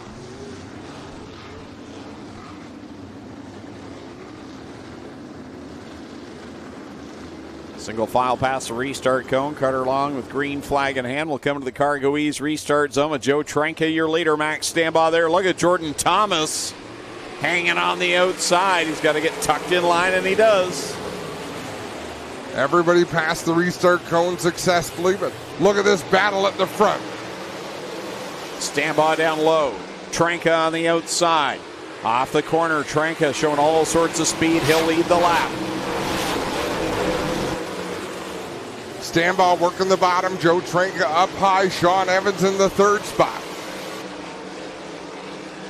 Stambaugh trying to get something done on the bottom in 3 and 4, just not working. Trenka is still able to keep things wound up on the outside. He's finding bite where some other drivers aren't. You're absolutely right, Greg. He's up there on the high side making time where nobody else seems to be able to make that kind of groove work for them. Jordan Thomas has been trying to work that line. Now Sean Evans cuts in front of him. But Jordan has just not been able to have that same speed out there. And now we are just 6 laps away from the finish of the second of the Twin 15s. Jordan Thomas putting the pressure on Sean Evans. He'll make a move on the inside down the backstretch. Just grabs the cushion there, the edge of it there in corner 3, stays on track and pulls away from Sean Evans. Into the final 5 laps, 4 laps now this time as Joe Trenka crosses the line. The track's starting to slick over, what we expect we might see tomorrow night for track conditions. Trenka down through 3 and 4 another time. Stambaugh trying to lane just 1 lane lower, and it's not helping him at all. 3 laps left to go for Clay New York's Joe Trenka. Trenka with a lot of wing angle. Most of the cars out here with a lot of wing angle built into them right now as he works down the front straightaway. Extreme outside groove for Joe Trenka, closing in on the 7 of Eric Gledhill.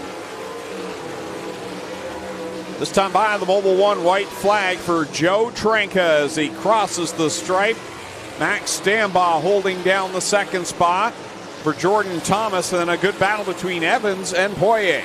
He'll work down the back straightaway for the final time. Joe Trenka to the outside of Eric Gledhill. Doesn't even need to make that move. Checkers in the air. Trenka going to take the win. Second place to Max Stambaugh. Jordan Thomas going to come home third.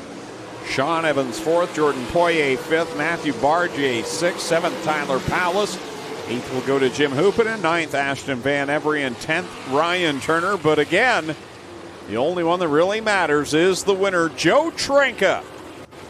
Picks up the win in the 98, driver to Clay, New York. So we'll talk with both he and Nick Sheridan down in Slack Lumber Victory Lane to get the traditional nose-to-nose sprint car victory lane photo that we've done since the very beginning of the Twin 15 nights.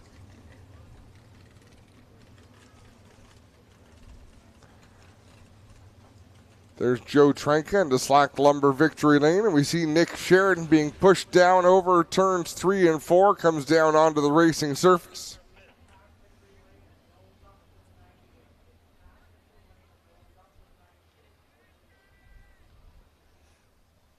And here comes Nick Sheridan making his way down. Makes you wonder how many pit crews are going to come out to celebrate this with Nick Sheridan. Yeah, really.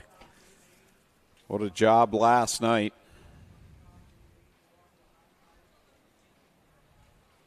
And there they are, your Twin 15 winners. Lone Wolf Fireworks light up the sky to celebrate these two drivers locking themselves into tomorrow night's A-main event. Send it down to Clinton Jeffrey down on Slack Lumber Victory Lane. Thanks a lot. Nick Sheridan is the winner of Twin race number 1. Get in front of this lightning fast race car. Nick, what can you say about your crew, the effort they put in this weekend, tonight so far, and what a motor. Wow. Clinton, I'm speechless right now. This is amazing. I've been racing here a long time. I haven't been to Victory Lane here in forever, not in the 360 ever. So this is badass. I gotta thank everyone on the crew and everyone that helped me out. There's a whole list of people. Lance Erson came, the NBR guys gave me a great hand, and all my crew, Mike, Gabby, Tate, my dad, Curtis Collins on the car, thank him a bunch. All my sponsors, everyone on here, Vibrant Farms, APC, Pride Seeds, Wheat Florence Engines. Fortunately, we had a parts failure in that motor, but once again, I just can't thank GSR and Glenn Stires, everyone there enough. They more than inviting. They got me hooked up with the motor, and I wouldn't be here without them, and it works pretty good. There was a time when our local guys were just running for 5th or 6th. They can do it now. Nick, how does this confidence help you run into tomorrow? This helps me a lot, man. After we had an issue at Brighton there, and we hadn't really quite got the car back, but we changed some stuff today. It's a lot better, and we got guys like Westbrook and Bowman around here. They bring a top-notch game every week, so you got to be good to compete with them, and if you can compete with them, you can compete against all the guys that come in and try and invade. How about it for Trick Nick Sheridan, our Ohsweken rep here in the Twin 15s? Joe, welcome back here to Ohsweken Speedway. It's great to have all our American friends back. You know, the speed seems back for you guys too, man. This car was lightning fast. How do you feel about your shot tomorrow? I feel really good. That was good. We tried some stuff there, and I definitely think we hit on it. And we've been really good lately, and I think just showing how much time and effort we really put into this, and proud for all my guys. Wish my grandfather was here. This is an event we've somewhat struggled at, and we seem to be rolling pretty good. So happy about this win. Prelim night, but still locks us in for our biggest show of the year, and super stoked for tomorrow. Congrats. Thank you very much. Joe Tranka is our winner of twin number 2. Nick Sheridan will start no worse than 9th tomorrow. Joe will start no worse than 10th tomorrow. How about it for our twin 15 winners? We'll be right back live here on G-Force TV. Thunderstock's taken to the track. Farmall. 100 years of can-do. 100 years of milestones. 100 years of family. Generation after generation, its legacy lives on. The one for all since 1923.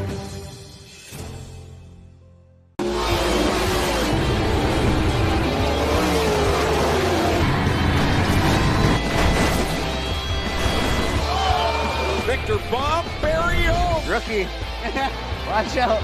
When you're out there, there's honestly no thinking. You just react. These cars are just savage. I'm just trying to get comfortable in being uncomfortable.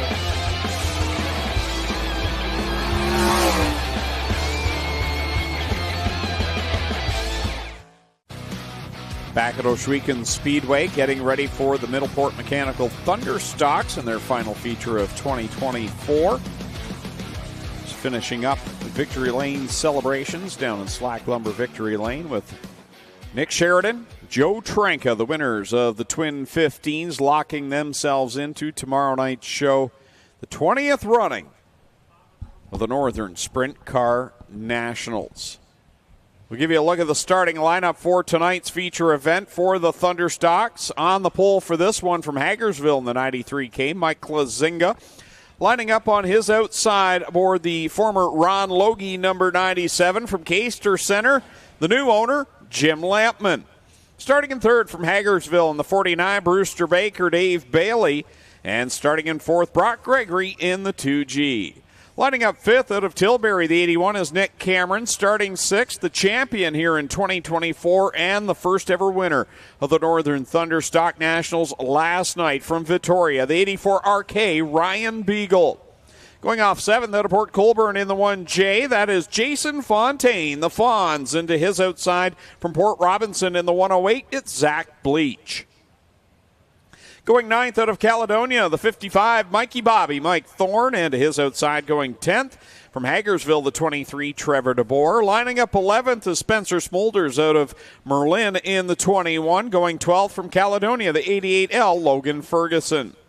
Starting 13th in the 93F, that is Kelvin Fox. To his outside from Trenton in the 01, Kyle Gregory. Starting 15th out of Tilbury, the 17W is Travis Whittle. And to his outside, also in the 17, out of Belleville, is Ethan Humphrey. Starting 17th is Kyle Andrus out of Hamilton, the 43. Going 18th out of Caister Center, the 41 of Adam Plazik. Lining up in the 19th position from Belleville in car 0, Tyler French. And going 20th out of Brantford, the 13, Casey Huffman. Starting 21st from Thorold in the 11, Go Fast Teeple. 22nd from Morpeth, the 5G of Gord Grant. 23rd from Petrolia, the 77 of Carson Thompson. Going 24th in the Kyle Wirt 19 tonight, it's Kevin Tate from Jerseyville. Going 25th from Ohsweken, the 81B, Brando Green Stiers. And starting 26th from Tilbury, the 18, Ben Cameron.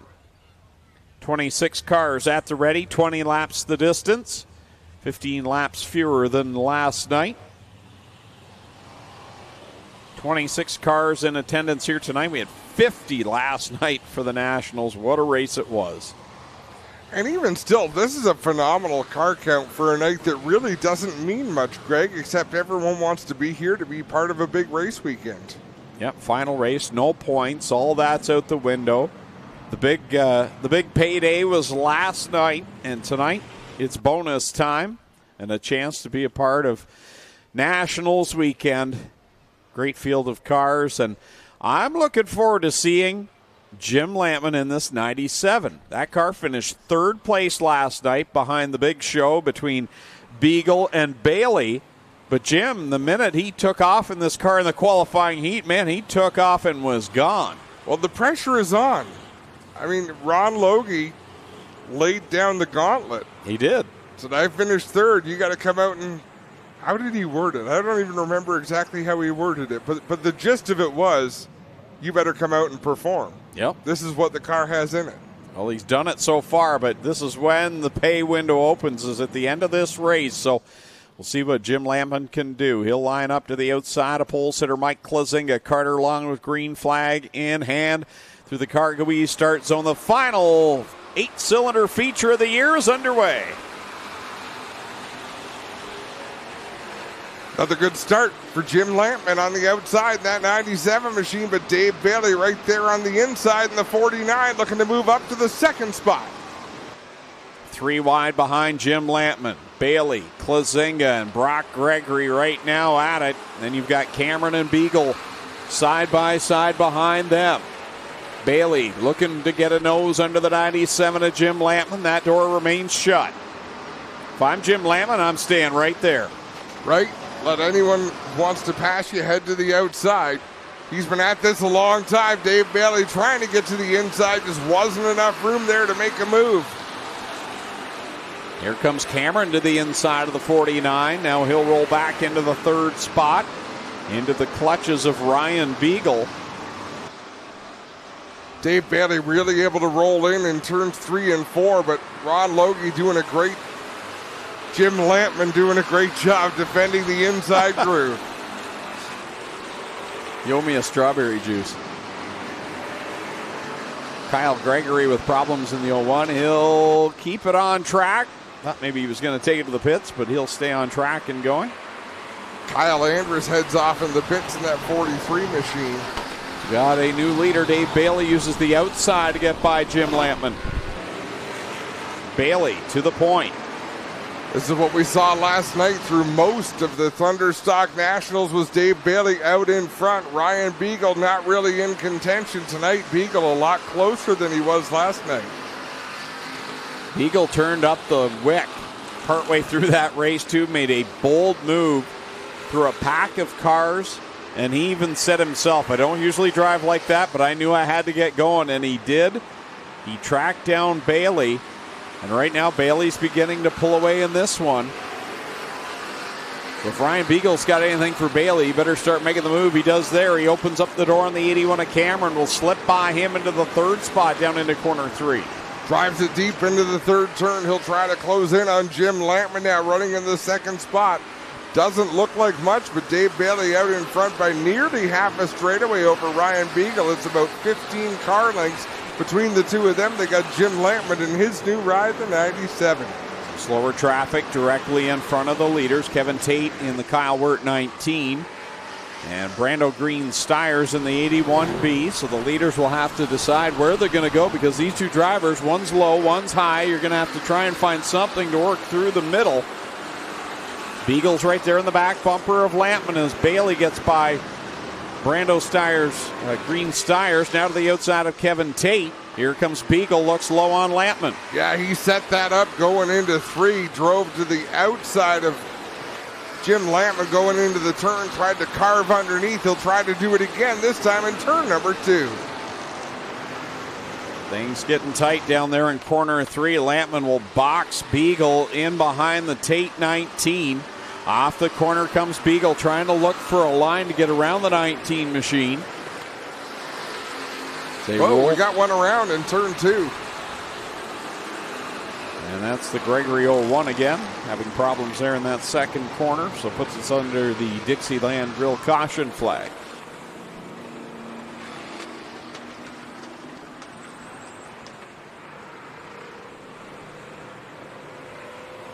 Kyle Gregory. Looks like he'll be able to just get it pointed in the right direction and rejoin. Well, this will be fun. Restart's going to stack them all up together. We're 10 laps into this 20-lap feature event. Still lots of time.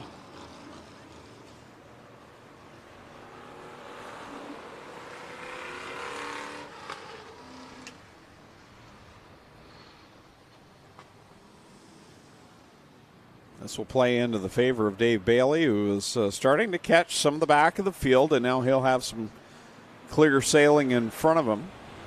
But now he's got Ryan Beagle that much closer behind him on the restart. Jim Lantman still stout. Yeah, it's kind of a pick your poison, right? Do you want clear racetrack, but Ryan Beagle is right on your heels? Or do you take your chances in slower traffic and you've got a bit of a lead built up? Dave Bailey is not a fan of starting up front. No. Talked about it earlier, but how about Nick Cameron again in that 81 riding up in the 4th position? And Spencer Smolders, a couple of our visiting drivers from down to the west. Doing a fantastic job here. And this isn't an easy place to be competitive. You can run decent here, but I mean, to be out in front of Mike Klazinga and Mike Thorne and Zach Leach, those are top shelf competitors. Correction, there's Brock Gregory back there in the 5th spot. We got Spencer Smolders in the scoring loop. In the wrong spot. He's back there right now in the 7th position. That's kind of interesting, isn't it? Things flip-flopped a little there.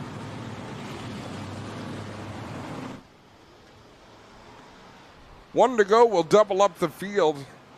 Jim Lampman going to restart on the outside of Dave Bailey. Ryan Beagle going to restart right on the back bumper of that 49.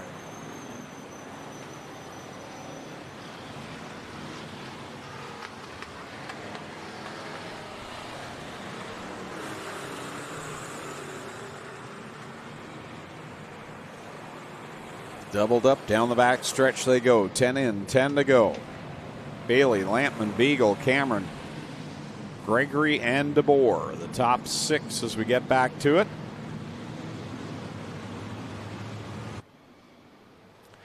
Coming into the Cargo Ease restart zone, Dave Bailey going to roll onto the throttle. We'll back under green.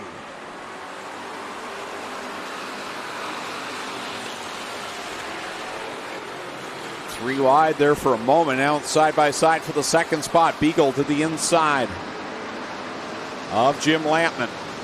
3 wide behind them. Cameron, DeBoer, and Gregory.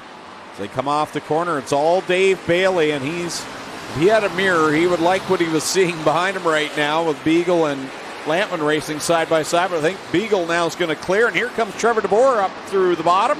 He'll take the 3rd spot. Up into the 2nd spot, Ryan Beagle. Can he close the gap on Dave Bailey? Dave Bailey at the stripe at 19.5. Ryan Beagle at 19.6. So Dave Bailey a little bit faster. Good battle back there for the 5th spot. Brock Gregory, Nick Cameron, Spencer Smolders. Not far off of that, Mike Thorne and Mike Klazinga. There you see Ryan Beagle trying to track down the leader. 0.7 of a second behind Dave Bailey. Still plenty of time to go. It'll be 6 laps remaining at the line. Ryan Beagle just turned his best lap of the race. That was interesting there. High into 3, cut right down the exit of 3 going into 4. Wasn't quite as fast as the lap he cut the lap before. If he does this move again, and he does, goes up the hill in 3, right back down quickly. You know, that line reminds me of the line that the NASCAR Canada Series cars ran. Yeah, you're not wrong there. Right on the back bumper now is Ryan Beagle. It's working. It'll be tough to get to the inside of Dave Bailey, but Ryan Beagle going to try. He's using all the lanes on Oswego Speedway right now. Brando Greensteyer's right in front of the leaders right now as they work down into corner number 3. That's going to mess up the line for Ryan Beagle that he's been running. Well, no, it's actually going to be okay. If he'd continued high through 4, the timing wouldn't have worked for him, but we got one around. Gord Grant in the 5 spun, but he's got it back. Now Beagle's stuck the nose down in 1 and 2. He's going to lose some ground out of that exchange. Yeah, not sure if Bailey knew he was there, but by the end he certainly did. As we got another one around in turn number 2, nosed into the concrete. Adam Plazik knocks the block out of the way.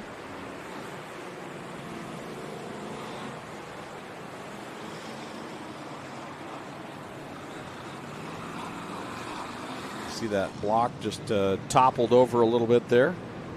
Corner number 2.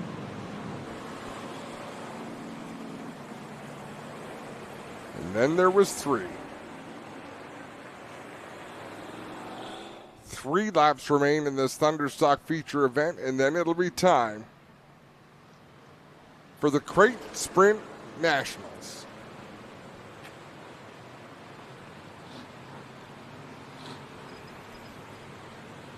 Please don't get the truck stuck up there on the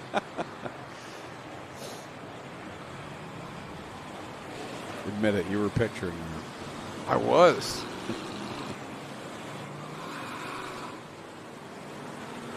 I'm thinking maybe a hook from the other side and pull it by the rebar strap there.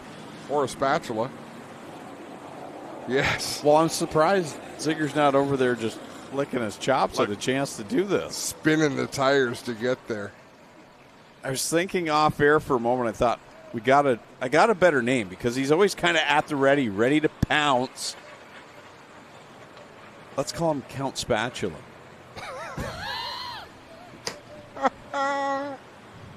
I hate to rain on your parade, guys, but we have Robert Meyer here from Case IH Credit, and he just sent me a text from the barn and said, we need a better name than the Spatula, guys. Come on. So maybe that's a fan contest for the wintertime. I know you guys are still going to call it what you want, but... Oh, yeah. No, I can be persuaded. I can't. I'm very stubborn.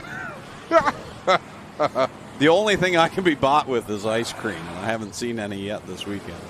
Oh, that's what I'm saying. I also want to take a minute and welcome Ross Miller here from the Ram Rodeo. Got some Cowboys in the house checking out some racing tonight, and I know they're blown away with what they've seen so far. And finally want to wish Crystal Souls, one of our mini stock racers, a happy birthday from hubby, and we'll keep things rolling. But what should we call it? We want to hear what the fans say. Get out there and tweet what should we call this new apparatus on our Case IH tractors.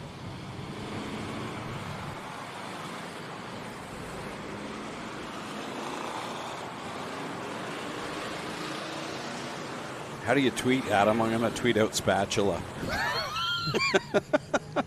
How did you become the one who's always in trouble now, Greg? It's this guy that you put me with. It's your You used fault. to wear the white hat. He clearly wore the black hat. Now you're both up there in gray. Man, you sit me next to this guy. What do you expect?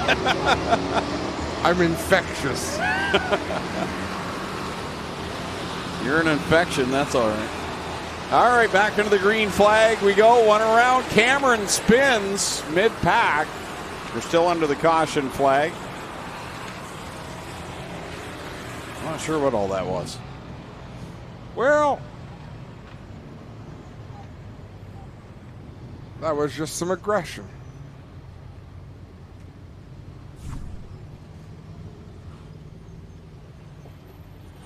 One car spin. Cameron got in there a little bit hot. Almost ruined Tyler French's great move, did he not? Caught the tail of his car.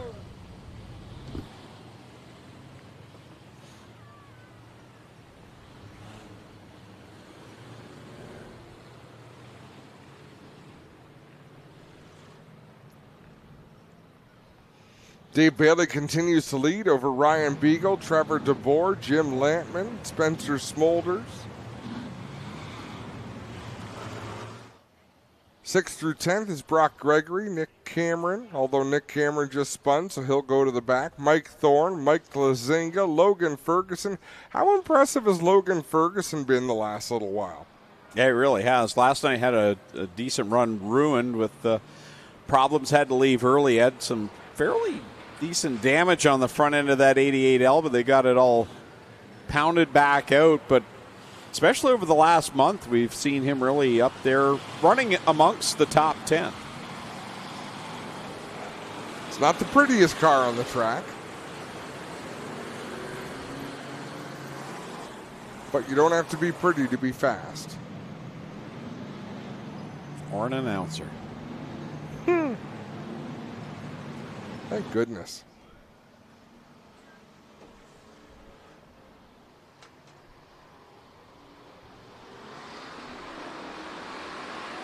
Back under green we go. Trevor DeBoer with a great start. That's going to be just, whoa! Jim Lampman sends it in there sideways into turn number 1. What a move.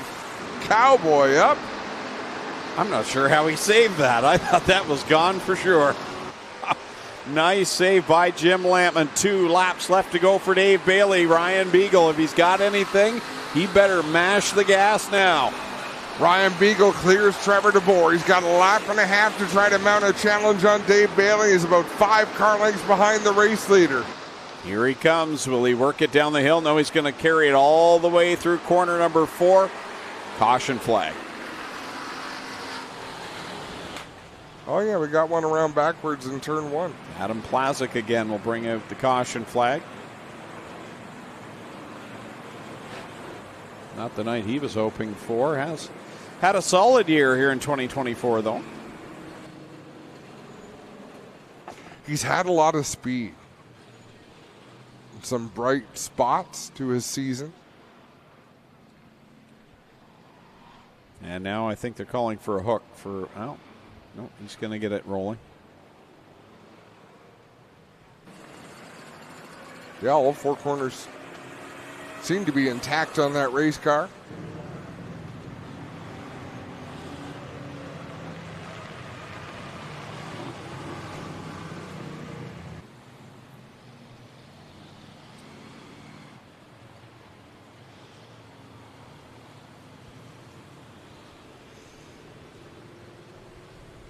Two-lap sprint to the finish. So basically a green-white checker. Things were perfect for Dave Bailey last time. Ryan Beagle got racing with Trevor DeBoer.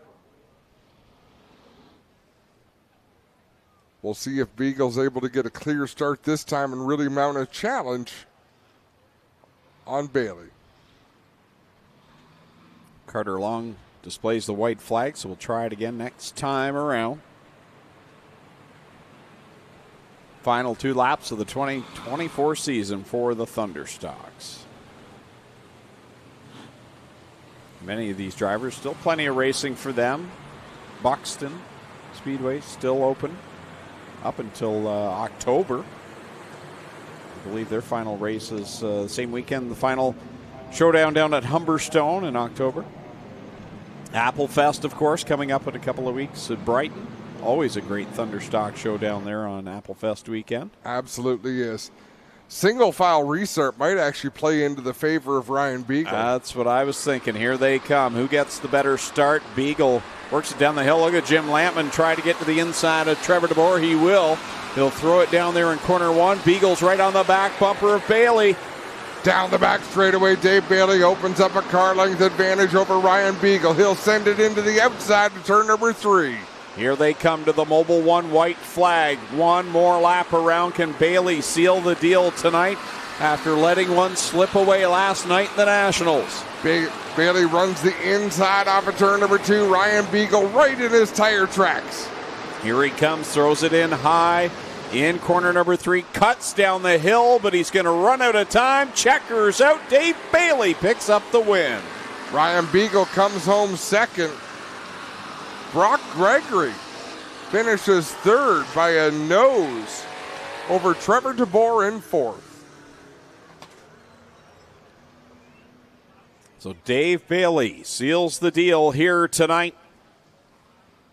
over Ryan Beagle and Brock Gregory. Another great race between these two. We've been watching it for years.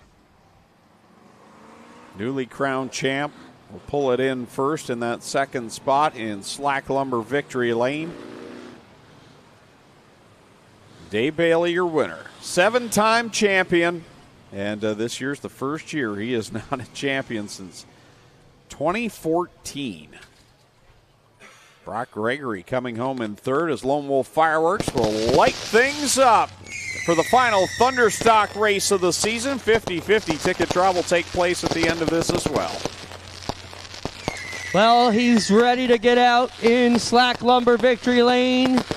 Dave Bailey picks up the final Thunderstock feature of the season here at the Big O.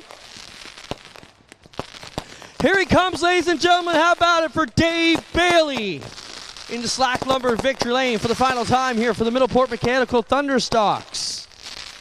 Dave had a busy night last night. These two cars, second and third, had their transmissions all tore apart for the big win. Dave, you got out of the barn about 1:30 last night, but it pays off tonight with a win. Yeah, it's always fun when you can take your stuff apart and then put it back together and goes out and runs just as good. Just a day late, I guess. Still really happy to be here, end the year on a strong note, and have another awesome race with Beagle.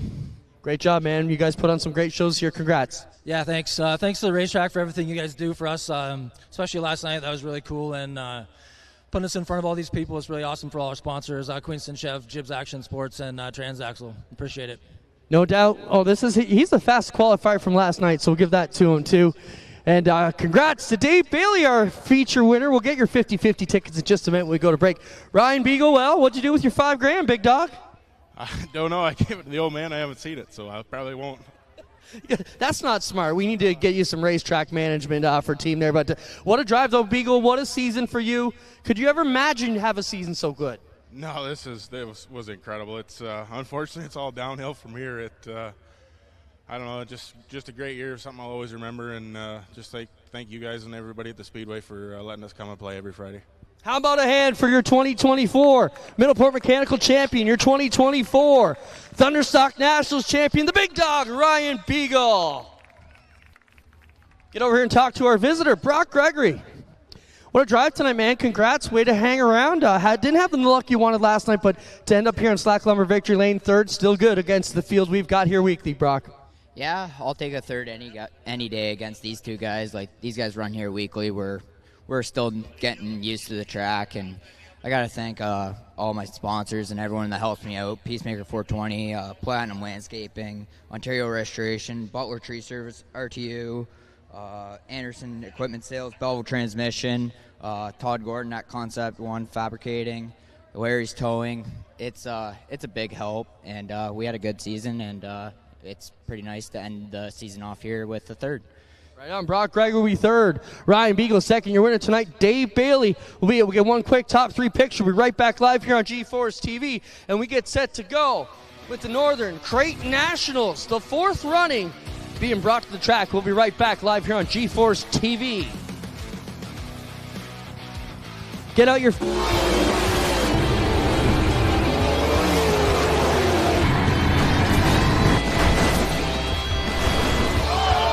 Victor Bomberio. Rookie. Watch out. When you're out there, there's honestly no thinking. You just react. These cars are just savage. I'm just trying to get comfortable in being uncomfortable.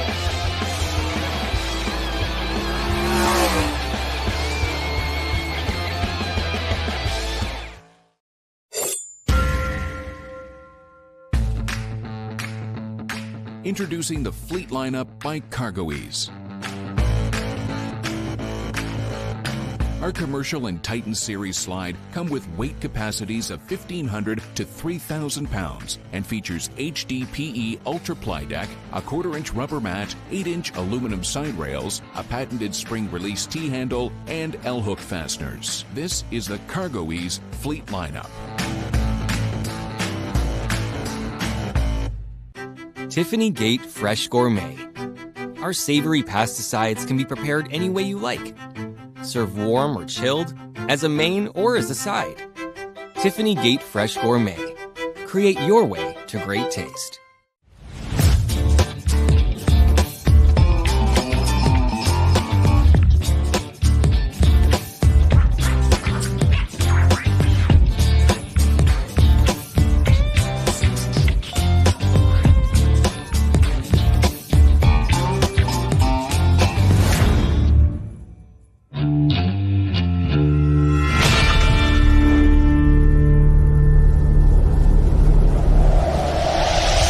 It all started for us at the racetrack, from dirt to water.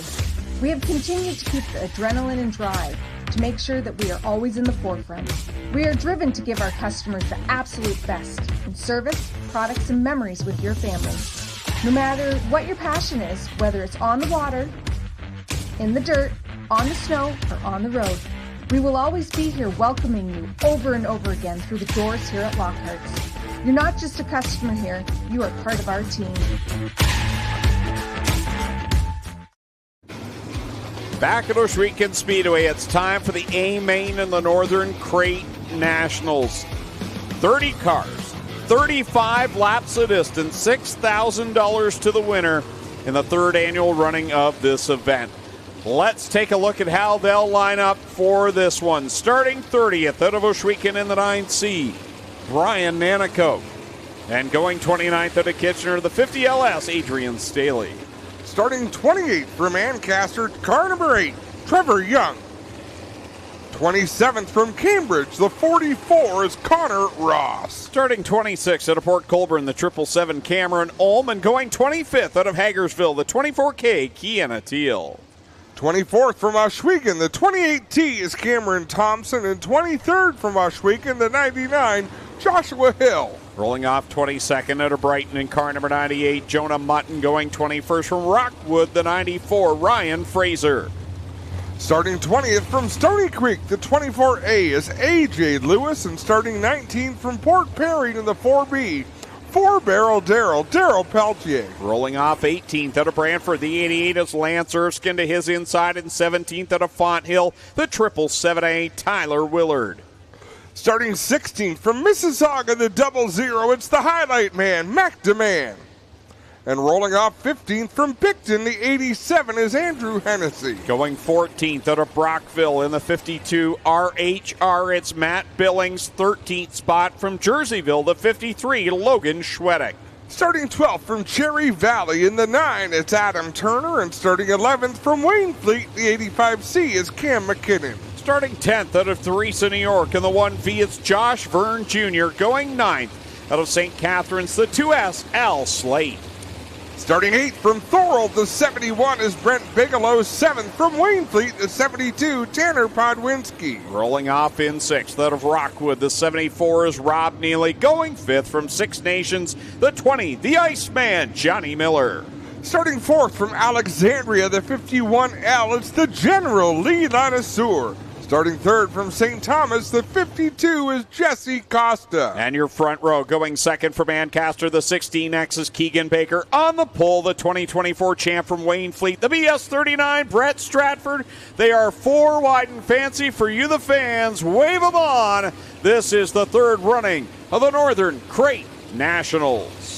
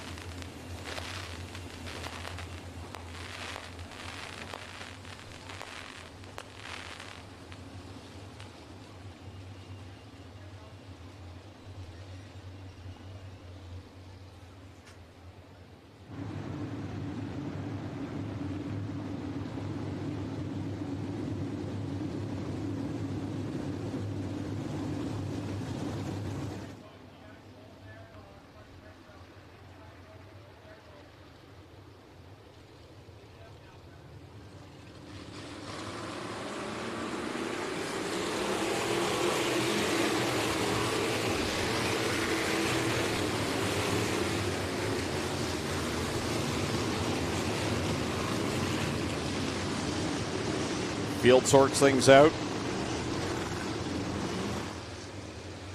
Get in line and ready to go. 35 laps the distance in the Northern Crate Nationals. Much longer race than they are used to. Mobile 1, white flag comes out on the field. Next time by, we'll be going full song here in the third annual running of the Northern Crate Nationals, brought to you by Nitro 54 Variety, Sitting Bull Tire, and Aero Express. 15 rows of beautifully prepared sprint cars ready to come to life. Brett Stratford, Keegan Baker on the front row. Strickland GMC Pace Truck pulling off on the backstretch. Carter Long with double green flags in hand. Ladies and gentlemen, you came looking for a show. Well, here you go. Let's end all the anticipation as we bring to you our feature presentation.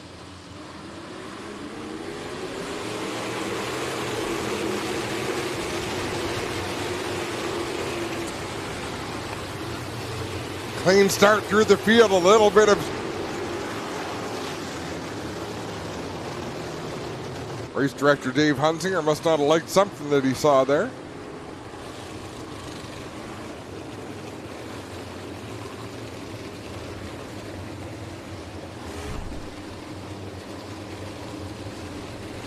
So who are we missing, Greg? It looks like there's 29 cars out there.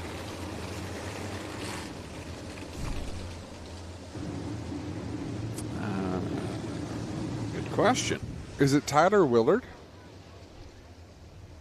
Yep, I believe you're right. Good eye. Scheduled to start 17th.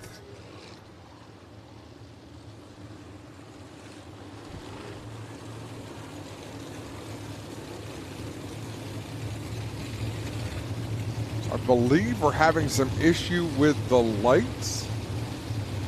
Maybe.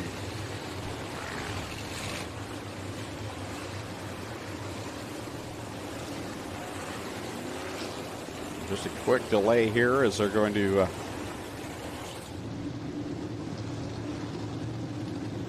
make a quick adjustment down here.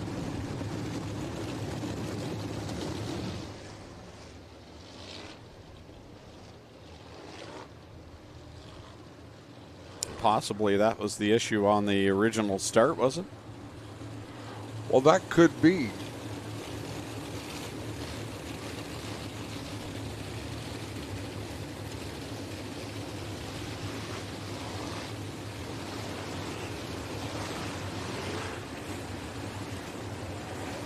That or a timing and scoring issue. Yeah, one or the other. So Dave Hunsinger just going down there, taking a look at the connections.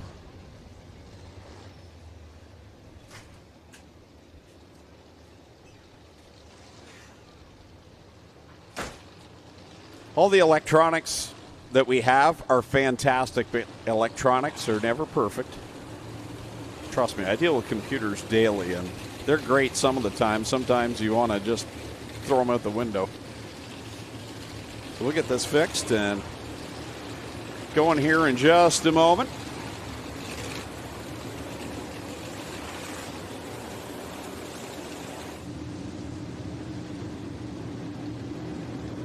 And we're still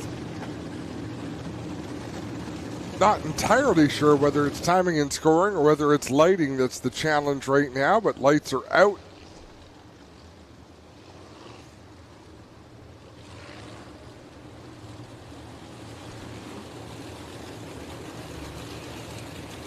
We're just listening. Okay, so it is the lighting system that was the issue, so they've cut the power to that, so we'll go traditional style. They'll have to pay attention to, obviously, safety vehicles in the infield with their lights. The flagger, Carter Long in the front stretch. We'll try it all over again. Carter Long, double green flags in hand, ready to set this pack loose. 29 cars strong, 35 laps, $6,000 to the winner. Here we go, take two of the Northern Crate Nationals.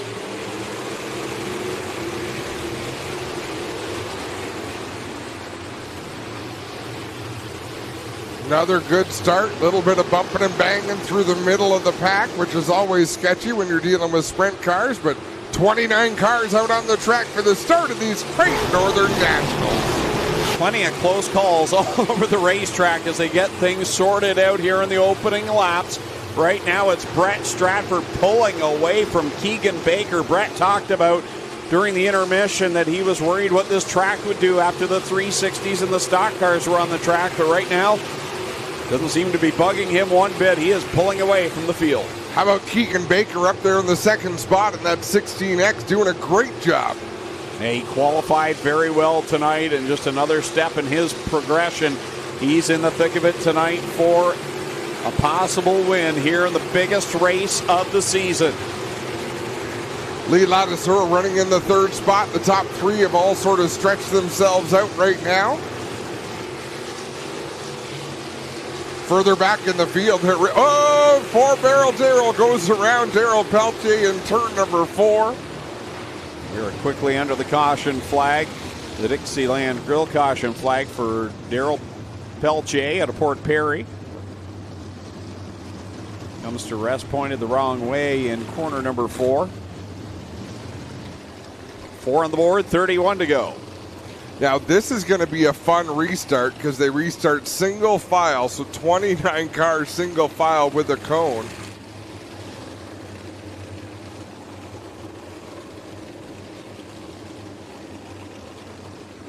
Brett Stratford had jumped out in front, but what an interesting second place run for Keegan Baker. I did not expect him to stay there once this race started. There's just some experienced drivers up there, drivers that have, been doing this at a high level for quite some time. He was stout in his qualifying heat. Just continuing to progress. And here he is right in the thick of it. He's sandwiched in between the top two in the points. 2024. Coach Campbell, but Baker ran last night. Wasn't too long ago they were running in the micro sprints over there on the warm-up track on Thursday nights. And a lot of them still run in the micro sprints. They run micros on Thursdays, great sprints on Fridays. Yep, Johnny Miller's one of those drivers that's a regular in both, and same with Kiana Teal.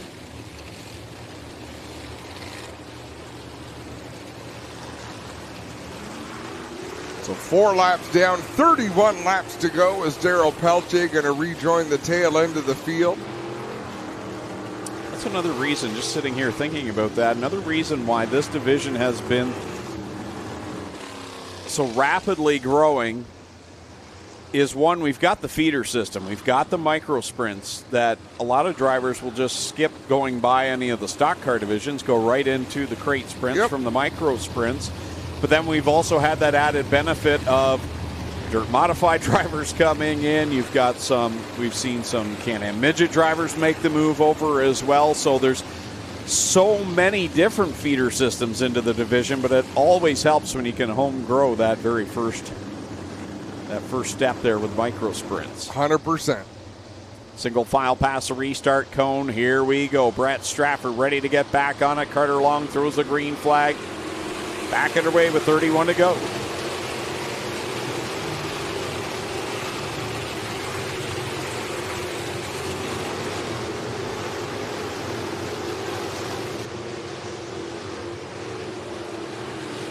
Stratford immediately stretches out that gap once again. Keegan Baker trying to hold off Jesse Costa and Matt Billings.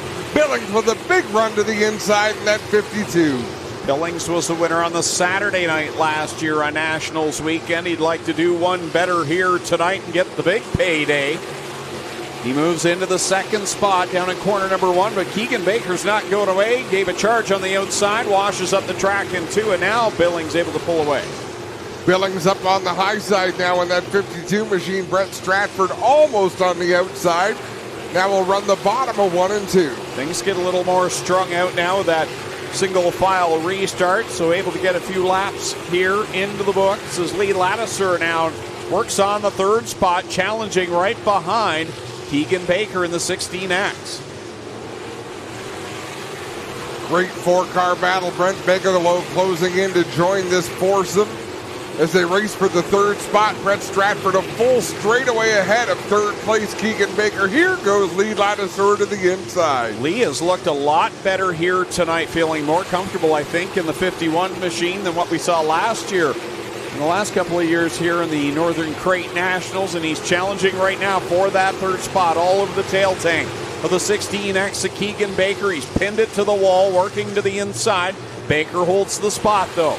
Brett Stratford has caught the tail end of the field, trying to work through some lap traffic. Cameron Ohm, the first car in front of him here. He'll drive to the inside in 3 and 4. Matt Billings has closed the gap. He's right there. He's caught Brett Stratford. And this lap traffic is going to play into his favor as they come through corner 1 and 2. Billings hangs it out on the outside. Stratford still your leader as they work by a couple of slower cars. Stratford to the inside now, all the way to the inside wall as he works off a turn 4. Here goes Billings to the outside. New race leader, it's Matt Billings. Billings leads them through corner number 2, works to the inside of Cameron Ohm, now works on the back end of the Cam Thompson, number 28. Here comes we got Ohm going around up in corner number 3, and that'll bring out the Dixieland Grill caution flag. Matt Billings, the leader over Brett Stratford and Keegan Baker.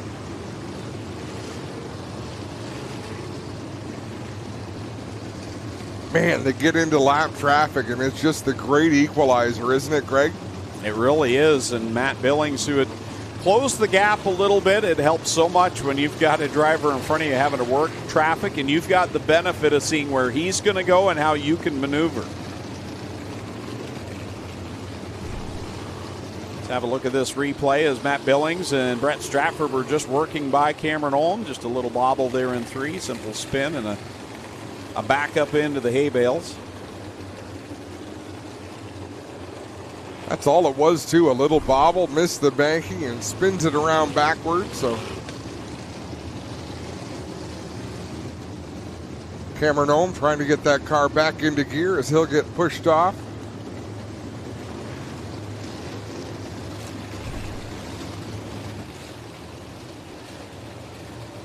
Here was the pass for the lead. Matt Billings got by Stratford on the front stretch, took it down into 1.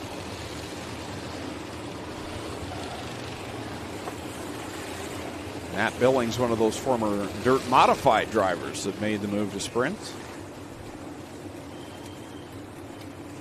Yeah, standout from down in Brockville, Ontario. Former winner at Super Dirt Week in the Sportsman Division.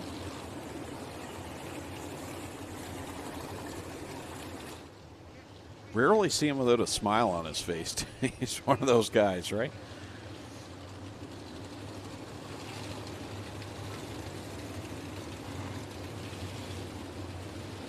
No, you're absolutely right there.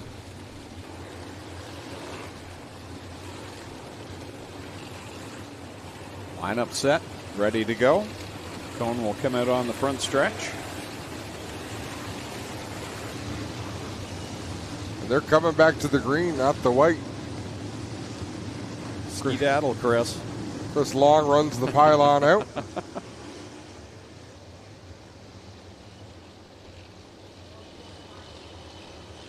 Matt Billings slowly brings them down the hill off of 4 and then rockets back to the green flag. That was a bit of a different restart. Well, you got to mix it up now and then, that's for sure. Everybody making it past the cone again without it getting hit. Chris Long going for a long run through the infield to get rid of the cone from the front straightaway. Matt Billings, Brett Stratford, and now Brent Bigelow. I believe he was 5th on that restart, was he not? He's up to the 3rd spot now. Lee Ladouceur to the inside of Keegan Baker. He's got Jesse Costa right behind him. Ladouceur down low, works up towards the wall, leaves enough room for Keegan Baker to the outside. Brent Bigelow closing in on Brett Stratford, though. That's 71, working his way towards the black 39 of Stratford. And already the leaders are going to see some slower traffic. With 29 cars out there, that happens very quickly, especially on a single file restart, as right now Brent Bigelow has moved into the 2nd spot. Remember, that car, the 71 machine, has won both of the Northern Crate Nationals, but Mike Bowman was behind the wheel for both of those. Brent Bigelow now the pilot. Can he find his way to victory lane in the Northern Crate Nationals? Matt Billings looking good right now. Brent Bigelow trying to close the gap. A couple of drivers that have run various different types of race cars in their racing careers. Billings using the high side. Brent Bigelow a little bit lower, kind of running a similar to Mike Bowman line. Definitely got that wing pitch on the 71. As the leader works to the outside of Brian Nanakoke, Brent Bigelow right behind him, trying to close up the gap a little bit. Does gain 0.2 of a second that time, and now they're really getting into some thick traffic. Billings on the high side of some of the slower cars. Brent Bigelow driving it through the middle of the track.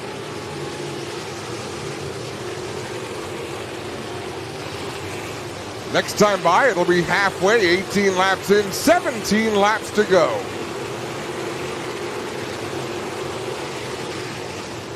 No, it won't. That scoreboard is wreaking havoc with me this year. You're not the only one, so don't feel bad. Look at the traffic for these race leaders. Matt Billings trying to decide which lane to run. He's going to shoot the middle through some of these slower cars, trying to make his way before Brent Bigelow gets to him. And heavy traffic. Nowhere really for Billings to go. And here comes Brent Bigelow. He'll slip to the inside of the 52 and narrowly gets to the outside of Cam Thompson. And now Billings is going to have to follow Bigelow. Maybe that's not a bad thing for him. Oh, Kiana Teal, I thought she was going to drive into the 52 there. Close call. Brent Bigelow continuing to slice his way through this slower traffic.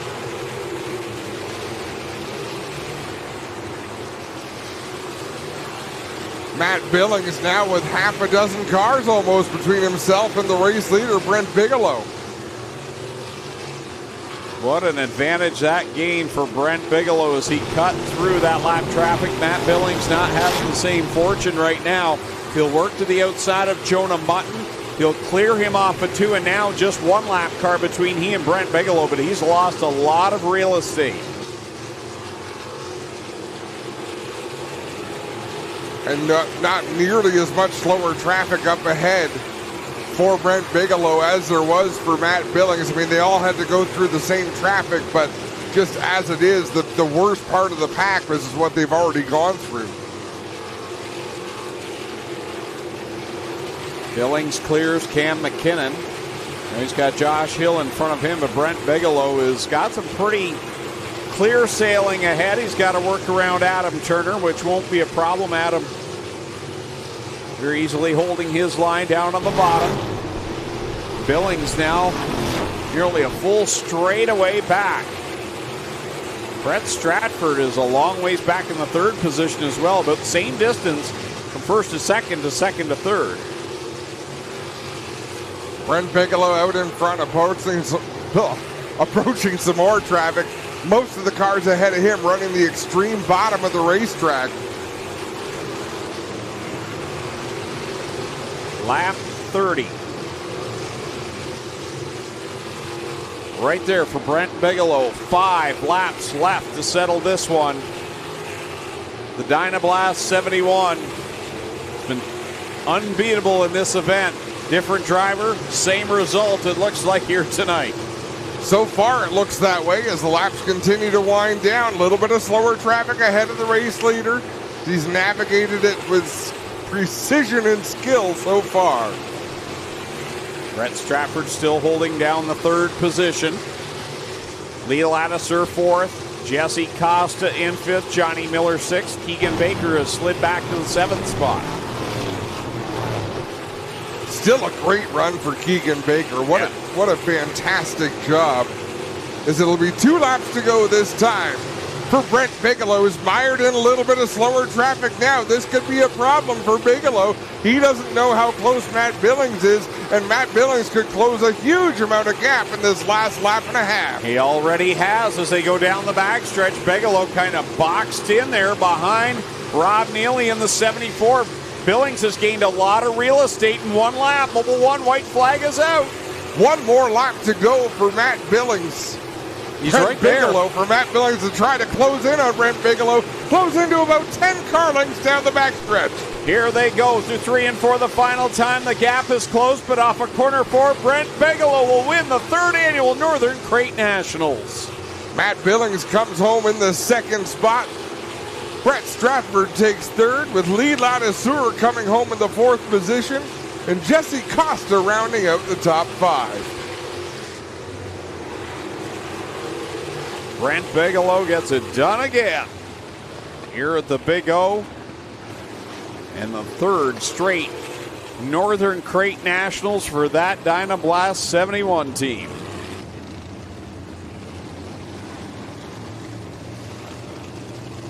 Lap traffic was hot and heavy for these race leaders, and Brent Bigelow did exactly what he needed to do to work his way through.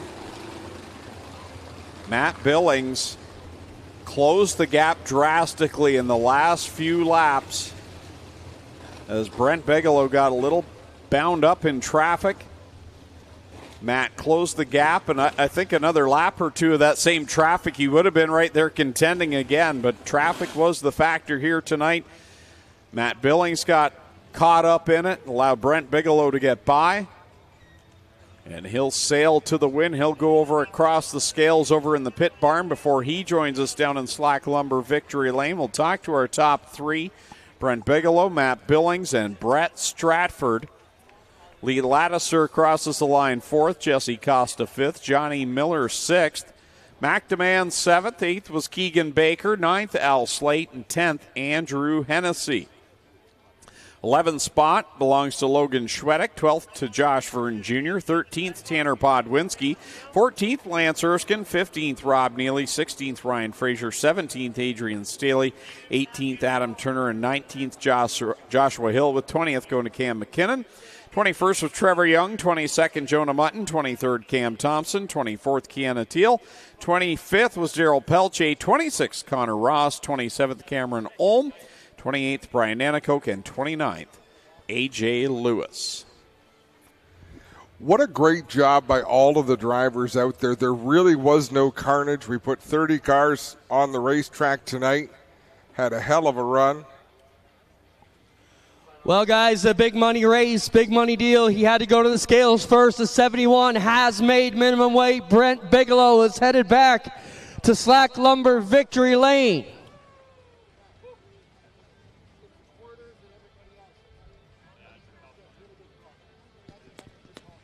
Here he comes, ladies and gentlemen, round 3 and 4. Brent Bigelow in the car that has been undefeated in Crate Nationals competition 3 years straight now.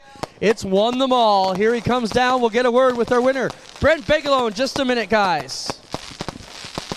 Mobile fireworks lighting up the sky, celebrating this great 3rd annual Northern Crate Nationals, and this guy is the champion. Brent Bigelow pulls it into Slack Lumber Victory Lane as the sky lights up. The Dynablast 71 undefeated, Clint, as Brent Bigelow climbs out of that car. We'll get him out here and get some word. Rookie driver into the seat. Mike Bowman hired him when he knew he couldn't race both classes anymore. Car owner in there, Mike Bowman now. And they are excited down here. Here he comes, ladies and gentlemen. The rookie gets his first ever Crate Nationals, Brent Bigelow.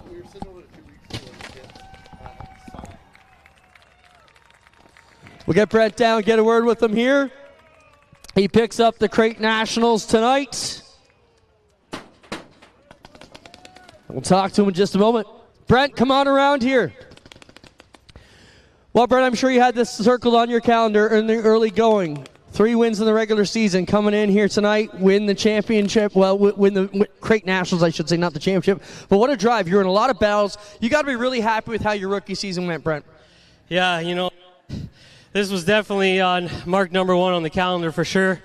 I honestly expected myself to compete with these guys. You know, you got to give them all a lot of respect. They work hard on their cars weekly, and a lot of good equipment, a lot of good drivers out here. So it wasn't going to be easy, but just did our homework, and then the guys are, just rock solid on this team, and just kept picking them away, and we ended up with 5 there, if counting Noel Teal, and then we had to close out this one with a bang. So just can't thank the whole MBR guys enough, Bowman family for the opportunity. Everybody, fans, 71 fans, 16 fans, all our partner sponsors, GSR Race Chassis, wouldn't be here without them. Brent Bigelow gets it done, ladies and gentlemen. He picks up the Northern Crate Nationals winner. We'll get over here and talk to Matt Billings. Matt, you've had some success here on this weekend. Just haven't quite grabbed the big one, but you are the Action Sprint Tour champ from last year. Good run, man. Brett Stratford looked good. He was gone. Then you got him. Traffic. What a wild night. Yeah, definitely a wild night. I mean, I'm a little bit disappointed. I'm not going to lie, but hey, to run, I think this is our 3rd race this year, and I hadn't run this thing since the middle of July, so to come here and dust a lot of rust off, and to run with the track champion and the guy, the 2nd best car here this year. I mean, hell, you can't be too mad at that. I just can't thank Ryan and everybody, enough helping me, Mark, my wife, Lane, just believing in me and keep letting me go. Dave Morton passed away earlier this year, and we got his sticker on the car, so that just means a lot. We work out at Gary's shop, and would like to bring it home, but hey, can't be mad at 2nd. Solid drive, Matt. Thank you. Matt Billings drive a long way here to grab 2nd place. We'll get in here with Brett Stratford.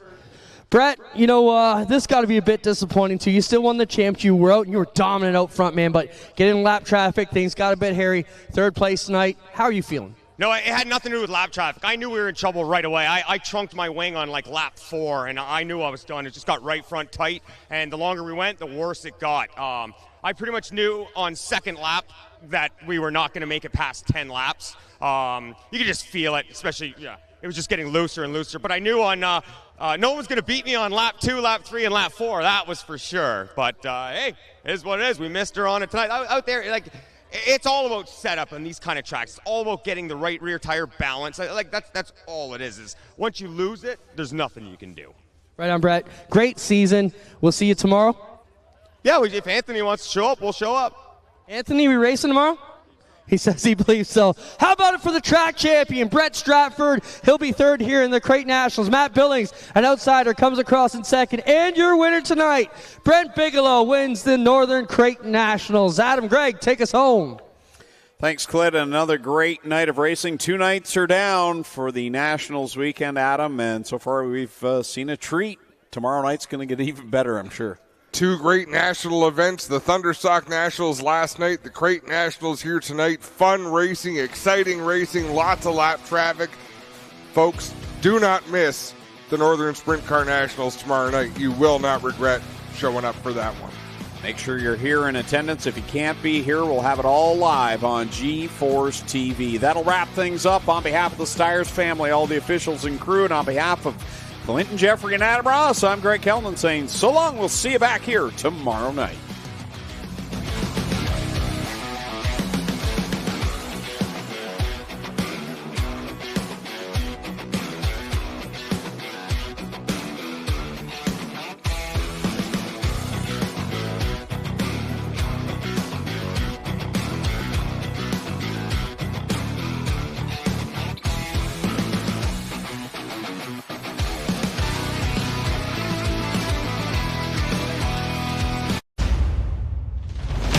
Copyrighted broadcast may not be reproduced, retransmitted, or used in any form without the authorized written consent of G-Force TV. G-Force TV would like to thank you for your support and for watching today's broadcast.